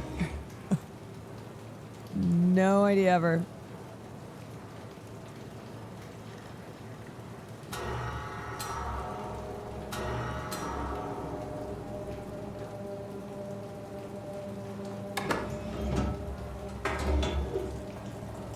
Okay.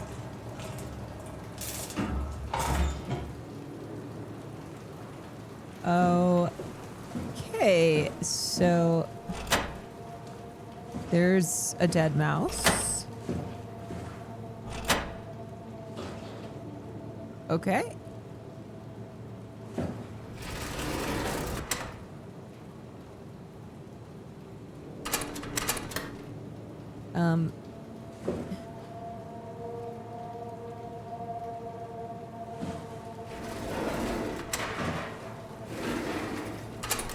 Hello? Okay.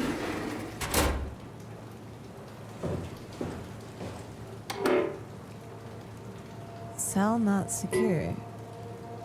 Yeah, because I freaking took it out.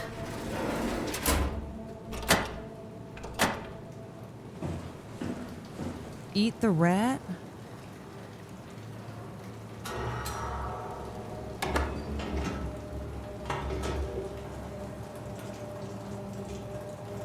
I just keep putting... gel on this, even though I honestly, I don't know. I don't know. Move the lever? I'm trying to. But there's only one way.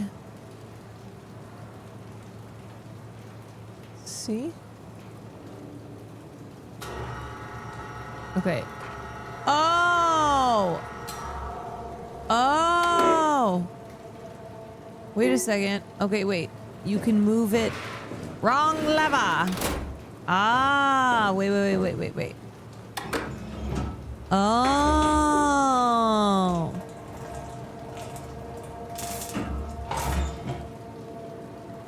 Okay.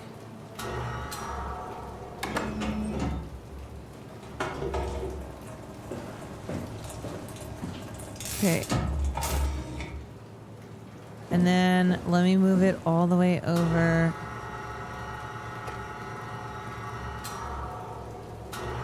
Here.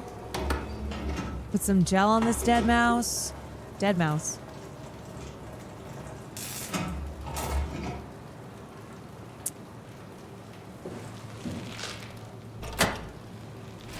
It came back to life. It's alive! Something like it.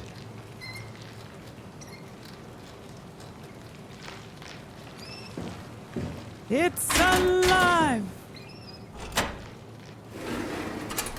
Hey, why is there no gel on there, though? That's just to put something...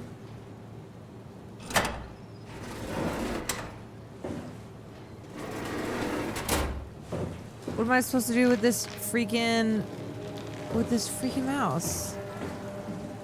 Service required. How the frick? This is real confusing. I'm gonna be honest. Don't really know what the fuck is going on. Emergency shower. Another person without a head. Like, what is this? Is this just for funsies or is this a puzzle? You're trying to fix something? But what? Wait, there's a tray. What do I fix though? Oh, what's this? Oh. Oh, hold on. Do I put it in here? Oh. Oh.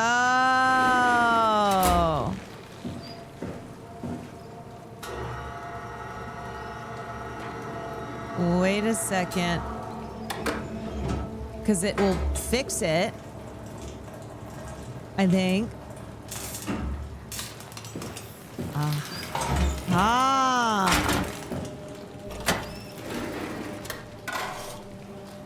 Aha, the secret shell. Ah. Oh. Oh. Okay. All right, this game seriously does not tell you what to do at all. So honestly, figuring things out feels even better. Oh. Okay, I have two.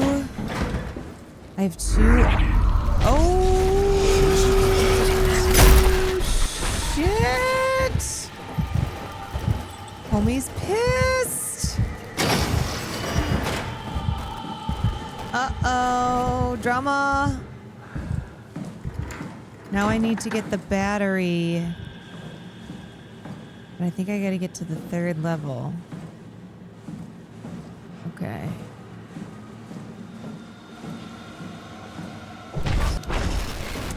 Yikes. Upper level. How do I get to the upper level? Power room. I bet that's where I have to go. I bet that's where I have to go.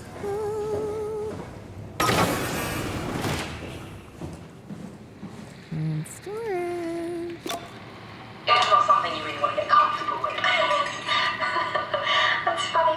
That's really funny, Julia. What's going on? Am I that transparent? What do you want, Rolly? We're friends, right? Yes. Do you think Alpha is real? What makes you... Why would you ask that?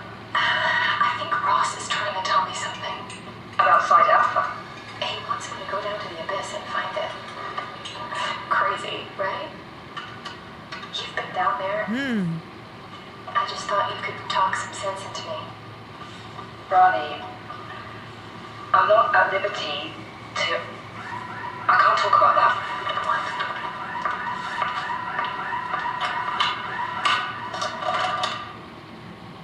Alarm. Something fishy's going on. Something fishy went on. Oh, more dead rats. Yes. Give me that hole.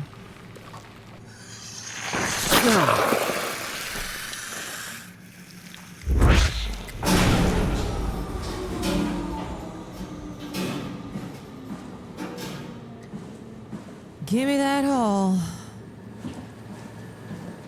Okay, got to figure out how to get upstairs. Oh, look at these creatures. Look at these creatures that are all fucked up. All fucked up. Ocean water, thank you for the 5 months. Yahoo!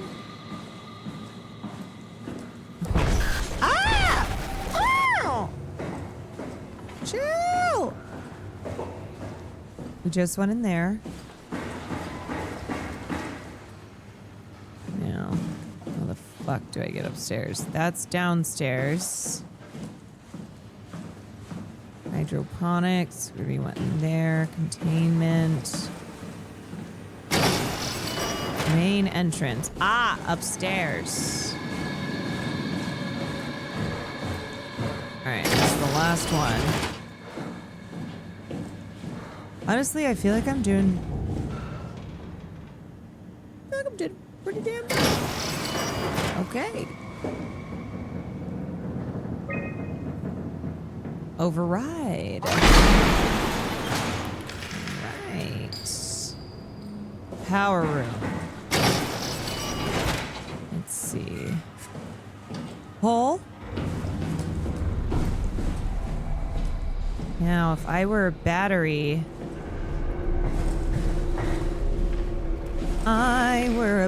that man is computer.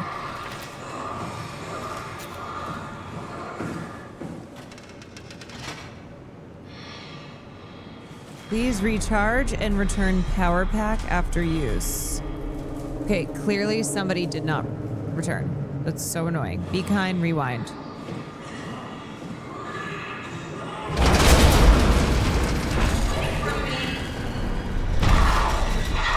Oh boy, there he is. There he is. Oh shit!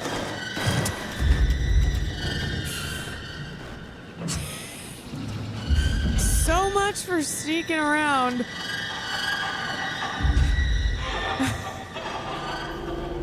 Just fucking made so much noise. Oh! Okay, where's this battery pack? Okay. Oh, shit! Fuck me! Go, go, go!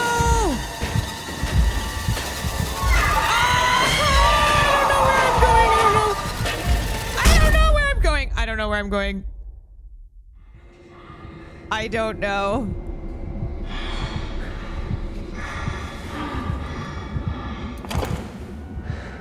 Battery. Wait, I got it. Oh, shit balls.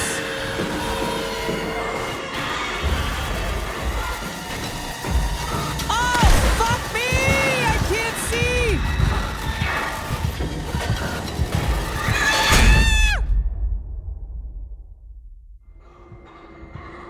Wait, I'm still alive.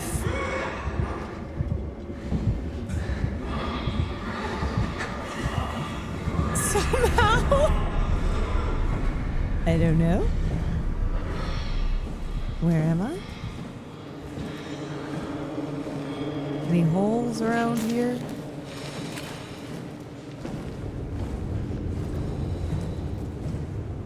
Okay, wait, is that the battery that I needed? Did I get it? I feel I'm pretty fucked up now. I'm pretty fucked up. I really need a hole. Oh boy. Yes! No. Nope. No. Fake. Fake. The robots feel it each time you find a hole. Fist a hole, and that's why they're bad. God, everyone is headless. Yikes. Okay. Let's get out of here.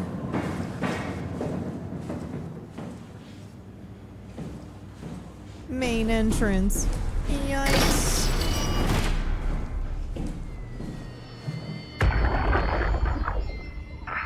Everyone's dead.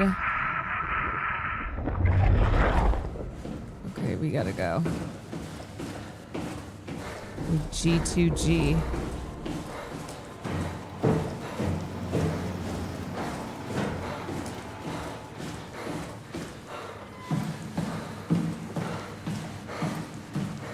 Okay, what was the... what was the... God!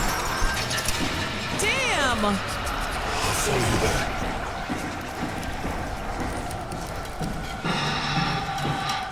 Oh, hey!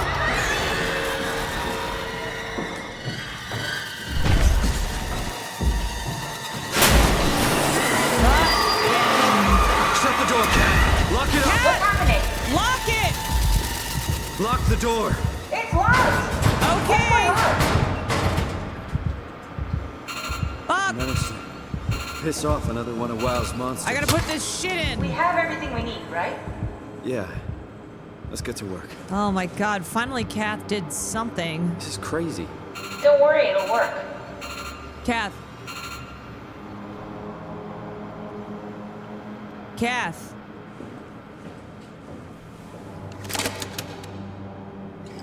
Make sure it's all bunched together with the structure gel connecting all the parts. All right, try activating the suit from the terminal again.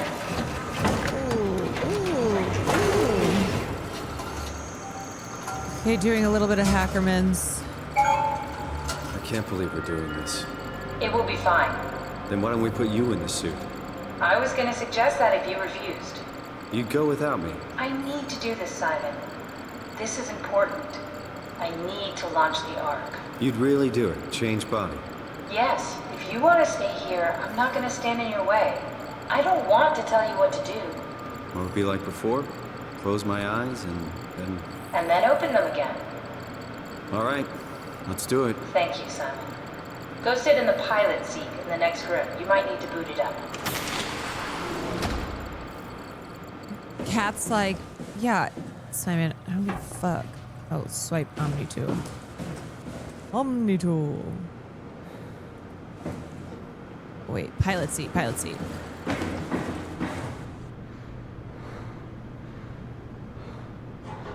We need to loop back the activity manifested by your current Cortex chip, run it through the amplifier, feed it into the new chip, and then make sure it's synced. You lost me halfway there. You don't really need to understand it, just make them line up.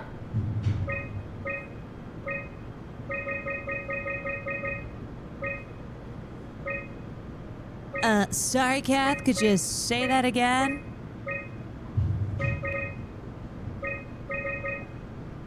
Make them line up. Oh.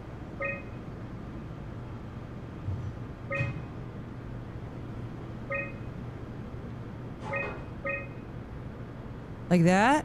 Wait.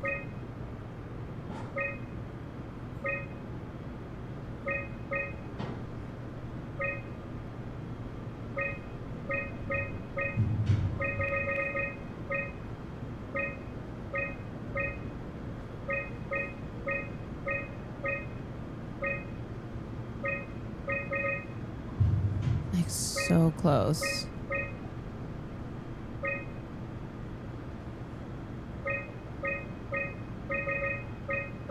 like I almost had it. Okay, this one's really doing swirls. Okay, that one's going cray.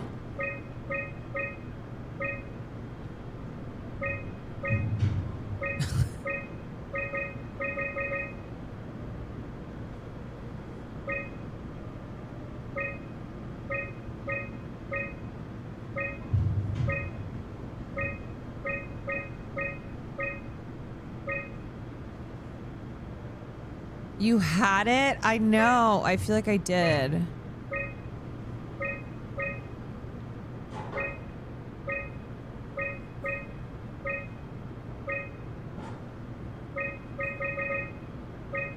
What the frack? Okay, wait. You had it perfectly. Oh, I forgot to hit the... Shit.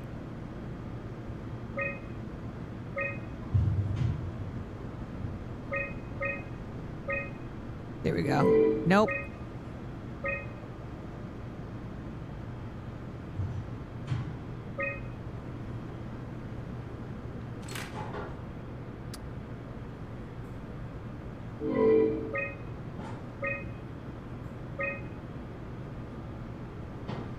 There we go. That's everything. You can climb into the pilot seat now. Already? You I have get everything under close, then control. you flatten the line. You get so Go sit in the pilot close, seat. and you just flatten it. Sorry about any discomfort. This should be over soon. It's like having your picture taken. But with the most expensive camera in the world, You know, Indian stock photos would steal their souls. in this case, they'd be right.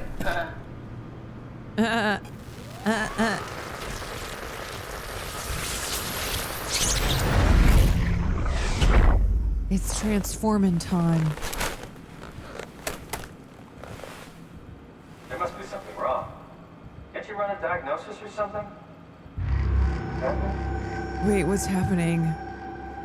What was that? No, it just... Why was it still talking? Wait, It's the what's... same like before. Catherine? Why was he still talking? That's how it works. You know that. What do you mean? You know it's not magic.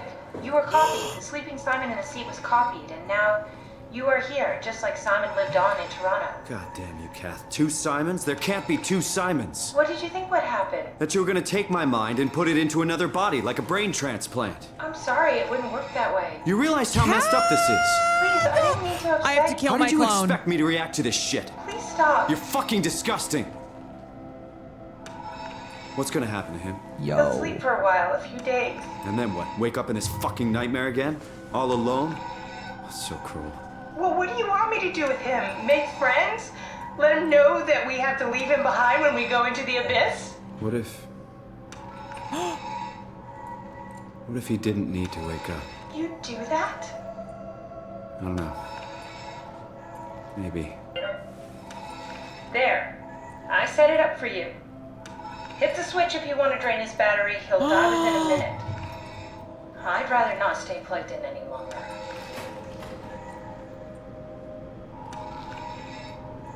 Oh, shit! Listen, buddy. I'm doing this for your own good. I promise you. I promise you. It's better this way. Just look at the rabbits. Just look at the rabbits.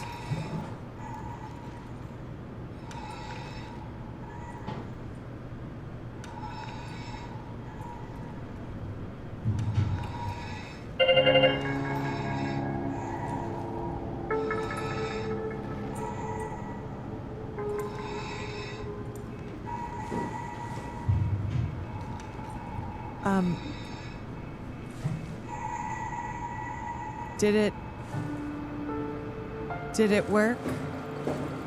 Goodbye, Simon. It's better for you this way.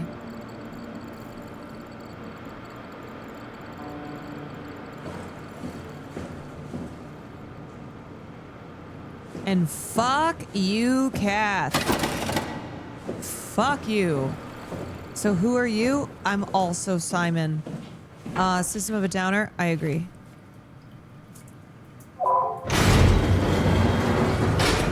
Fuck you, Cat.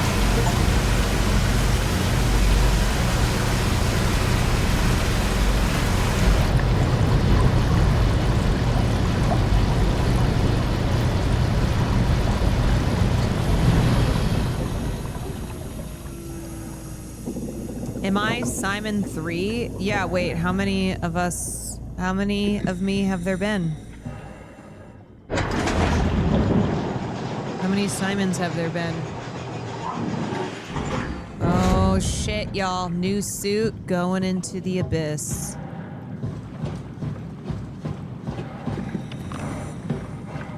Going into the abyss. This is scary as shit. Look at this. Oh my god. Okay, do I like jump down? Let's see. There I go. Okay. Well, okay. Alrighty. Not getting crushed like a Pepsi can yet. Well, wait a sec.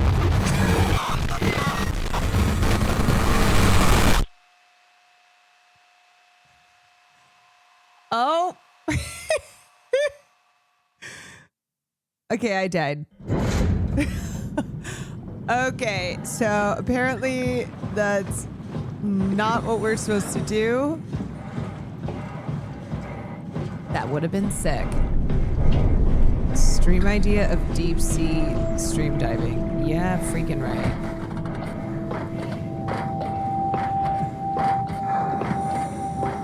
I don't know. I thought that was gonna work.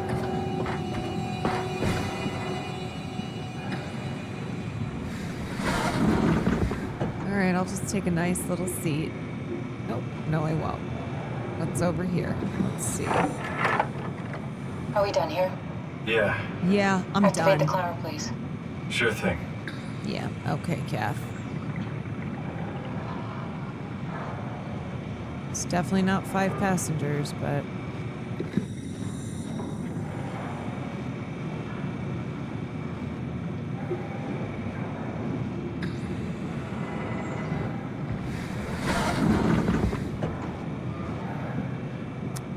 Nope. Nope, never mind. Okay. Oh, excuse me.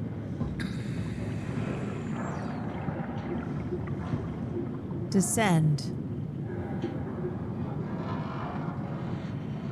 Okay, we're going. I'm going down. Wait, are there 2 of us or is there 1 of us? There's 1. Kath doesn't count.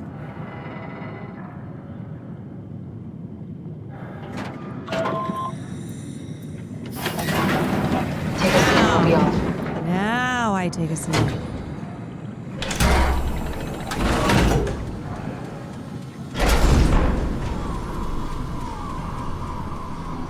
Have we figured out what happens when we die yet?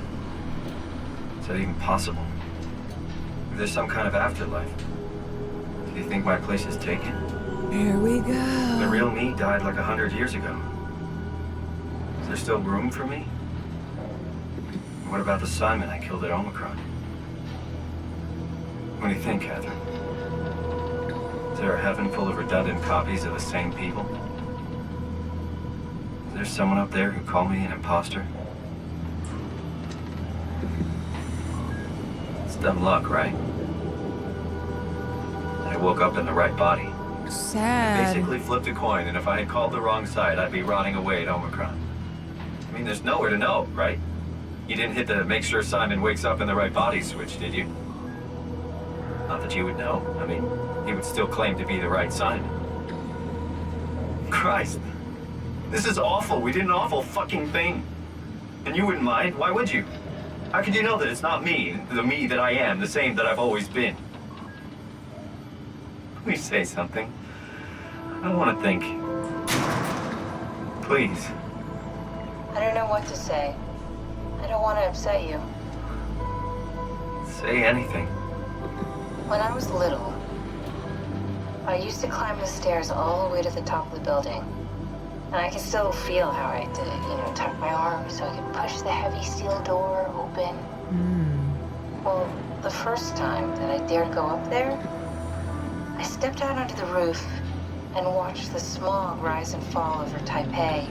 I got all the way up to the corner ledge and, I felt the warm wind in my hair and the sun was setting and the streets below were shadowed by the tall buildings. The people pushing through the crowd flowed like paint from an artist's brush. Street food vendors filled the air with aromas of all my favorite foods. For a brief moment, I felt connected to the world in a way that I never had before. It was the most profound feeling of comfort and sense of belonging I could ever hope for. I really never felt the same way again, but I went up to the roof many times after. I'm not religious, but I can see why people would be. The privilege of being makes a strong case, at least every once in a while. Do you still feel that sense of awe? Even like this? Things are different, but we're still here. What's the point of going on? Everyone's gone. All the people still left are digital copies trapped in computers at the bottom of the sea. We'll never be able to rebuild or reclaim everybody, what we were. computer. Are you really so unhappy being what you are, or is this about the man who went for a scan 100 years ago? Both, I guess. When I was back Would in I Toronto, upload myself? even the worst case, the darkest futures I could predict, they at least included my previous life somehow. I feel so uprooted. There's nothing Probably. here that I recognize, nothing that makes me feel like I belong. Even if we make it to the Ark, would it be any different? I'd still be alone. Let me die. No friends. Let me die. No family. You could make new friends. I'm sure everyone would like to know the time traveler. If not, you still have... Oh, shit! Catherine? Kath? Uh-oh. Hello, Catherine. What happened? Kath, what the hell? Of course it freaking broke. It's always breaking. This is so complicated.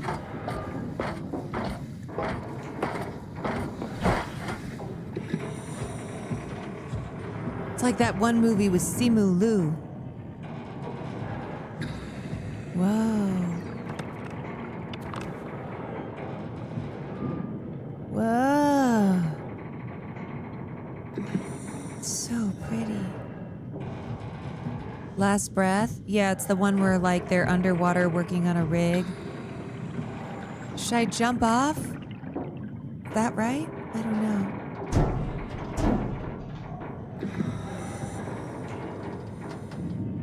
Something freaking broke.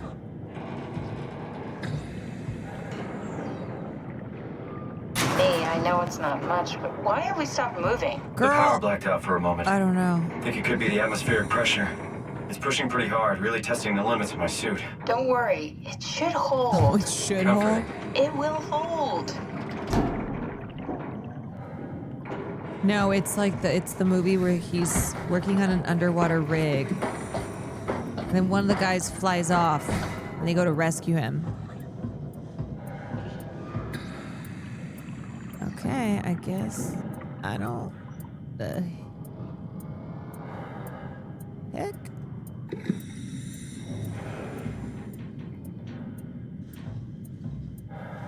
Computer, descend. I mean, we're almost there. I do feel like I could, and it's based on a true story. I feel like I could just jump to the bottom. No?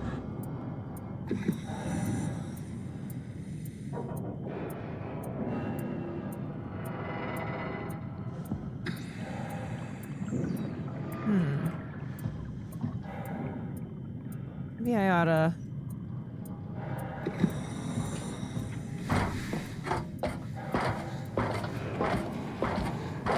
Did it have Woody Harrelson in it? Yes, it did. Like, I feel like I should just jump. The puzzles never end.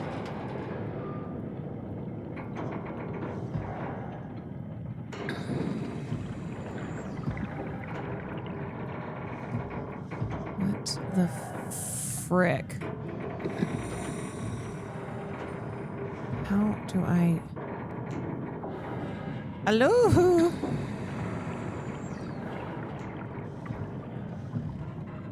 Kath? What am I fucking missing here? Oh god, these... It's always just like, what do I do? Okay. Do I climb up there? No, it's gotta be down here. It's gotta be down here.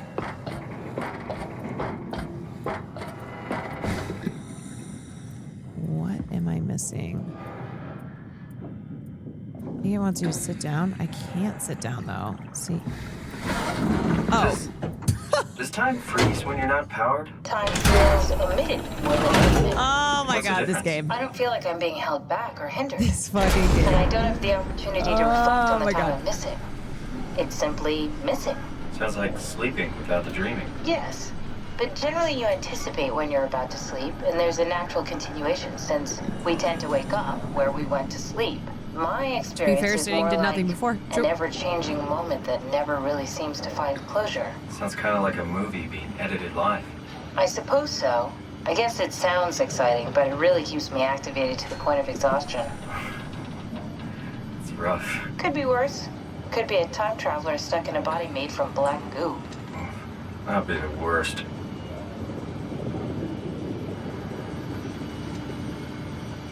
It's getting blurry. My head just explodes.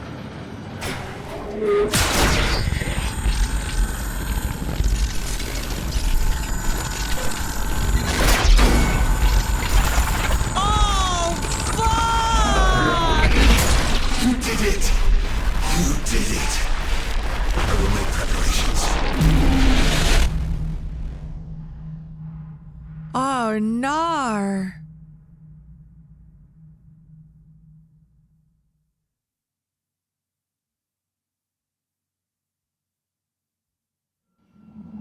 Please don't make preparations. Oh, good, you're back. What happened? Something dropped onto the cage. Knocks you right out. Spoke to me. Looked like a man, one of WoW's creatures. It just stared at you for a moment, then threw itself down the abyss. It said it would make preparations. I don't like the sound of that. It was very strange. I thought it was going to kill you for sure. Glad it didn't. And thanks, Kath.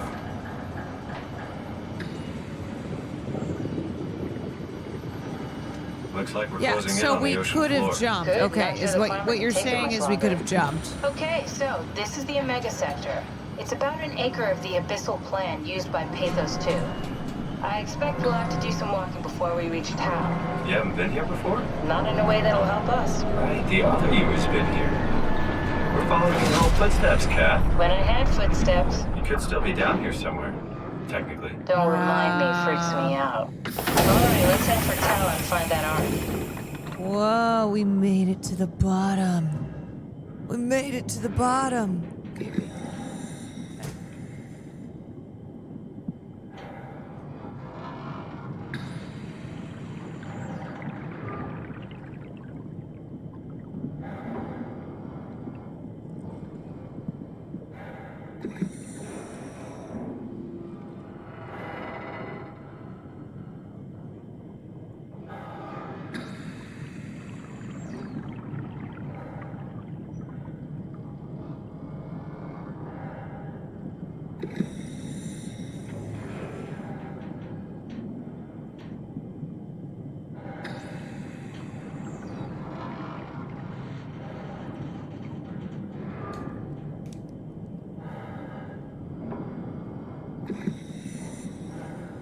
Okay.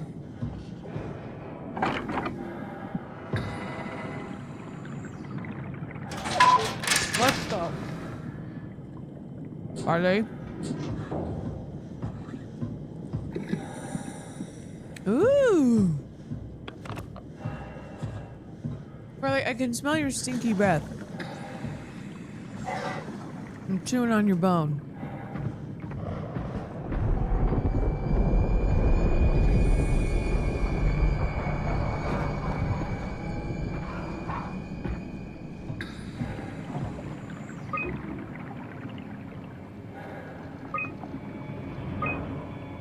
Tau evacuation failed. Bring the Ark.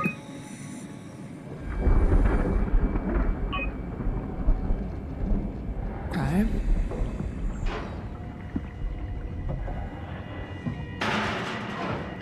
Okay, that doesn't want to open. Okay. Alrighty. Why is it so blurry?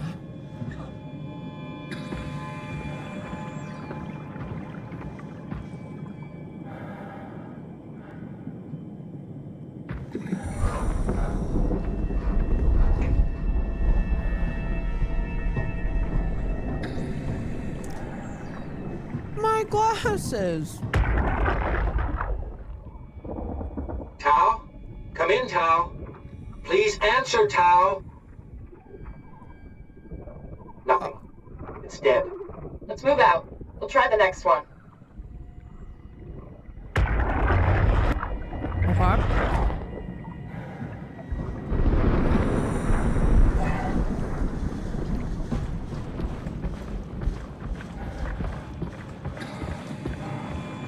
I'm on the bottom of the ocean.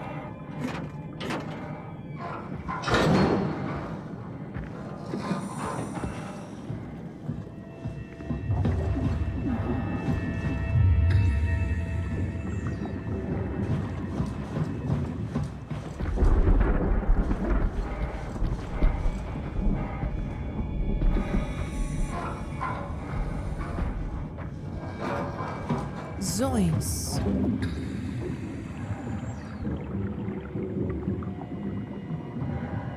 Warning, fault line activity, strong torrents expected.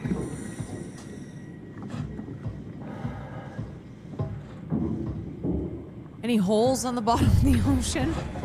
Surely there's gotta be. Oh.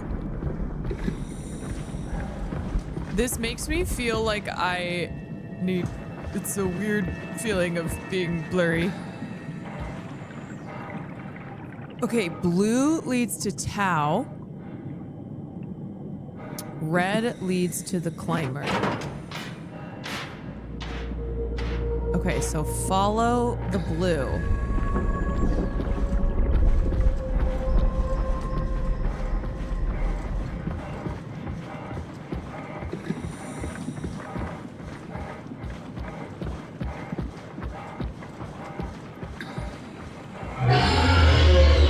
Yep.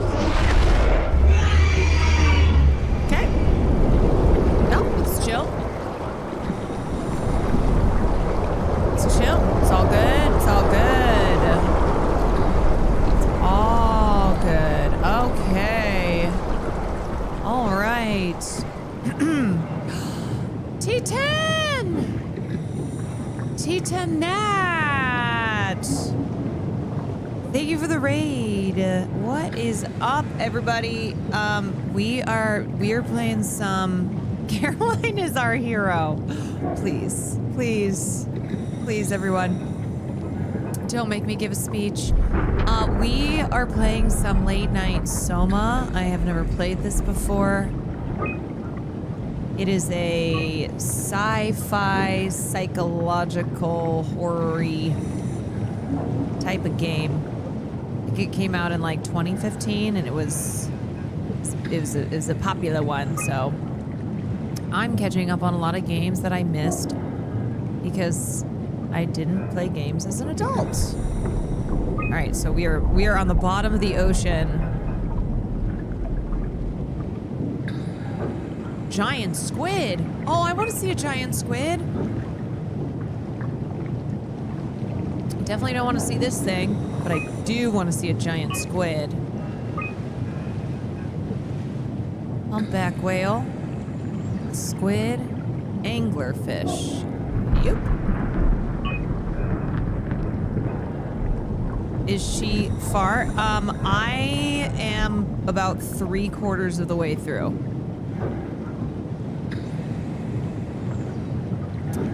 Oh, a hole! Yes! Yes!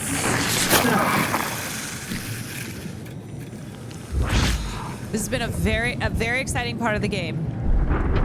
Very exciting part of the game is sticking my fist in a hole. It's giving a bit of Dead Space. It definitely has Dead Space vibes. Okay. Okay, all right. Is my work here done? Okay, we move on, I think. I don't know. Confused. Let's see. Danger, stay close to the lights. Oh, God. Where's the blue lights? Oh, I'm confused. Wait. But I don't want the red lights, I want the blue lights. But the blue lights took me here. Is this all that is... Oh, God. Oh, shit. Okay, I guess we go this way. I don't know. It's so dark. The currents. Blue lights? Where's the blue lights? Okay, there's a blue light.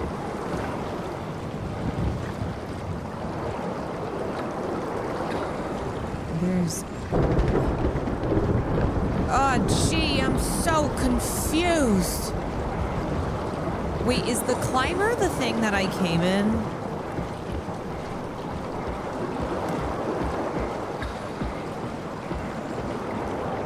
Blue leads to Zeteo, red leads to the climber. It's the thing I came in, so I don't want to go... What's this? I don't know. I can't tell what anything is. Okay, so I need to keep going... I need to keep going towards blue, but... I'm confused because the blue lights end.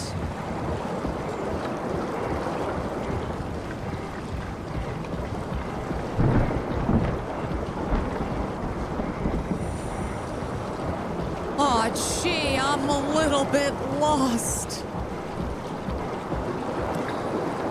These blue lights go this way, but I already went into that thing. Is this the end of the road? Is whatever I'm supposed to do in here, which I already looked at this. I want this power pump. Is this the arc? I don't know. I'm confused. Hey, I'm exiting out the back, okay? Oh, wait, more blue lights. Blue lights, yes. Follow the blue lights. It's so hard to see.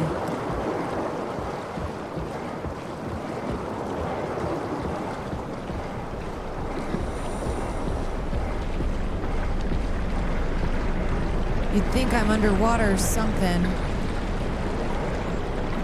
What the fuck? Oh, God. Uh-oh. That's not good. Oh, shit! I got fish flying in my face. Okay, there's the blue light.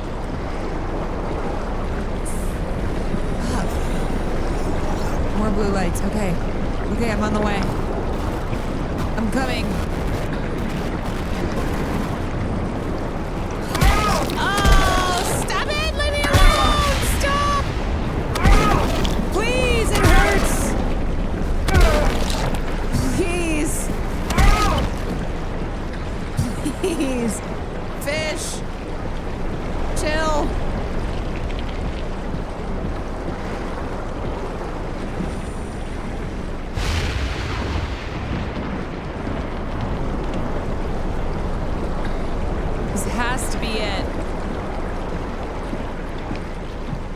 Oh, thank God. Okay. Insufficient power. Classic. Oh, thank God, another hole. Oh.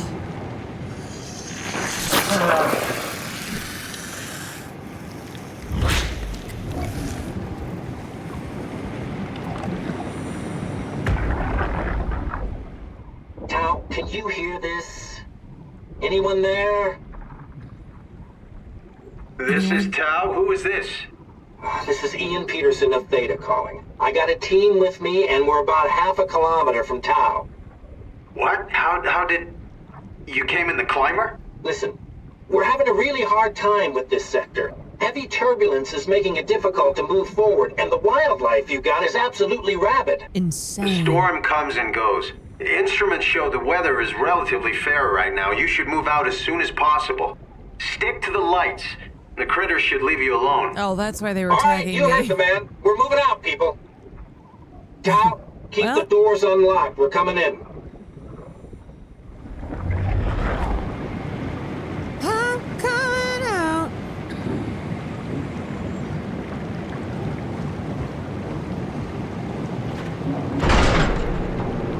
Okay, what did that do? Do I get onto this thing?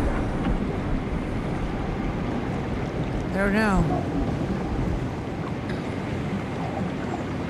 What did that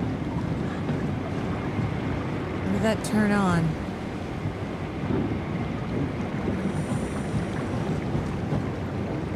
Stick to the lights. Right here. Control.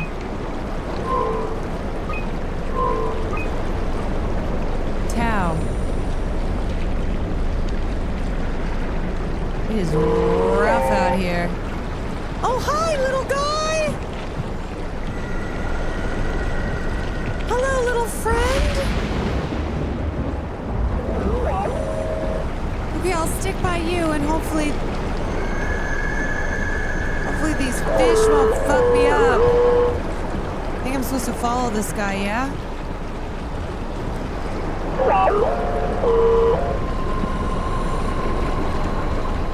Where are we going?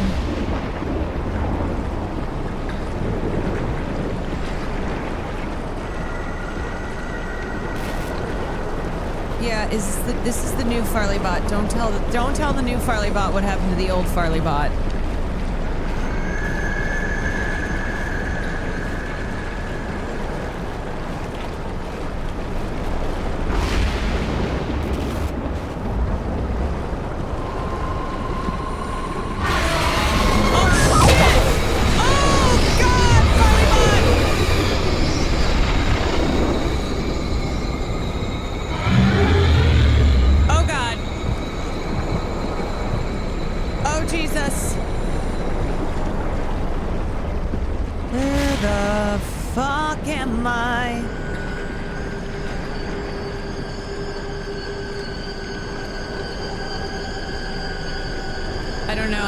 Go down this esophageal shaped tunnel. Just gonna keep following these lights, these glow sticks.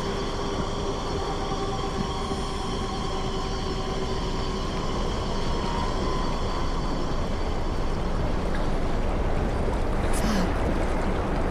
Oh, there it is. Oh, Jesus! Oh, shit! That was not Farley Bot!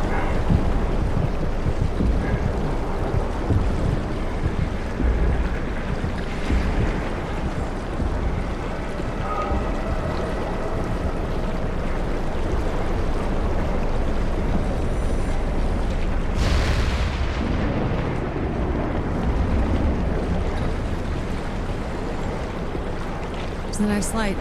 Oh, there it is, there it is.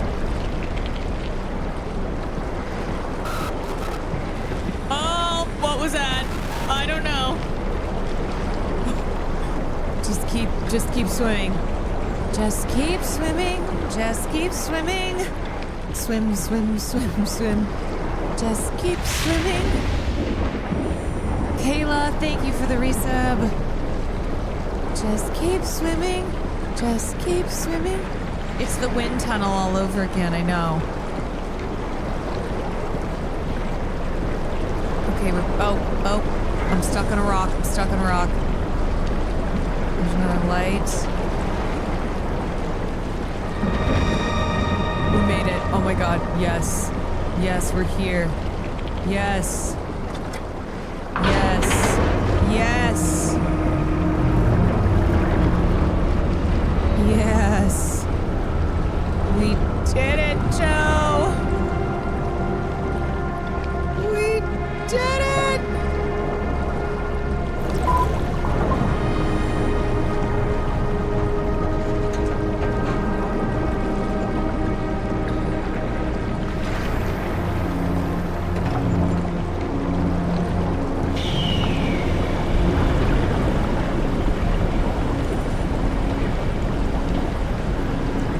Access granted. Okay, the water's going down. Woo! Oh my God.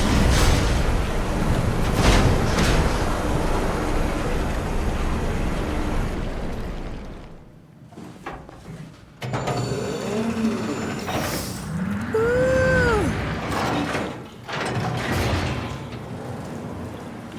Do you think this is what the people in the Ocean Gate sub saw? You know? It may be.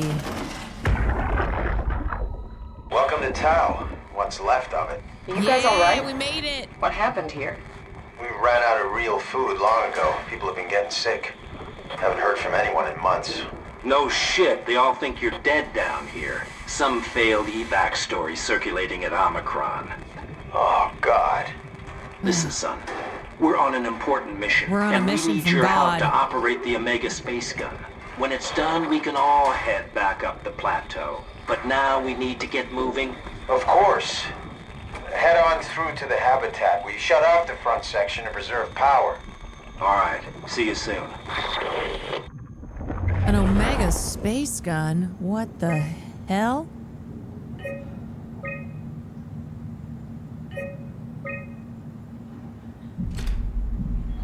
Climber station. Down. Okay, Omega space gun. Finally, now we're talking. Now we're talking guns.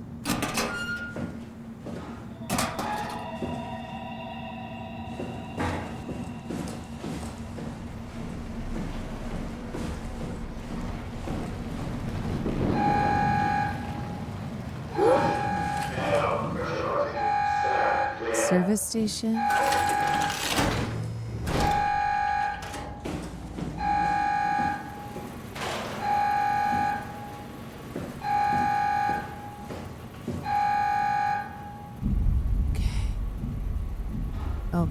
Okay. So we gotta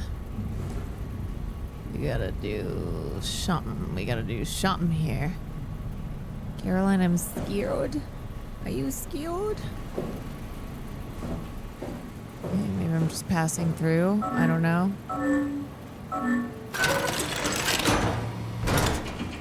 Okay.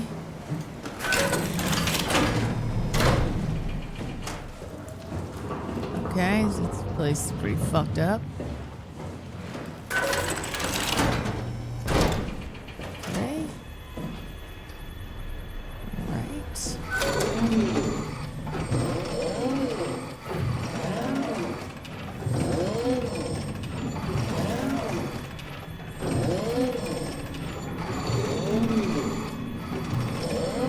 The slowest opening door.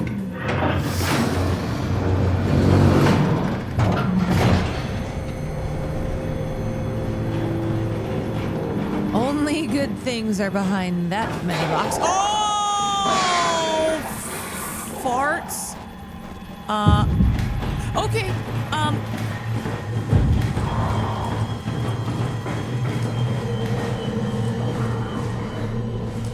Sir?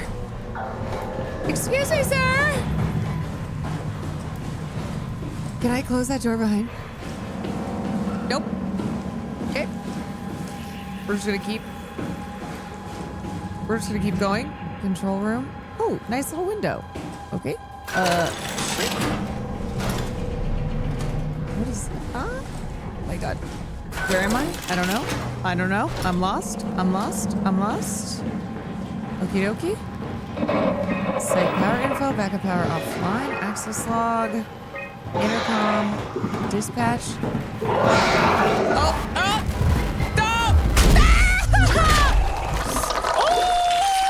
Anyone there? Not in the mood to talk to robots. No offense. Oh, a hole! Thank God. Oh.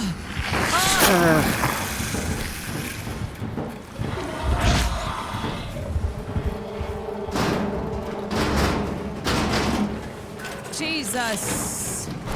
No, you motherfucker!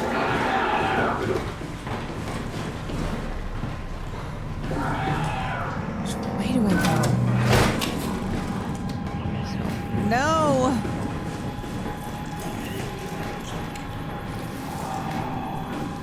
Oh. God, these doors take so long.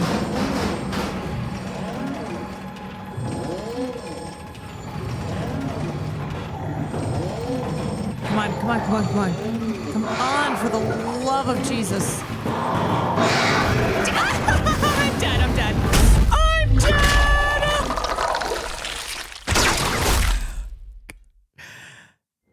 Still alive. Still alive, thank God. Just need another hole. Christ, this thing's going crazy.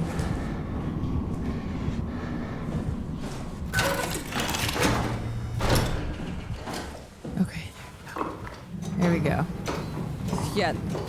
That door took its sweet ass time. Oh! Oh my God! Jesus!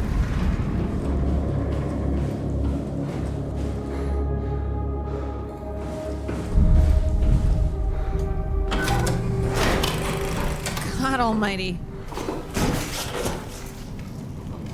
Where the freak am I? I don't know.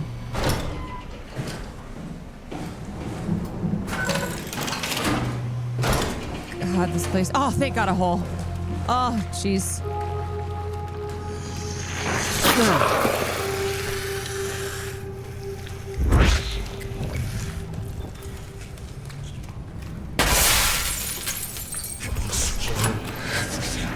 We'll swallow everything. Where the H-E double hockey sticks am I going? Storage? Jonathan Ross? Who? Who are you people? What is this? Oh, God.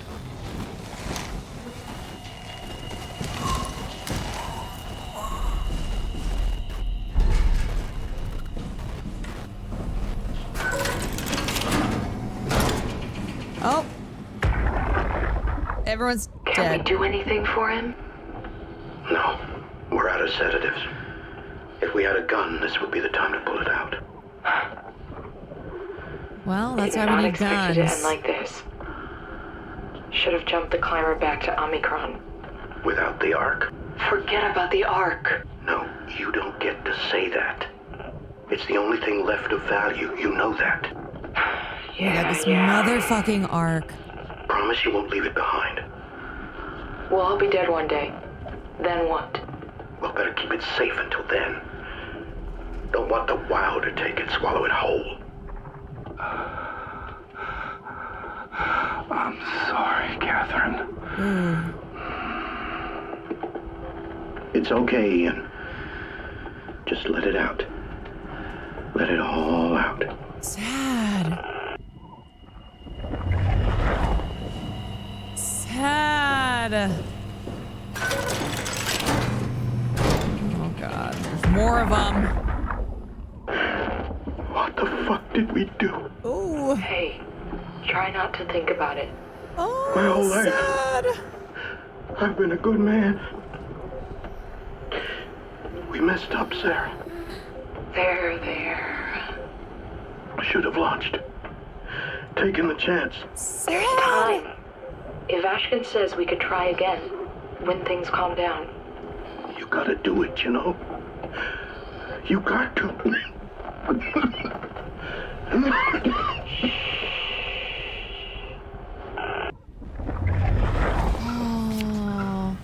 Oh, pictures of family. Oh, Catherine. Wait a second. Hello? Hello? Okay. Little tidbit. Uh-oh. Who died on the toilet? Who died on the toilet, please? Okay. Thank God. No one. I think that's the way I want to go. Let me just double check what is over here. Fuck, this place is so big.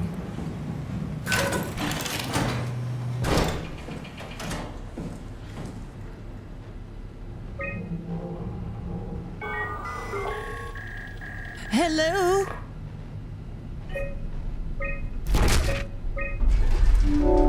Unlocked.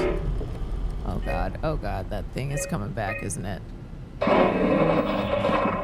Oh, how did that just happen? What? I didn't put that in.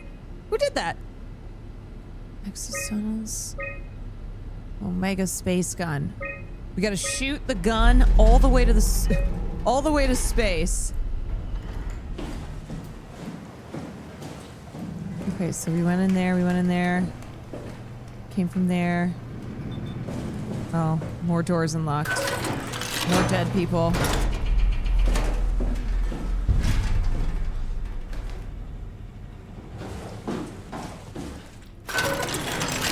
We have to stop it.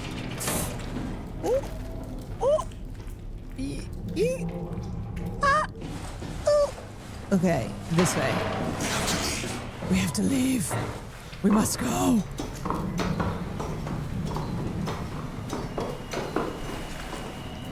Must get gun. Must shoot gun. You. Oh. You're different. Wait. She's alive. Don't mind me. Are you human? Sarah Lindwall. Payload technician at your service. A rare sight, am I right? What? I'd say so. You're the first normal living human I've seen. There's not many left down here. Most of them are up on the plateau. You mean at Omicron? Yeah.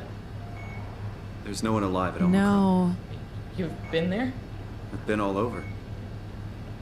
The power plant at Upsilon. The ruins of Lambda. The abandoned Delta. I've been to it all. You've been to Theta? There's not a lot left of Pathos 2. And, I'm the only living person you've met? You mean I'm the last living human on the planet? Seems so. I'm sorry. Who are you again? Simon Jarrett. Stationed out? Nowhere.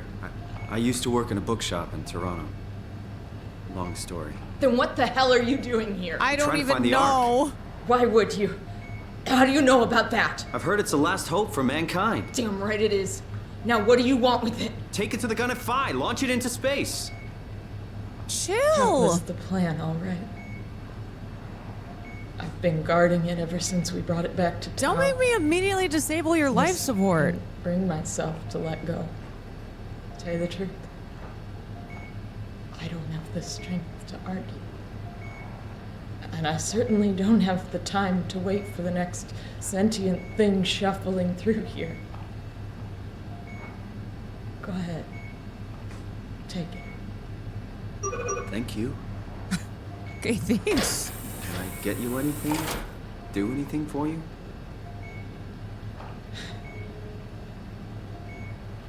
You could kill me. Good one. Okay. I'm glad you came by. Good to get this over with. Well, she asked. Look, before I do that, If I knew you'd come, I would have cleaned this place up a little bit. let me just say, I honestly, I don't know. I can't believe I'm the last one. Honestly, I don't know what to say. Crazy. Good luck out there. Would you stay with me, please? Oh. It won't be long now. Just, please, just stay. Okay, okay. I mean, I kind of got work to do, but Crazy thing this was. Life. At least I won't have to turn 30. Hooray! oh my God. Wish I could have died at home with my friends. Okay, You ever been to honestly, Greenland? 30's not that bad. It's very beautiful. Well, at least when you get out of the city. Nanook is busy, and yes, there's like 12 million people trying to get around, but it's a great place. Or rather, it was a great place before the comet ended it all. You know what?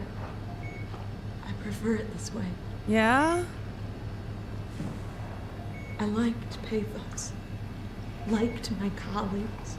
Ian, Nick, Jasper, even Catherine. People thought she was weird because she was quiet, but she was cool. Simon, you still there? I'm here, Sarah. Don't let him die. I'm okay? still here. Send them out there. To the stars. I will.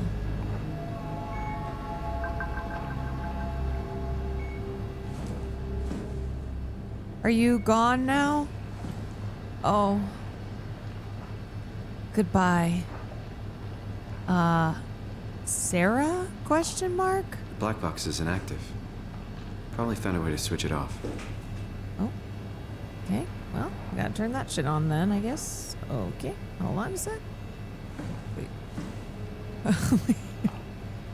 Adios. Last human. Where do I put this freaking thing? God. Come on. Okay.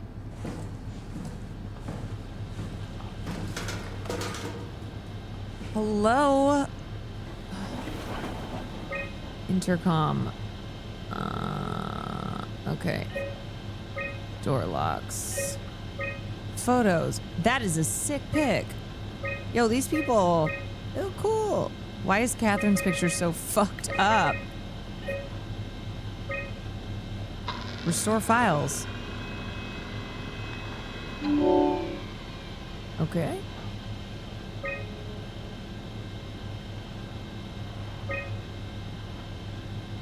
Last accessed by Catherine Chun. Methods on how to make room for additional payload. Okay. Well, what the shit am I supposed to...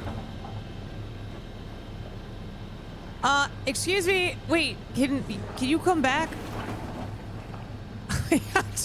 How do I bring her back? Okay, wait, I have a question about this thing. What do I do with it? Oh, God, I really should have figured that out before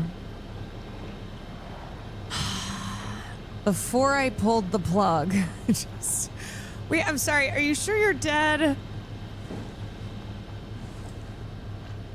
Are you sure you're not faking it?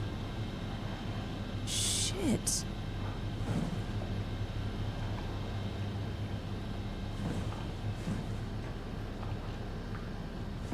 Bishop. How do I keep holding this thing? Push a button?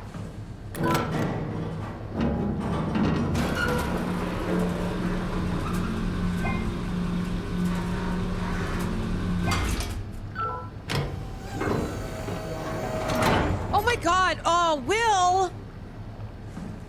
What the heck? Read yet? I had the rest of those two sushi. What the hell are you doing? Were you done streaming? What the heck? Okay, where do I send this to? I can't remember. The dive room? Is that right? Did I just send it off?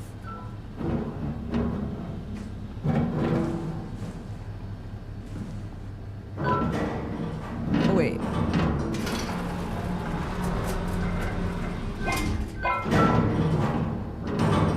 Okay. Okay. All right, so bye. I think. Yeah, I think I'm gonna go. Okay.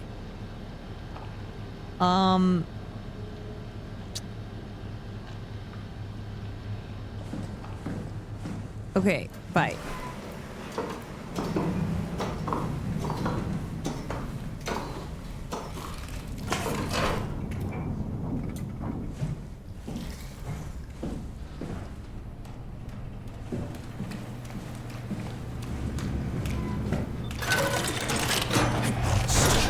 Oh god, this freaking thing. You ever play a retro game? I mean, I never say never.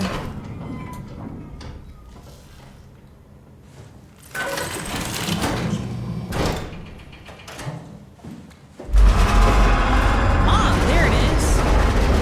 Oh, that doesn't sound good. Okay, I've got this again.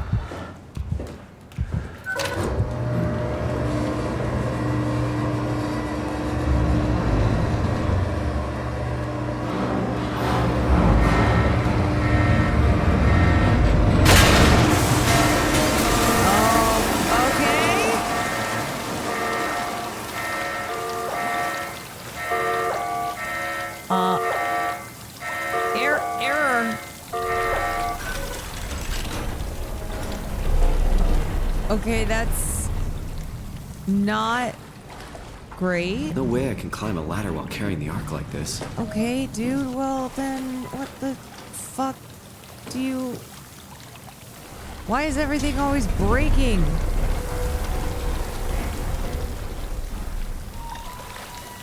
Should I just yeet myself into what...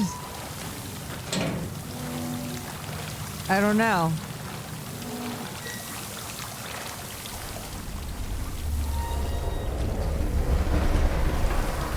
Close the other door.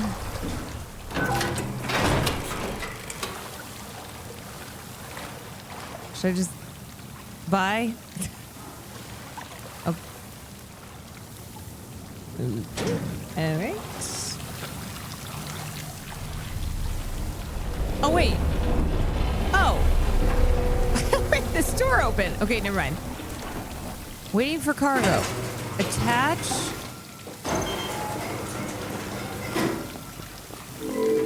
Configuration failure. Cool. Oh, there we go. Okay, swipe. No cargo detected. Oh my god. Oh my god.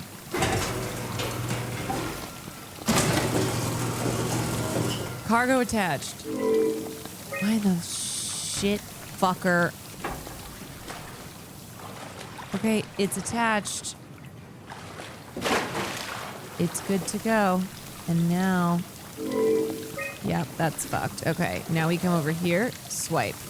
Access granted.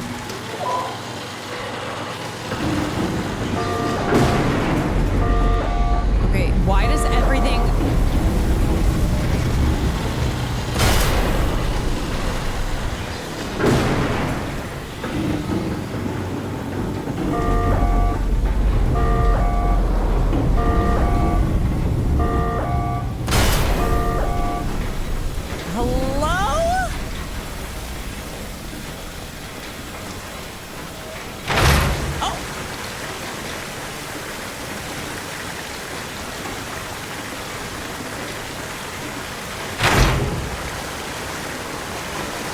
Okay.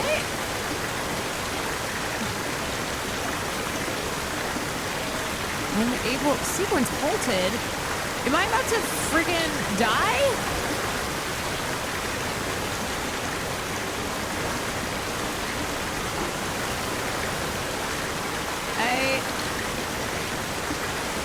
I don't know. I think I'm dying.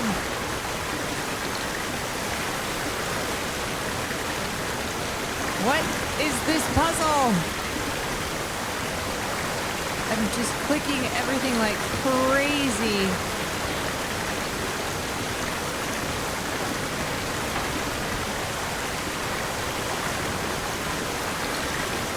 Wait. Oh. Whoa!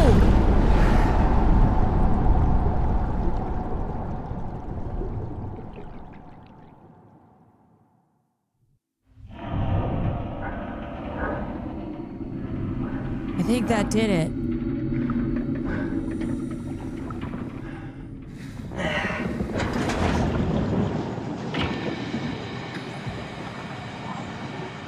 Well, gee. Now that's some maintenance.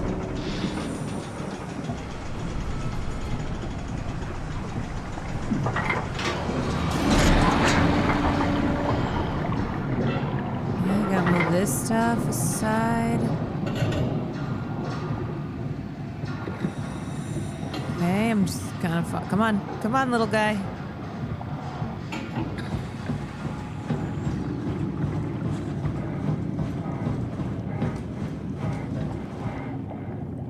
What the fuck? Wait a second. Wait a sec.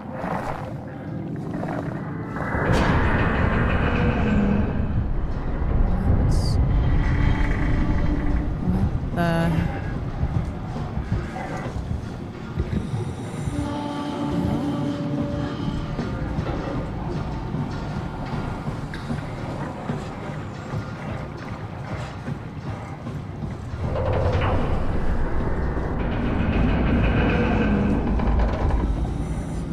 fuck is this?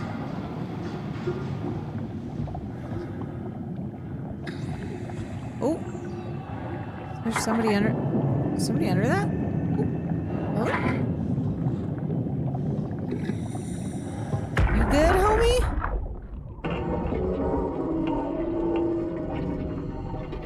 What the hell is wrong with this place? It's nothing to worry about. Just the warden flexing his muscles. The warden? You mean WoW? Well, down here he has many names. Warden, the Alpha. Oh, like in Site Alpha? I Wait, thought like that was made up. the pictures. Made up. Then someone should really fire Johan Ross. Tell him there's no reason to walk these tunnels no more.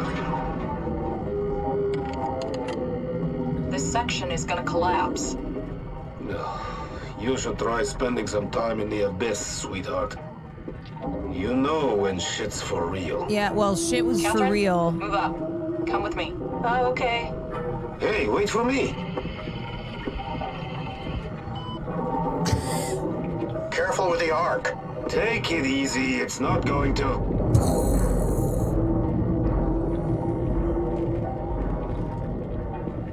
Oh. For a moment, I thought it was going to collapse. For a moment, I thought it was a goner. Tunnel collapses. Well, maybe you should have spent more time in the abyss, sweetheart.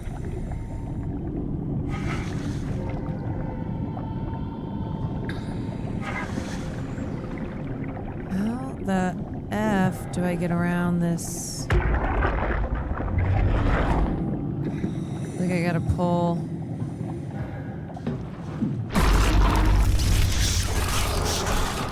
Oh God, it's this guy. Oh, okay. What? Okay.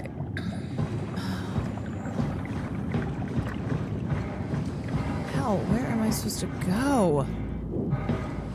Freaking tunnel collapse.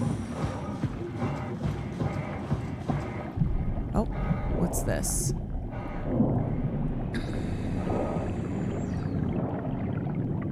I feel like I just need to pull one thing.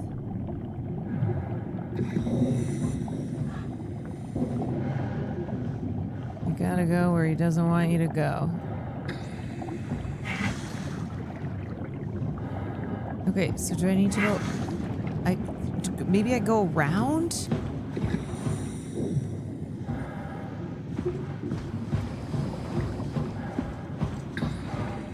Gotta go a different way?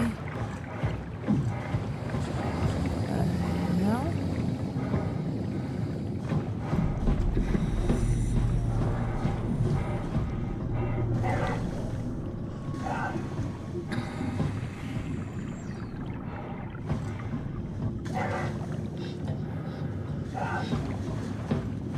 gotta be some hole. Hole!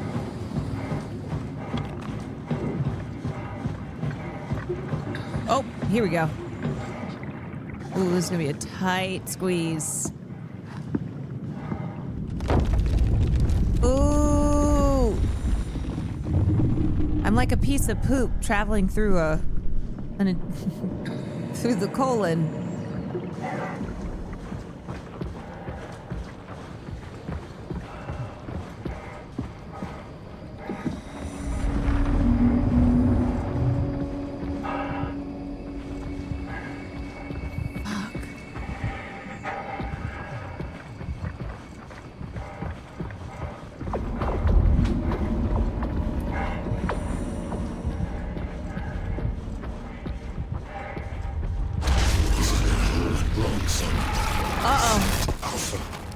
Oh, this guy.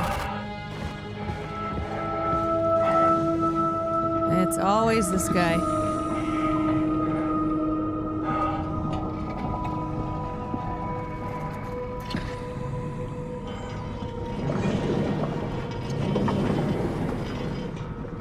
Always this guy. Now, where the frick is my...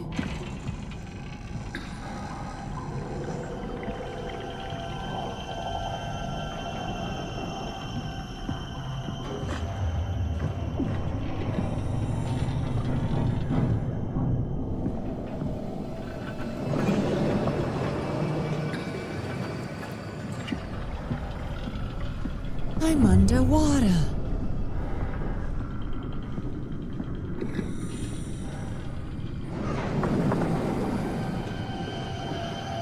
And this thing just keeps going.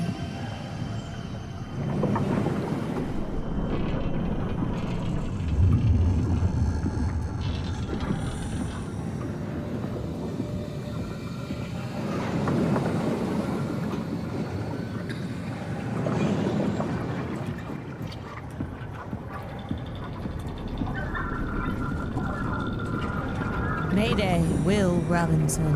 Mayday.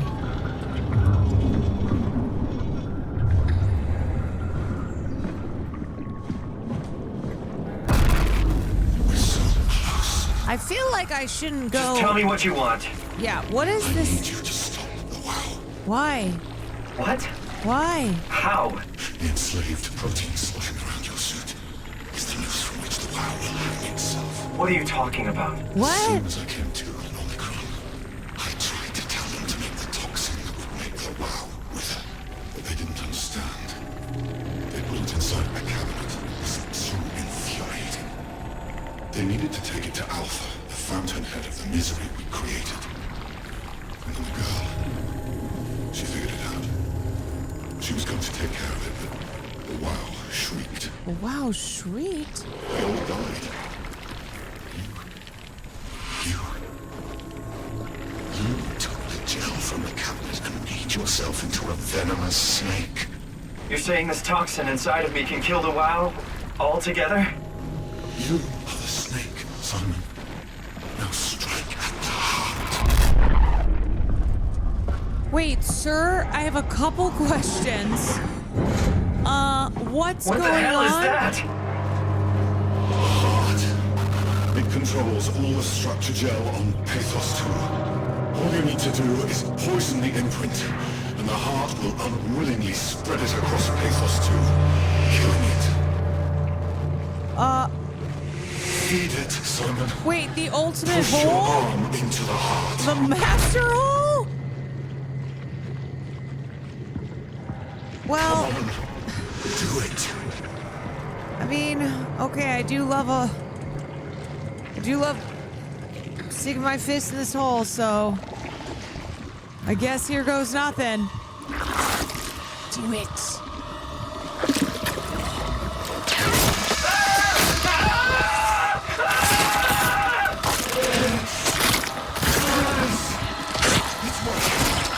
It's working. The hole that all holes come from.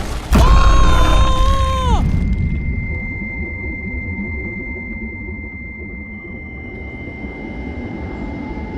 Please, I what you wanted. You did good, Simon. But you can't leave. The only way to make sure the WoW stays dead is to destroy the only one who's immune to the new pattern. Wait! Don't worry. I'll make it quick. Oh God!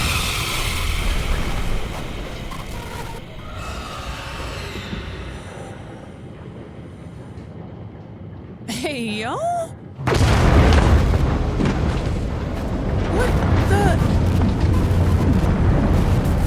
What the hell is going on? Can I go back in the hole? I don't know.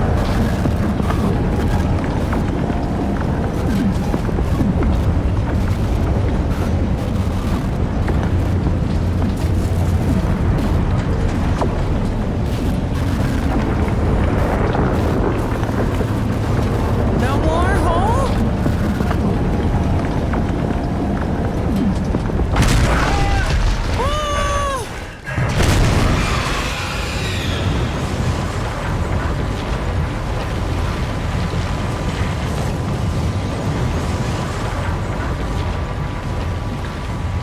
Okay, follow the blue lights. Don't look back. Don't look back. Wait, hole. Hole. Oh, I thought it was over.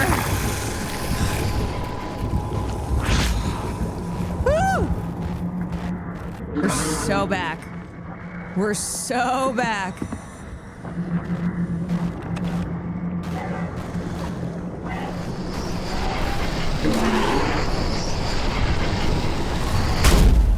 No. Oh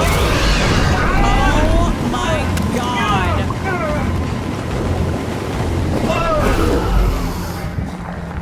What the fuck? Where am I? Oh my God.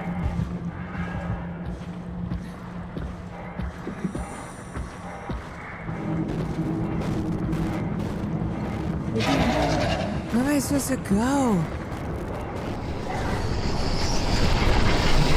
I'm scared.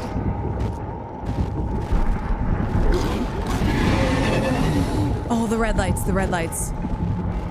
Red lights take me back. Wait, wrong way? Shit! I'm scared.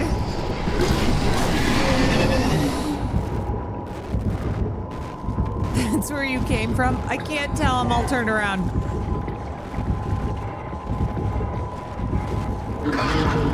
I'm all turned around.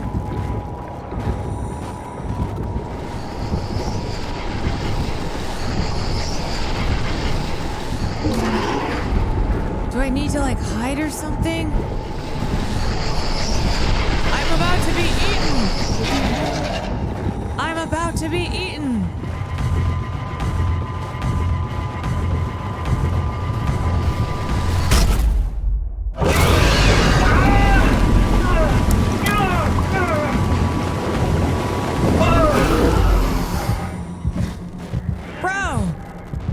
What the freak? Yes, you need to hide. Where do I even... There's rocks? How do I know when it's about to come get me? Shit. Like, do I go over here? Like, hide here? I don't know. I don't know.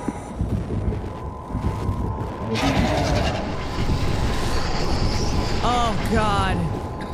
Okay, now do I go again? I can't tell.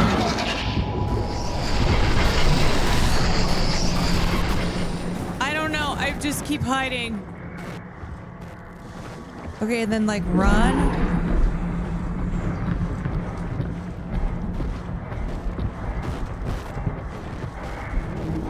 How am I still alive? I have literally no idea. Is this where I want to go? I'm scared.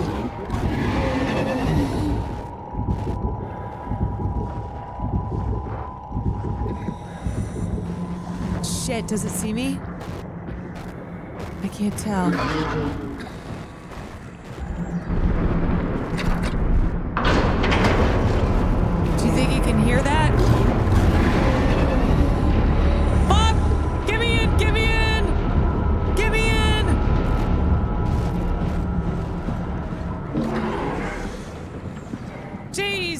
Jesus! Where do I go? Ah!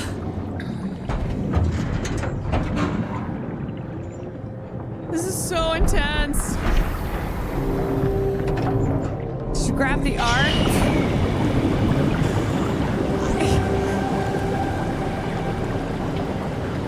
I don't know what the hell's happening at this point.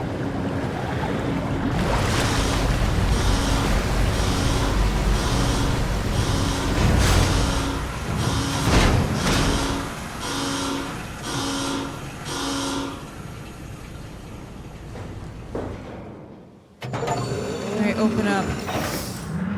Open up. I think I need the gun. I think I'm at the Omega space gun. This has to be Phi, right? Hope the Ark made it here in one piece. Hopefully. Control room. Rin, thank you so much for the raid. What's up, everyone? Playing some late night Soma. Okay, this says Launch Dome. But of course, if it were only that simple. Best horror game? Yeah, it's pretty incredible. How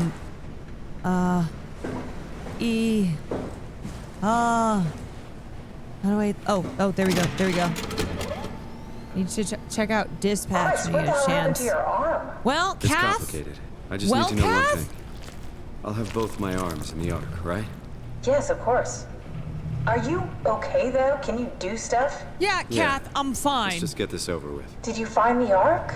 I did, but I kind of lost it on my way here on an automated tram thing headed to Phi. So it should be around somewhere. That's great. Let's go get it. Oh, yeah, let's. Let us. Let us, Kath. All right. Phi is up and running.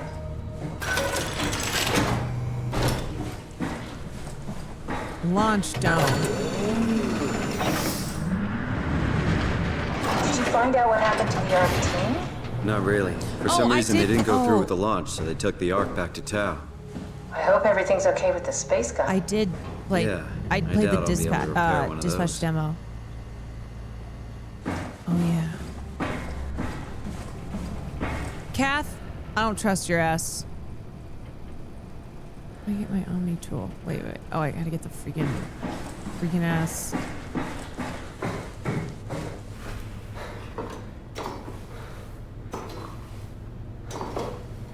This feels like the longest day of my life. Has it just been one day? I have no idea. One day. Our time together is a confusing patchwork of moments to me. What time is it then? What day? It's May 11th, 2104, 3:30 a.m., but I don't remember when we started. What is time, honestly? What even is time? What is this? Don't operate machinery without... You know, I woke up in my bed today. It just happens to have happened 100 years ago. Sounds like a riddle. It does. I woke up in my bed today. Oh, they got a 100 hole. years ago. Yes. Who am I?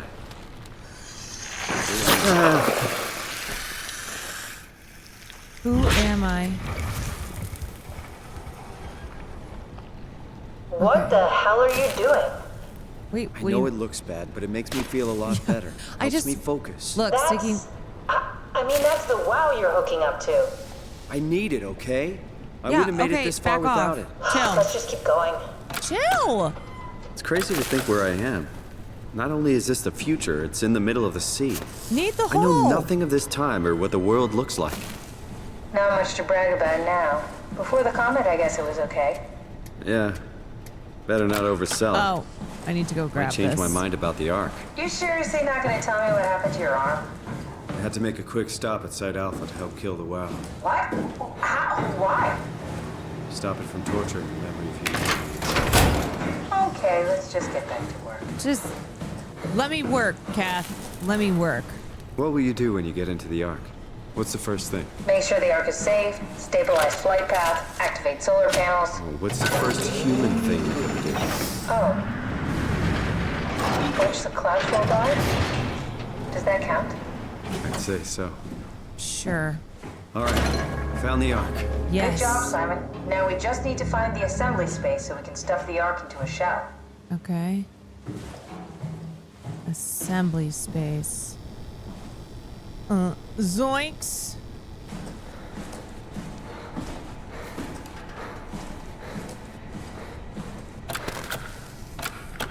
Okay. All right.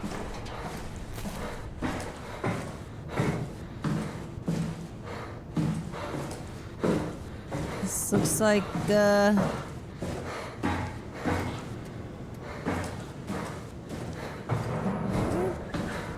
where do we assemble? Maybe over here.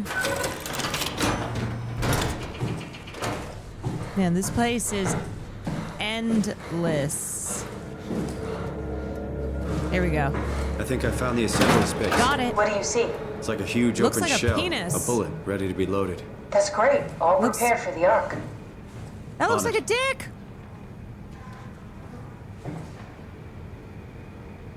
Ah. Oh. Okay. Hello?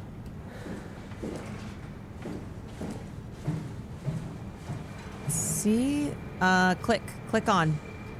Computer, go. Computer, go. Are you suggesting we keep it down here? Doesn't that defeat the whole purpose? Round girl, thank you Eternity 2 among the months. stars, remember? The people inside the Ark won't know the difference. We can just keep it down here, and we don't have to risk the Ark being shot through 5,000 meters of broken barrel, and then push through another 100,000 meters of a dust-filled atmosphere. Will the casing stand all that pressure? Well, the odds aren't great. Catherine, say something. I don't care what you think. I'm launching it. No need to be like that. Let's just hang on to it for a while and think about it. We can launch it later. No, that wasn't the deal. We made it to save them. To launch it. Out there, it's hope. Down here, it's a fucking terrarium waiting to die with the rest of us. Come on, Catherine. It's not asking much. Let's just think about it before we risk the only hope humanity has to survive this hell. No, we launch it today. This is my project, my Ark. It's bigger than that. Don't you get it? It's not for you to decide. We're talking about the fate of mankind. Okay, wait, Catherine Get was away right. from the Ark. I'm taking it. No, you're not. I'm not gonna let you ruin this. Stop it! Guys, calm down! Get away from me! No! What did you do? It was an accident. Catherine, talk to me. Catherine. Oh my god, I'd kill this bastard again. Did you say something? It's you. You had an accident. What are you... Oh. You mean Catherine. Don't worry, it's better this way. Wait, that's Catherine. How did she die? You got into a fight with your colleagues. They didn't want to risk launching the Ark. Thought it might not make it through the atmosphere. They killed me? I'm sure it was an accident. They were just trying to stop you from launching.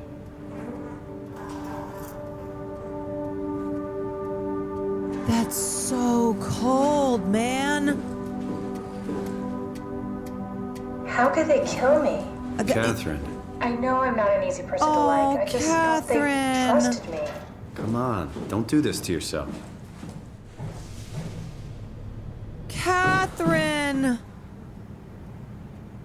Wait, there's blood Look, looks like the body was... Oh, damn. Well, it's okay, Catherine, because they're all fucking dead anyway. Did you have friends in Toronto, Simon? Real Fuck friends? There was some. Jesse, Sean, Kevin. I always wanted a friend. Like a real one. Someone you'd never hold back with. I'll be your friend. Oh, pity friendship? Now I feel even worse. Aww. Catherine! Do you think the Ark will make it through the atmosphere and into space? It almost doesn't matter anymore. We just need to try. Yeah, that's If true. we burn, Otherwise... we burn. If we're lucky, we just gave humanity a new chance, a whole new era. Yeah, true. With the Ark on Earth, maybe we have a few decades of power to keep it running. In space, we have thousands of years. Still, one hell of a gamble, though. This was never about certainty.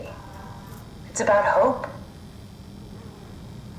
So true, Kath. So true. Also, they definitely murdered her. They definitely murdered her ass. Well, here goes hope. This is for the future of humanity. Go, penis launcher, go! Is that it? I'm really not that familiar with guns of any size. Oh, here we go. All systems say go. Lock and load. Contact up and we'll head out to the gun.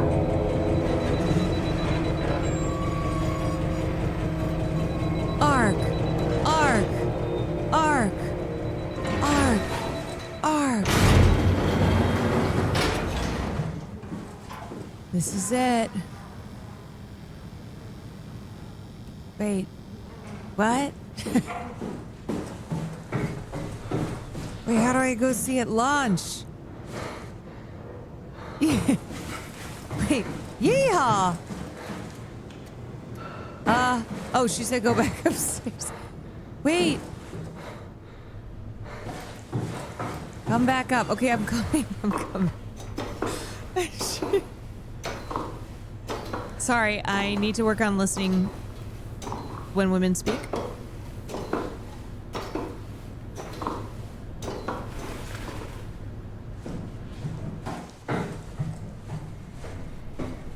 Okay, Kath.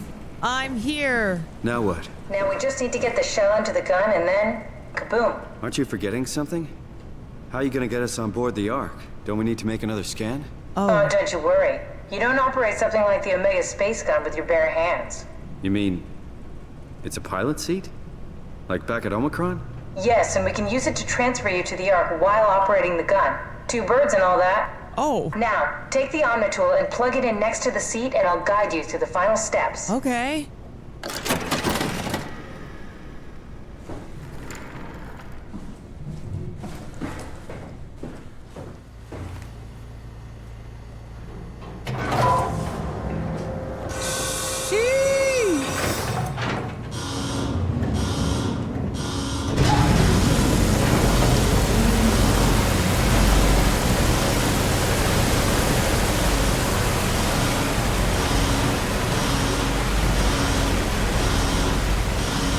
Women talking, but are men listening?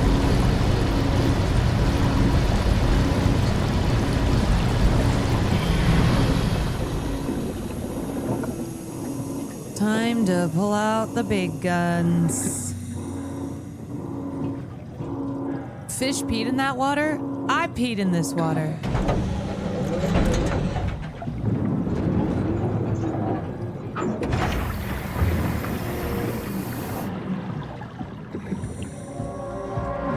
Oh my god, this is so exciting! Oh, I'll never get used to that. Guess you won't have to. Not after this is over. Right. Have a seat. Okay. I'm nervous. Comfortable? As good as it's gonna get. Okay, I'll act.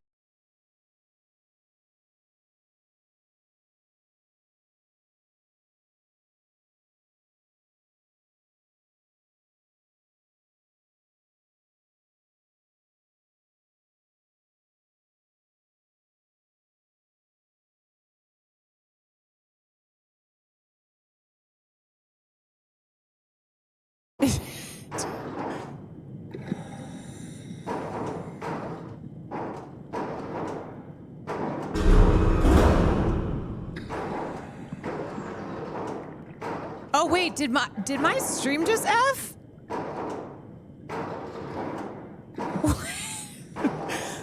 Are we back? Okay, because it's literally just been I've just been doing this.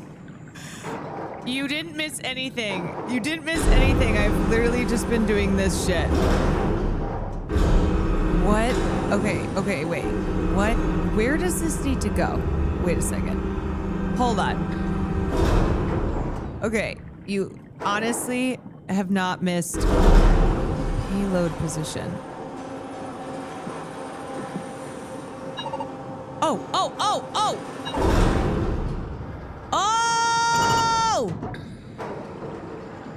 Okay, I've got the dick. Oh, great. Now where's...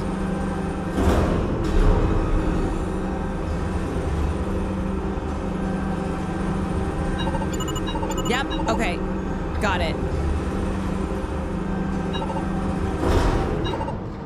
Okay, oh my god. There we go. There we go. Okay, ready when you are. Just hit the button and we're off. But we need to transfer our minds to the Ark. We also need to make sure it launches at all, so I tied them to a single switch. Just push the Smart. button and we're off. Smart. All right, y'all. Is everybody ready? Is everyone ready? Oh, here we go. 3. What are you waiting for? 2. Bracing myself. Well, push the button when you're done. Here we go. No turning back. Fingers crossed. Thank you, Simon. Don't mention it. It's an amazing thing you did. And I want you to know I appreciate it.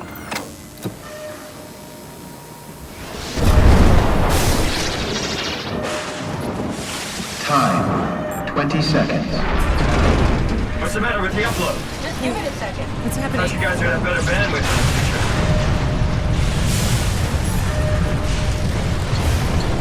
12. 10 seconds. 9, 8, 7, 6. You gotta be kidding me! 5, 4, 3, Come on, load! 2. Yes! Fuck yeah, we made it!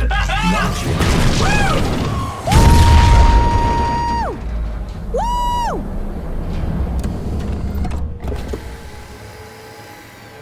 Yeah, baby! Still here. Wait, I'm still here. I'm still here. Oh god. Catherine? Catherine? Oh god. What the hell happened? What went wrong? Nothing. They're out there, among the stars. We're here. No.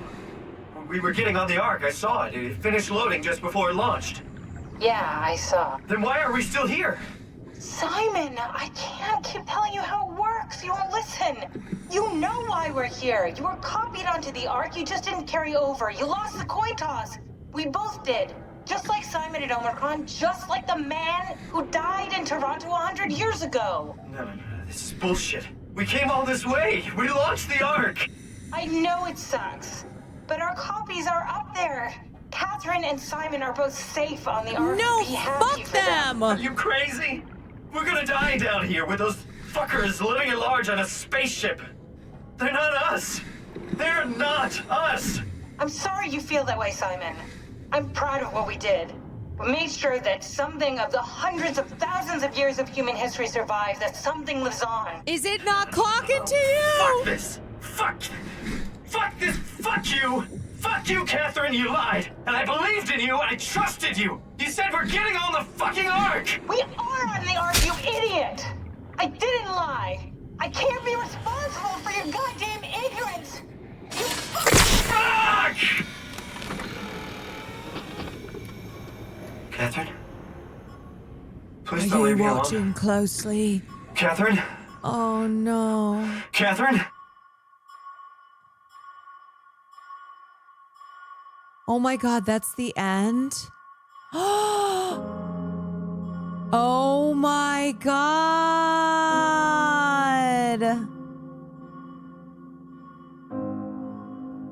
Post-credit scene. Okay. OMG.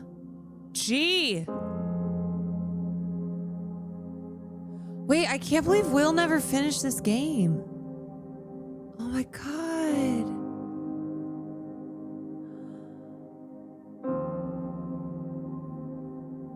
This has been a banger year for Quan Gaming. Look, y'all. That's what I try. I try to do some gaming. Try to finish games. Try to start games. Try to finish games. Dude, Will needs to finish this.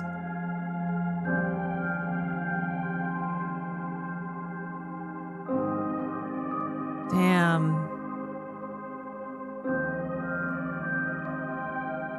What a great philosophical question. Like, basically, if your scan makes it off into space, does it count? What is self? Who are you? It made sense you copy and paste files. The original file must be destroyed. The copy moves on.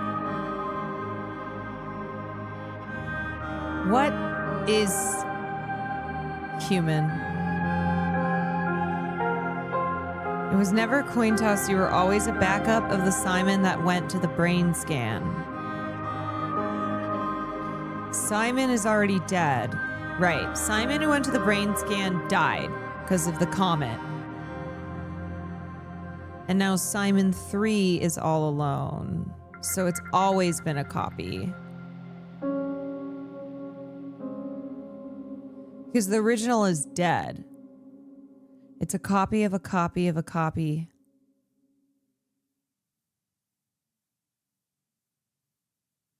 Oh, wait. He died before the comet? Oh, might be. He died in 2015. Oh my God, he died before Trump became president. Simon doesn't even know. No, O.J. Simon didn't see Katy Perry dating Justin Trudeau.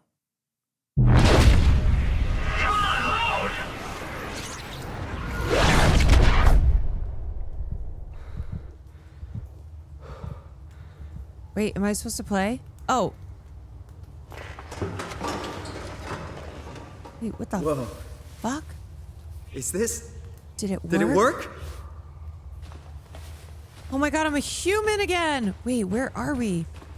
What the hell? Sunlight?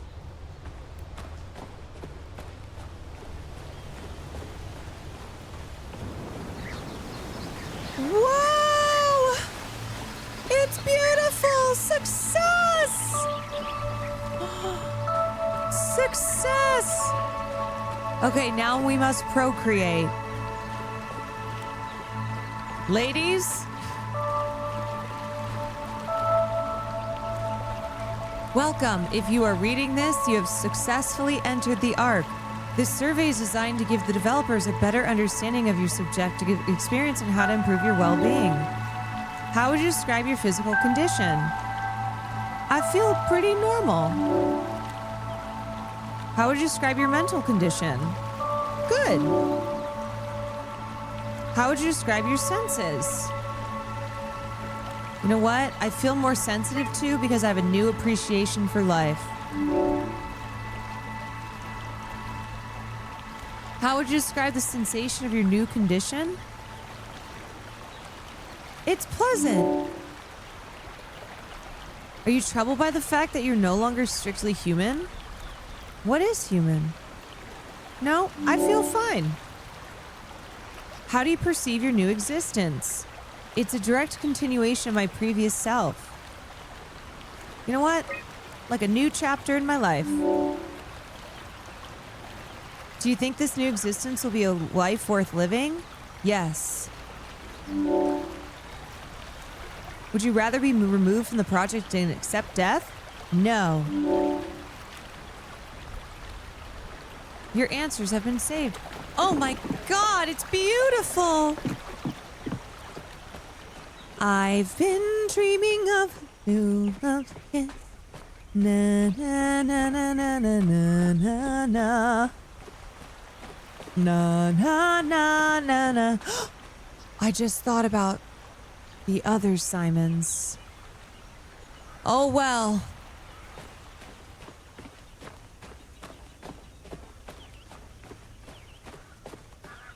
Catherine? Catherine! I can't believe we actually made it. We made it. Well, we did. I'm so relieved. It's okay, Simon.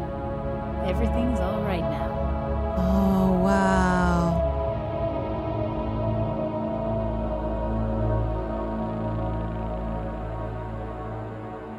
Yo.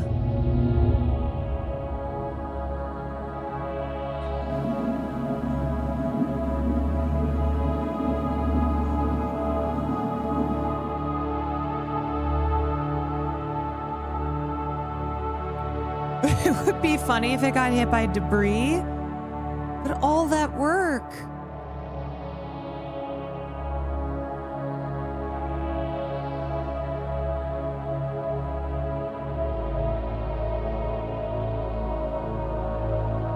Wow. It was just a simulation, yeah. You know what? Real enough. Wow.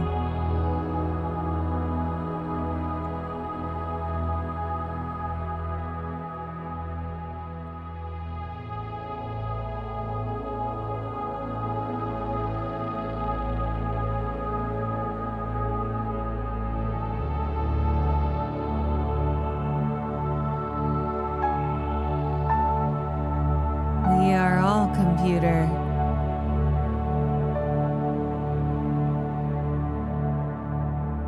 Wow.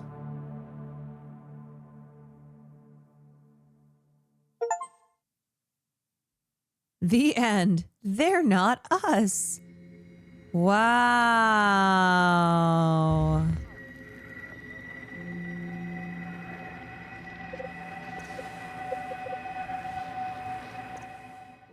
Damn. That was amazing. I need to, you know what? I need to smoke a little bit too and think about that. Damn.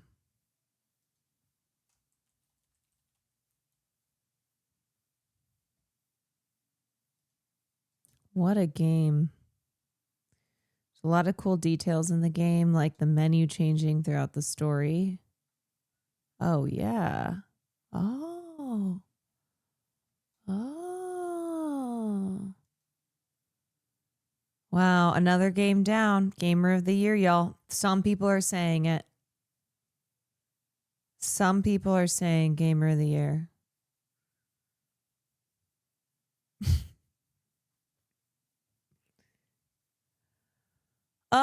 What are you going to play next? Well, I got to figure out another co-op game. I'm trying to decide if I'm going to solo another game, if I do a co-op next, but wow, another game down. That's the stuff, y'all. That's the stuff. All right. That was plug my brain into the satellite. Honestly, me too. Me too.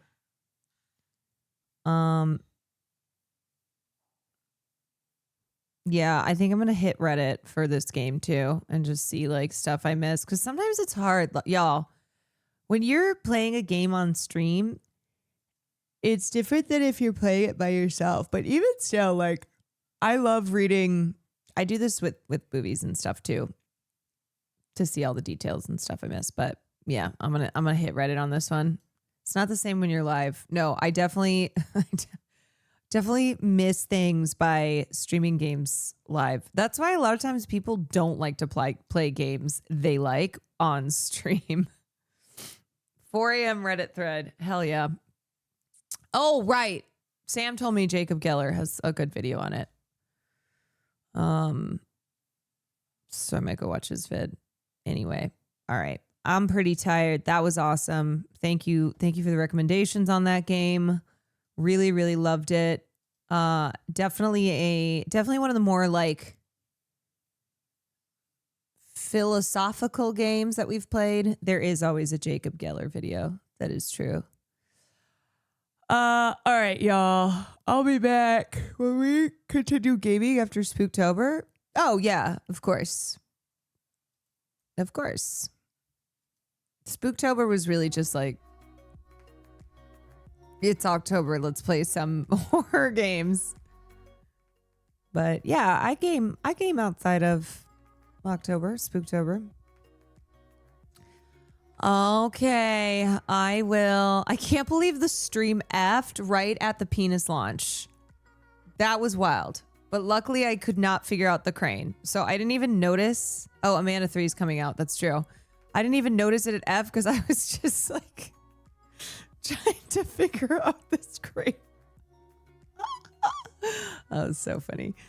All right, y'all. I'll see you tomorrow. Thank you for hanging out. Thank you, gamers. To all you gamers from Caroline Kwan Gaming.